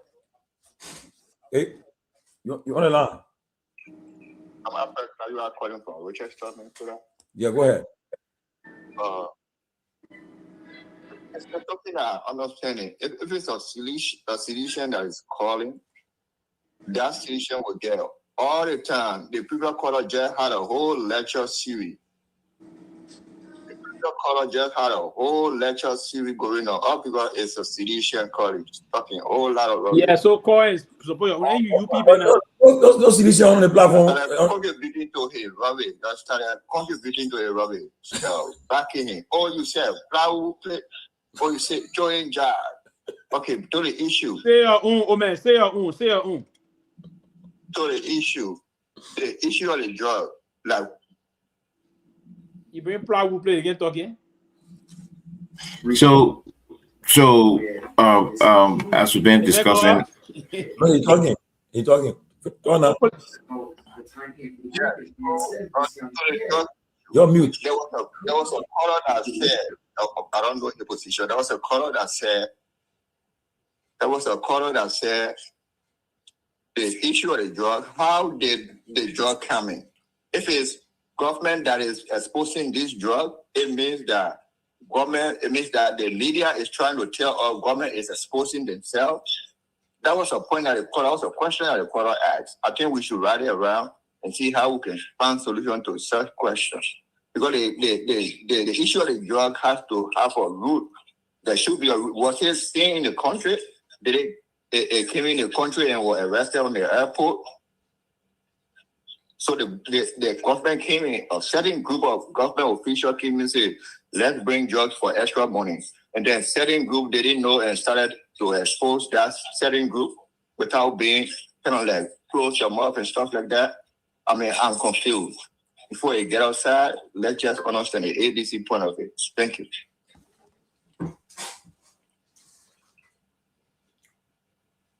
Message y'all when the message. Yeah. So, go ahead.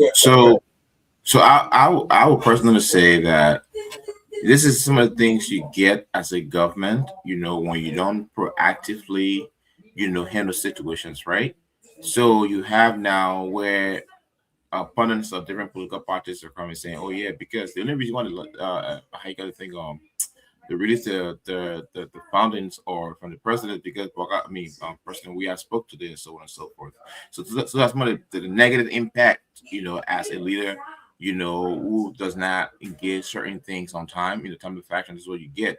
But the government is bigger than the President George Weah's political rally, right? They have to take the time to respond to situation and stuff like that. So at the end of the day, decisions are not going to be made, just because somebody spoke about it, we have to say he's running, you know what I mean? I don't think that's why it was made. It was the time, and they would take the back. The closing argument. I may help you. They would take the floor for that, but okay, go ahead. I got somebody. Go ahead. Oh, okay. Go ahead. Hi. Yeah. Hello. Yeah. Money Omar comment for the call. I just wanted to share a few information pertaining to what our brother was talking about. Where you calling from, Omar? Bobby Joe.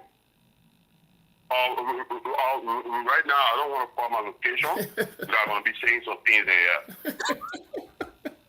Okay? Go ahead. Yeah. Okay. So what people are talking about the documentary and the guy from Freetown, it's true. The guy is popular in New there. It's calling Bobby Joe, how they call him. Because they make it spend money. They made a dance on La Grande behavior that they making waste money. The main into the drug thing. He started since 2018. I'm speaking with a background for Interpol. So I was telling you right now, there's some things I'm going to talk about. I'm going to go over our people story like you mentioned about the guy for free time. There's a reason that Frontier Africa share that information with the Liberian people so you can get to know that the whole drugs connection, where it's actually coming from. And I'm going to say some things, and I know you guys are smart guys on the show and things, and you will be able to connect the whole pattern of what's going on. Because the whole thing, you keep hearing that connect the dots. So Bobby Joe, the remaining Freetown father, the man went in Freetown, he came from Turkey as let's say as a refugee, but as a political asylum, because they were trying to extradite him back to a country. So he came in Freetown, he's using the name Usman Ali that they need to do it. And the man go telling President Bucket, spend money. Hey, that's what money they make it spend. And all the information as people that emo a group. And the information that he loving to the president's first daughter for his first relationship. Mother before relationship, he got a daughter there. That is why that his first relationship they got in England. When Bobby Joe go in free time, started spending money, going to the bar, doing all the things, they make and get watches and things. first thing when they went in there, when the first time the Dutch government found information, because he have any photograph of the guy, the first time they got information of the guy, he went to a club. And he was involved with some shooting or about some big person in the thing free time there too. And I had Nick came out too.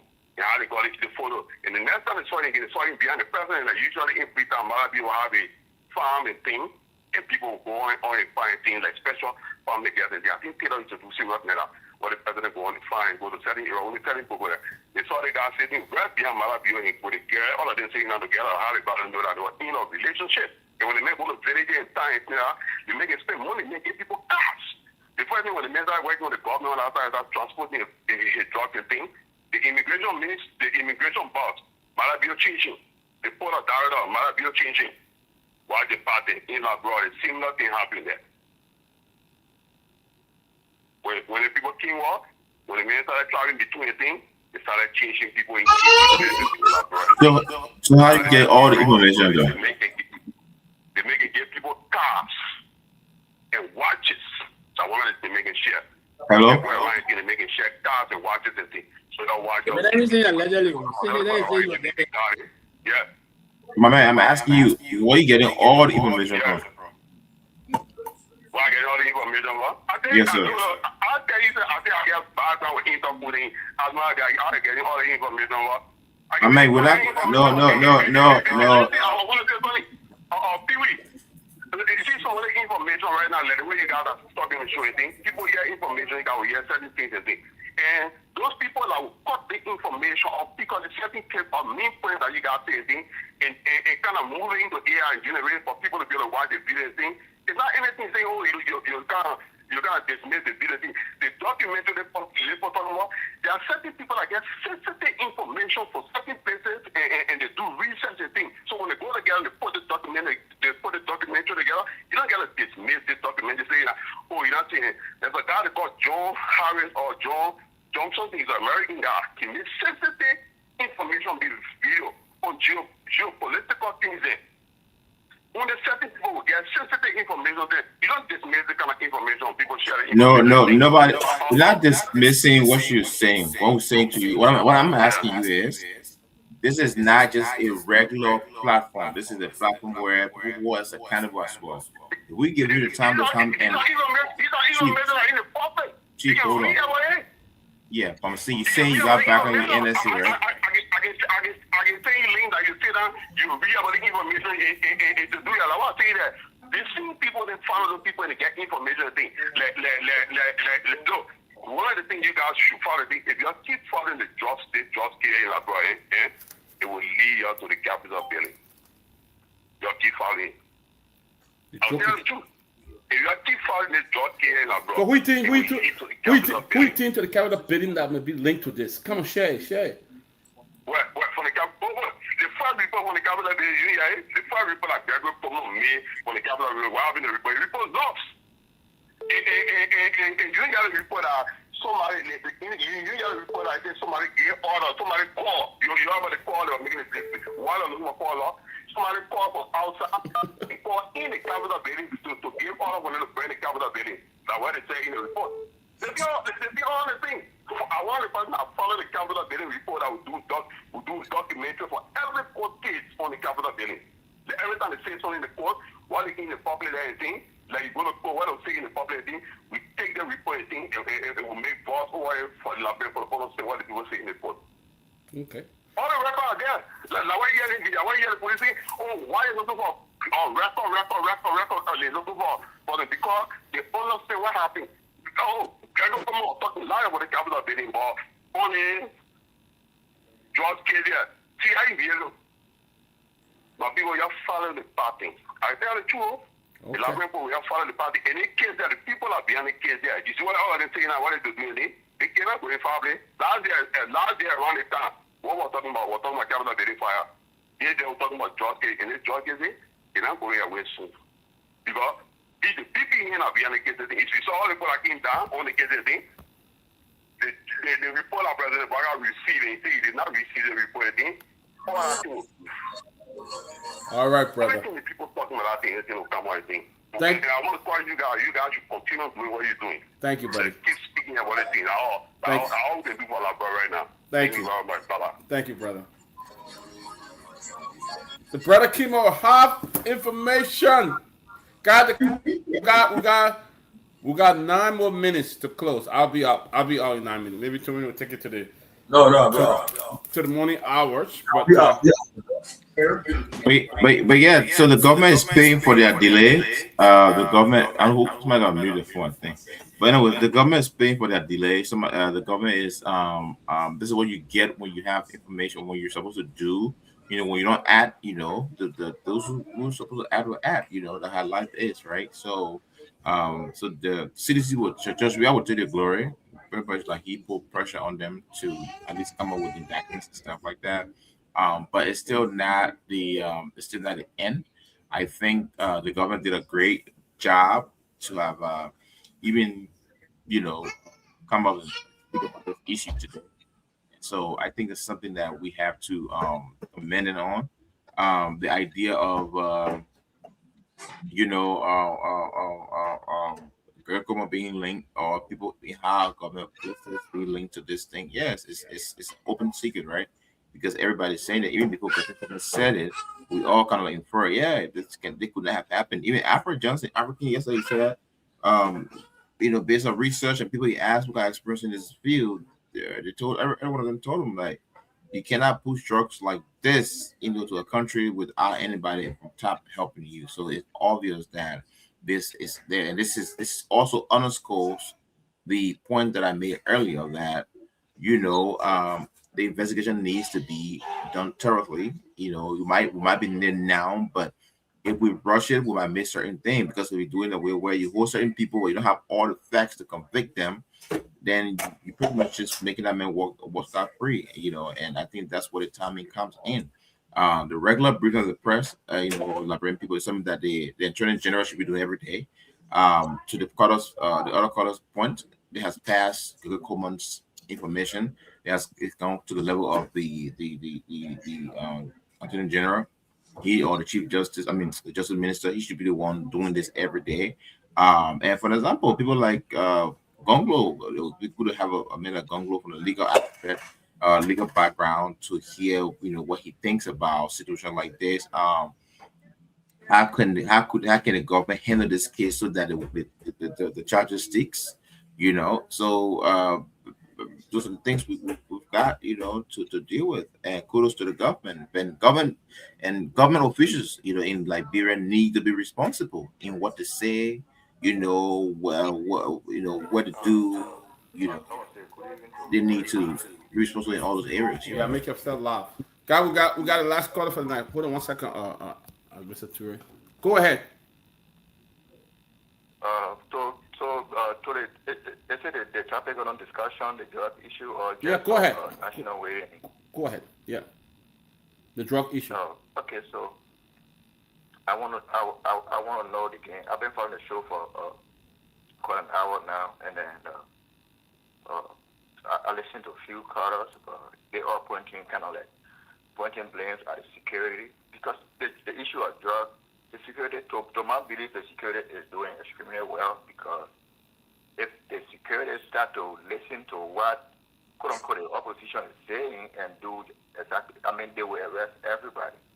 They will arrest everybody because the opposition is kind of like pointing out people that they hate, that they really don't want to see. They are pointing out people that they started this target from the beginning of being opposition. Like maybe those people put some political weight against them. So they actually don't want to see that people might be hindrance to their coming back or something like that. So these are the people that they are stuck on. But now, all of the people that the government is persecuting, the government is suspending, expelling, and kind of like taking to court are government officials, one way or another, the senior general official. And everybody is believing that. Everybody is running with that. If the government comes out and call more opposition figure, the entire narrative will change. The entire media will go on the side of the opposition. Oh, that's not true. Oh, that's what they were waiting for all along. They've been delaying with the names just so and bamboozle the people's mind. The media and the opposition will got such talking point, will they accept a name that will come out, that will surface based on investigation, that is or in resemblance or connected to an opposition party? Will the opposition committee and the media accept that?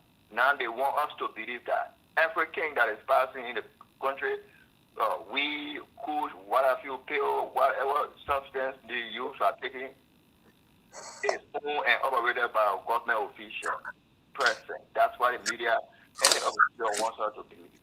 Now, if investigation surface and a government official or happen to be an opposition figure comes out, I hope it be accepted and Liberia moves on. Thank you. Thank you. All right, guys.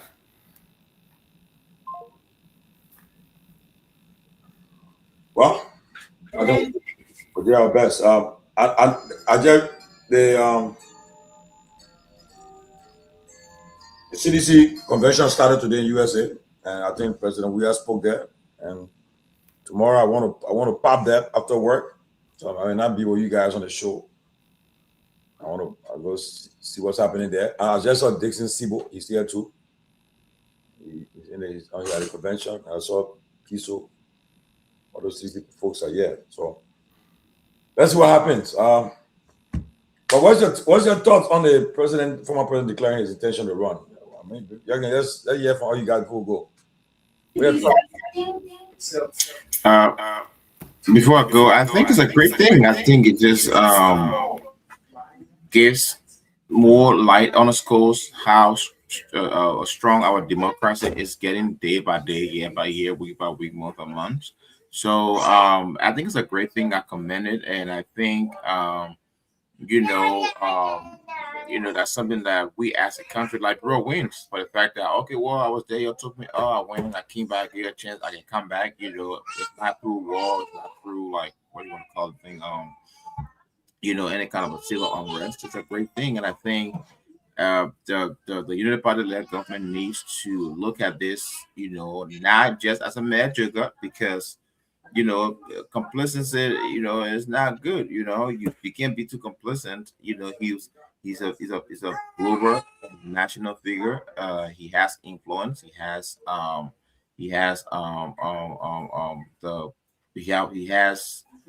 lot of resources that could pretty much make him a winner come 2029. That is if the United Party don't do their job as they should. So it's not something that we should, overlook as if, it's not possible. Like I said earlier, I don't know if you remember, George Weah, if you want George Weah to not succeed, praise him. Oh, you're doing good. That's what made him 2023. I mean, elections, he cut difficulties because people are praising, the best person. Even President T-shirt is the best person, and you're walking around with it. So that's how you can destroy George Weah, praise him, right? But if you challenge him, so you can't do this, he will do it. That's the psychology. That's what I've learned. That's what I pay attention to lately, right? So you cannot sit. Joshua is not everything Joshua ever wanted. He got. There's nothing that man have put his hand in before in life that he never achieved. That he say he wanted to do. And that speaks volume. So he's not a regular politician. Joshua is the most successful living Liberian, single Liberian that I know. Everything he ever asked for that every professional ever went on. The only thing I know he never got, but got on the bigger level another day was elder president. You see, like me as the president, no problem. I can't lead the whole country, right? But even at that, he didn't put a mind to it, right? So I think Liberians need not to joke with this. They need to take serious pay attention to it and see what they can do in order for them to achieve the goals they want to. Most of the United Party people, they have to work, get off your feet, work. Don't dismiss him. He's not dismissible. You have to, do what you have to do and, govern well, investigate a drug thing. This drug thing would be a great win. But again, it's a double-edged sword, right? If they find out somebody type when the government came out and naming this thing, it could be used against them negatively, right? And but then if the also could be used, like, oh yeah, you know what? They did a great job. They right killer aid. They didn't hold their own. God forbid, hypothetically speaking, if the person was to turn their own son in, but for example, how to say he's involved, his family member, whoever that close is involved, if you turn it in and say no, they gotta be prosecuted. It's a great win for Unity Party. The party that shows that, okay, we won't spare nobody. Anybody that's get involved, you get, reprimanded or apprehended, So it's a way. It could go either ways, right? So just to close, we are declaring declaration of running 2029. It's not far-fetched. As a matter of fact, I don't know why we thought we're not going to run. That's just it for me for now. But I think as we go on the show, hopefully we can have some legal experts, some investigators or former investigators, prosecutors, former prosecutors from Liberia that will come on the show and just give perspective, just give hypotheticals. If they do this, what will happen, with evidence and maybe to inform our viewers and even ourselves if further than what a little bit of information we may have now. I'll close it for now. Thank you, guys. Every Liberian leader is not only George Weah. Every Liberian leader now currently GMB, they tell him, say, hey, GMB, you better work doing this. Every Liberian president will be moved if they've shower praises on them. It's not only Mr. Weah. So don't say that it's weak, but it's not true. Bwaka now, a lot of things they're saying now, they're saying Bwaka 12 years. Oh, but it's working, and no president have done this before. You love to hear that. The Liberian presidency, sycophancy is a hallmark of Liberian politics. So, and the leaders themselves want the praises to be showered on them, even if those praises are not genuine. And they will accept it, and the rest of that, they move on. But it was not a shocking development to me today to hear the former president say he's going to contest, because I know first and foremost, immediately after the election, he said he was never going to. Then later I started hearing most of those things. So I knew basically he was going to come back, even to the extent that he decided to say, okay, that wouldn't have been possible. His guys around, his supporters, his surrogates will say, Mr. President, you are our only hope for the presidency and the rest of that. So it was not kind of a shocking development to me today when I heard that he's going to be contesting. I thought he would have, probably he didn't want to sound like Madam Salif. He would have said I would be a formidable force and the rest of that. But yes, he's coming back, and now that he announced it, I thought he was going to do that announcement sometime this time around next year. But now that he's done it, I will hope that he'll be aggressive in terms of the engagement of the politics, engage with the people. This is not time. You've been tested before as president, so it's not going to be popularity that's going to take you to the presidency again. No, Mr. President, you've been tested. You've been tested before. To win the presidency, now you have to go and engage into a serious debate with the Liberian people. Tell them, say, hey, I had an agenda to finish the job, but this guy came with propaganda and misinformation and all those things. And you see, everything they said against my government, they are even doing worse. And I think I'm prepared to finish the job I started. You have to engage the folks, and that will be part of the trend of communication that you're going to be hitting to the Liberian people. This is not time to remain quiet and believe that come elections period, they will go and just vote you because they love you. No, this is not about love. No more. The Liberian people believe that it's about their future and the future of their children and the state, the affairs of the state, if you will. So it's important that you announce this thing, and we look forward to these conventions. And I know you're going to find you've been out of the country for some time now.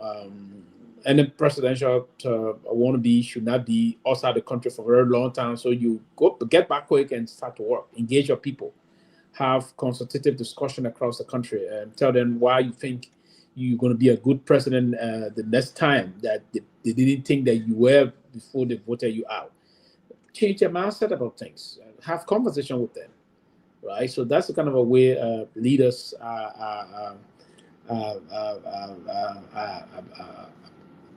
expected to behave, if you will. So these are things we expect. We hope the Philadelphia Accord will be good, and wish you all the best, Mr. Former President. The drug situation quickly. I think Mr. Seleke Kromah lost the credibility.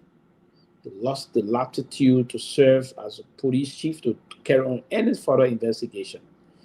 But this is proving to us that a lot of things being unfolded in the country, that the government is reneging, and I think the government will have to be a little bit fast in moving here, or that we may just see some things that will shock the entire country. So, but gentlemen, good night. Well, from my end, look, For I me, welcome the former president. I mean, because there has been little rumor that he's coming, he's not coming, he's running, he's not running. But like I said, I knew he was going to say this, say it in his speech today. I was told about it since 2 weeks ago, so I knew about it. I've been saying it, and it's good that at least the process has started. I'm sure now the negotiation politics, the other opposition leaders, they will start talking to each other. I'm hearing that I know Musa should be in this weekend on his end. Hopefully all meet again and so forth. But like people said, yeah, this time around it's not popularity that would take him. I think if I was advising him, he should do more talking to. He should be more engaged. Hold town hall events, go around and engage people and change people's minds and attitude. The boy is in his court. He has a lot that he can run against and put the ruling party on notice. I mean, everything they're accusing, all the propaganda they ran against him with, is proving to be different. So he has some things to say to them. I mean, his speech today was he threw a lot of jabs at them, so he shouldn't just rely on his speech. Whenever opportunity arises for him to have an interview with people or have a forum with citizenry, he should seize the moment and do it. He can hold his own turf. He understands the issues. He's been president before. He knows what governance is all about. So those who are advising him, who are handling him, they should not keep him away from the media, and also keep away from the people. Let him engage the people, talk to them, let him share the ideas and vision he has for a second term. So, and for the drug issue, I pray. I mean, I'm saying this: if anything should happen in that country, it will be because of the drug issue. We should not take it for a joke. And I repeat, it's not Liberia is not where the people don't sell their drugs. The people they're using it as a hub to safekeeping and then move it forward to the European markets. So if people are involved and tampering with it or trying to obstruct them, they're going to fight back. They're going to come back to find out who all the cause, who all they can eliminate. The drug cartels, they are dangerous people. They are around the world. They move like the terrorists. They act like terrorists. Be careful with them. Their goal is to kill and after money and to kill and move on. That's what their mission is about. If anybody linked to it and think that you're going to hide behind the government, hide behind the people, your position in the country, trust me, you won't be surprised when you're hearing death news here that you're not, because the guys will come after you. So if you're involved with it as an official of government or a citizen, I urge you tonight to just get out of it, cut it off. It's ain't worth it. Else you're going to put your family and yourself in big jeopardy. So I commend the president for the first step tonight. But we say you should not go forward. If any big guys involved, go after them. And let's find a logical conclusion to this drug issue. Thank you and good night from my end. You already take her home. Take her home. I'm glad that President Weah has seen the courage to come to Philadelphia. I mean, in the past, he did not reach out to have town hall meetings with his people, but I'm glad that he's taking that initiative now to come about and reach out to his people, because these are the things that the people wanted to see. President Weah did go to a lot of places like Philadelphia. I think this is one of the first time that he ever came to actually engage the people. But this is a plus for him with the issue with the rampant drugs issue in our country, and some of the disparity and the corruption we see in the government, because they accuse President Weah of all these things. They call him this, he didn't do that, he didn't do that. They were known as the elite party, the educated people. They were known to be the one that can fix government, that can make things happen in government. They are not doing it. What we see here is a complete disgrace that is taking place right now. We see an abuse of the law. The Supreme Court. We started Supreme Court. We saw how they blatantly removed Speaker Kofa, how they did everything, even with the ruling of the Supreme Court. They went above the Supreme Court and made their own decision. The removal of Yeke again. We've seen this government not paying, not even holding any respect for the Constitution of Liberia. We didn't see this thing happening during President Weah time. Now we see what happened with Samuel Toy. They again have a classic example of misuse and abuse of the legal system in that country. We see it happening now. So this is an opportunity for President Weah to present himself and let them know, hey, this was the man they said that couldn't do certain things, but yeah, they are. I mean, have a point by point, bullet. This is what it did. This is how they abused the law. So got Samuel to a case, and they can go. And President Weah to engage the people. But I think nobody should rule him out as a formidable force in that country. Nobody should rule him out at all. So it will be tough because what we're seeing here now, unemployment is still very high in Liberia. They have not been able to provide the employment for the Liberian people. Foreign direct investment is not forthcoming in that country. And so it's difficult. So President Weah stand a chance. And, I wish him all the best. And I always said, what the Liberian people want, they want again. But with that, guys, it's been a great night, long night. Yeah. So we are saying what they have built chapter by chapter, sacrifice by sacrifice. Yeah. I will be a candidate in the 2029 elections. Where everybody that built chapter by chapter, sacrifice by sacrifice. That is profound, though. So he's trying to. Yeah, what he said. That is very critical. It's very important. I said to you, with humility, with resolve, and with the full weight of everything we have built together, hand in hand, chapter by chapter, sacrifice by sacrifice, I will be a candidate. That's bad.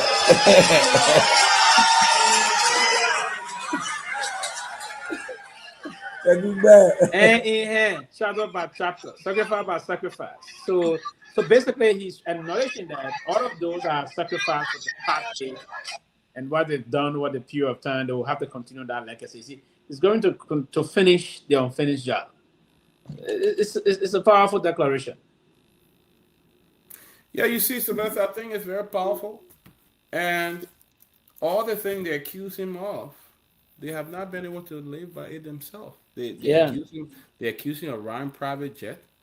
How many times President Baga have not ridden in private jet around here? No, they're passing him riding private jet. Yeah, even to his own hometown in Lofa, he riding private jet. They're passing him riding private jet. They accuse him of they say, Kush, but they're bringing cocaine. Yeah, he was the first one to do drug tests. That he was all down for tests. He came, he was doing drug tests. The vice president was doing drug tests, and now they did a real drug test that brought more drugs. Even the children, all his son, are all involved in that. So you see, it's like, allegedly, no, it's not involved. Allegedly, we must commend. I'm improving here that he's involved. No, we must commend President Weah because he saw that election. President Weah could have easily said, you know what, let's go back and check this election, the vote. He gave it out for the sake of peace in that country. But now, they who claim to be so educated and knew everything, they can't even go by their own rule of law. The Constitution has been violated over 20 times in that country. What the executive want and who they put there, and going back memory lane, for the Kofa case, or all the other cases, whether it's I told you, James is a disaster leader. I'm a disaster leader there. So guys, I mean, we'll take the whole night. Buddy, so what's over the weekend? I'm not here though. I might be in might be in Minnesota on Saturday. My good friend and brother, his daughter's getting married, and I'm going. Oh yeah, he told me. Yeah, so I will be there. Minnesota, and next weekend for me for Calvin's mom's funeral. So we're looking forward. That funeral the weekend, right? I can't make it. I just have to go to Minnesota. You know. That is okay. Yeah. You know, he's a brother. My friend Princess Wallow in Minnesota. You know. Yeah, he told me. I'll be there. New York Pro, what's up for the weekend? Oh, bro, weekend I'll be here. New Pro. I'm preparing. I just waiting for my. I remember I would take my daughter to the to King of Prussia to get some things. You know, school is about to open. I just preparing. Yeah. I got 2 in college now, so it's not easy now. and next week, the week after next week, now I'll be taking her to Atlantic City for her birthday. So. Birthday. Yeah, I want to go to Atlantic City. So we'll spend the weekend to Atlantic City. Go to the Hard Rock Cafe, man. Nice. Yeah, nice. The Hard Rock Cafe. You can take a dollar there. That can't play. No, not the Hard Rock Cafe. I'm talking with the hotel we're trying to send as the how they call it? Say the resort, the ocean. What the resort, man? Is Tomalin hotel there before, right? Yeah. Tomalin, but it's only up, yeah. There are 2 hotels normally when I'm here. I love to be the Golden Knocker and that of the Havana, the Twin Tower there. Yeah, that Twin Tower. The Hard Rock is good too. The Hard Rock guitar, the guitar. Yeah, no, but the Hard Rock guitar, the castle in Atlantic City too. Yeah, It had one in Florida. Yeah, one is in Florida. All right, gentlemen. Hey, to everybody who keep watching us tonight, thank you so much. That's why I used to be, eh?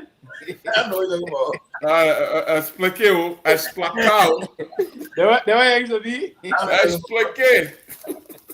I ain't never forget. Yo, want to replay?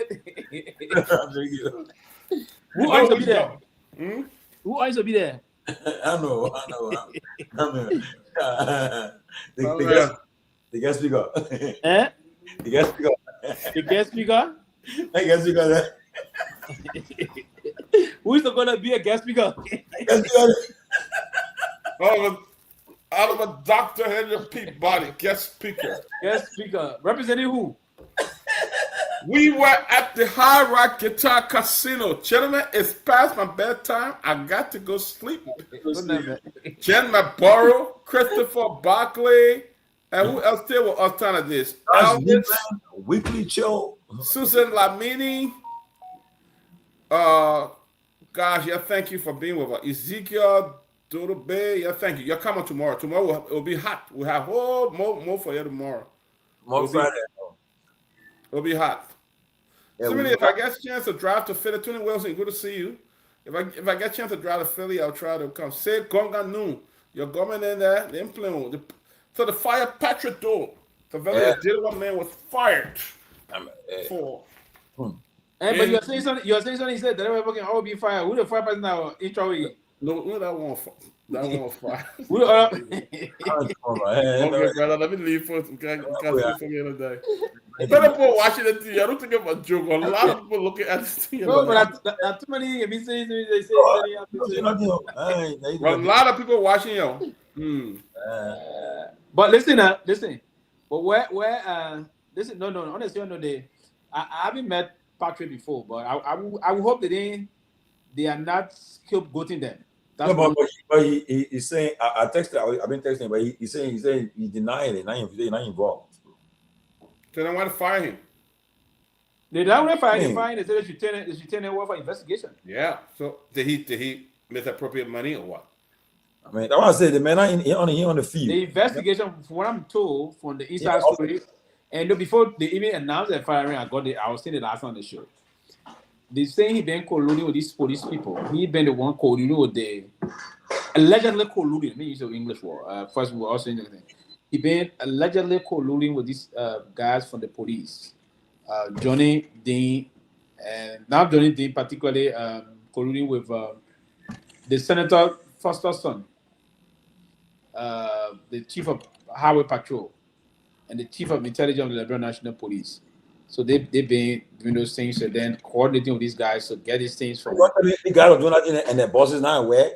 Their bosses are aware, man. You know they think, and you know, and the reason why we going to see. I know I work with in the security area before.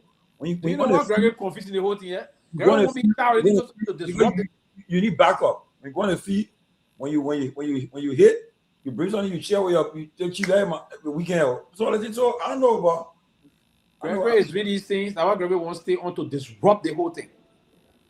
Because if Gregory is not doing it to disrupt it, he'll be late. But Gregory said today, I think it was a caveat. He said, Kehleboe said today, he said, it's here inform people in the highest part of government. So in other words, you're thinking, you say, you're coming and fire me, you better think twice. God, in other words, you know.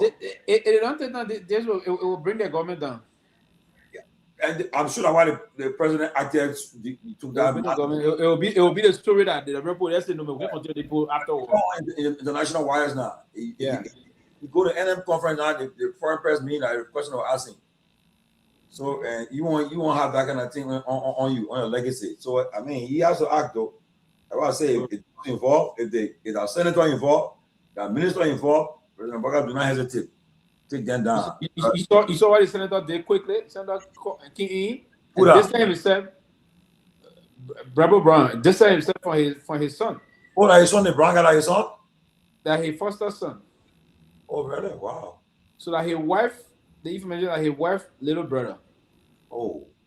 Yeah, but what I've got his wife little brother, but you know their parents and I'm gonna be around. So she and her husband reared him. Okay. Yeah, right. But that's the information. Yeah, it's not his biological son, so it's like a son to him. Yeah. But he's trying to distance himself from this that he don't know about it. So I mean, so it should be clear. I don't know, yeah. They think that money been there. How I get money that is still. So when you involve in anything, you ain't gonna cry. Man, nobody's perfect, but it's nothing that will destroy the country to get involved into. Yeah, man. Yeah, nothing to get. No, I know God is God though, but sometimes we do things to. God is God.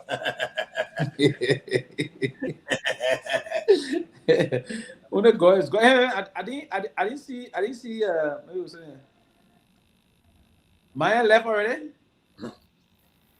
I know. Oh, I know, Baba. They're picking call me today. The new picking we'll talk. Who? The new picking call me today. Who new picking? They're talking about. We don't know, but they're talking about new picking. I'll let you know. We got caught at Vietnam to talk. So let's talk tomorrow in the morning. Talk tomorrow. Okay. You not Okra Donna?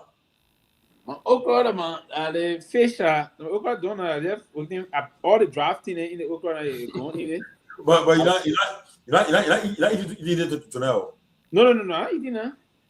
The Okra Donna, I just waiting to man. And they're helping me to do the air fry the fish. You know, we don't fry or do the air frying thing. Yeah, very good, healthy. Yeah, good. Yeah, so let me show you. And then I okay. Like a steamer. Yeah, steam. What's that calling to me? Oh, hello. See, my. Hello. Oh, yeah. Looking correct. Hi. Imagine looking correct. We see it. What's the better? Yeah, Okra looking correct. What my suba? Eh? What soup? You'll be. I'll bring them all. But you going with the fiddle, but I ain't coming whatever. But I'm going to. But you invest in it, right? Huh? You invest in it, right? Yeah, well, call me. Maybe I'll drive around here, but I don't want to be in. People say, "Oh yeah, you know." What happened tomorrow? What CDC having tomorrow? Yeah, I mean, it's looking correct. Okay. It's like a coke. I would like to taste it of a soy one day. Yeah. Okra, man. I want my favorite soup. I don't like okra. I like okra. I like my favorite flour salt. Okra, flour salt, red corn, potato green. Yeah. Kill your libido. The libido. How you cooking it? You before you cook, libido. I eat my. I let swallow. I swallow. I eat my swallow every day. It gives me chance. I got bad blow. You mean my swallow fufu? Every day, man. Yeah, I came from walkout. He did my own fufu. I said I swallow food. I swallow food. But so many. So they have some salsa pepper soup for me. If I say I got it in the freezer. But how with me? But you probably going way to Philly. Yeah, I want. Oh, I want to get there. I saw it today. Yams there too. Oh yeah. Yeah, I saw it. Yeah. I see this, man. CDC. Yes, expecting all. I won't make it tomorrow. I'm a neutral. I'm a journalist. I'm neutral. Oh, but when you're not, I best better go. And you going? You're the ANC thing in Georgia. I want an ANC thing. I went to the Liberia Diaspora Conference. I can't go. So you send me that drive. I'll drive there, man. I'll send that drive. Pewee, when you ready, let me know. I'll call you my tabasoye, brother. Tabasoye, yeah. I'm cooking. What are you doing tabasoye next week? Damn it. Then the rest. You got good meat with it? Oh, yeah, now you go to Aberdeen, Maryland. There, Aberdeen to the farm there. I can buy the whole goat. And just keep it down in the garage, put it in the freezer. But you see, the tabasoye, you are cook a burger or brown rice for me. If you have a brown burger, we are eating and say. All right, you brown rice. I'm going. You eat the Chinese rice. It's good. I mean, the Indian basmati rice. That's it. That BD friend is one of the best rice to ever eat. Kesem is not rare. Kesem is which one? The only thing about it, you eat it in about 30 minutes, you get hungry again. No, don't be that bad higher nutritionist straight. Good that guy. Good that. I gotta go. Good that. Good that. I had to do it for what? I got my nutrition now. We're good, man. We can clean my kitchen and go sleep.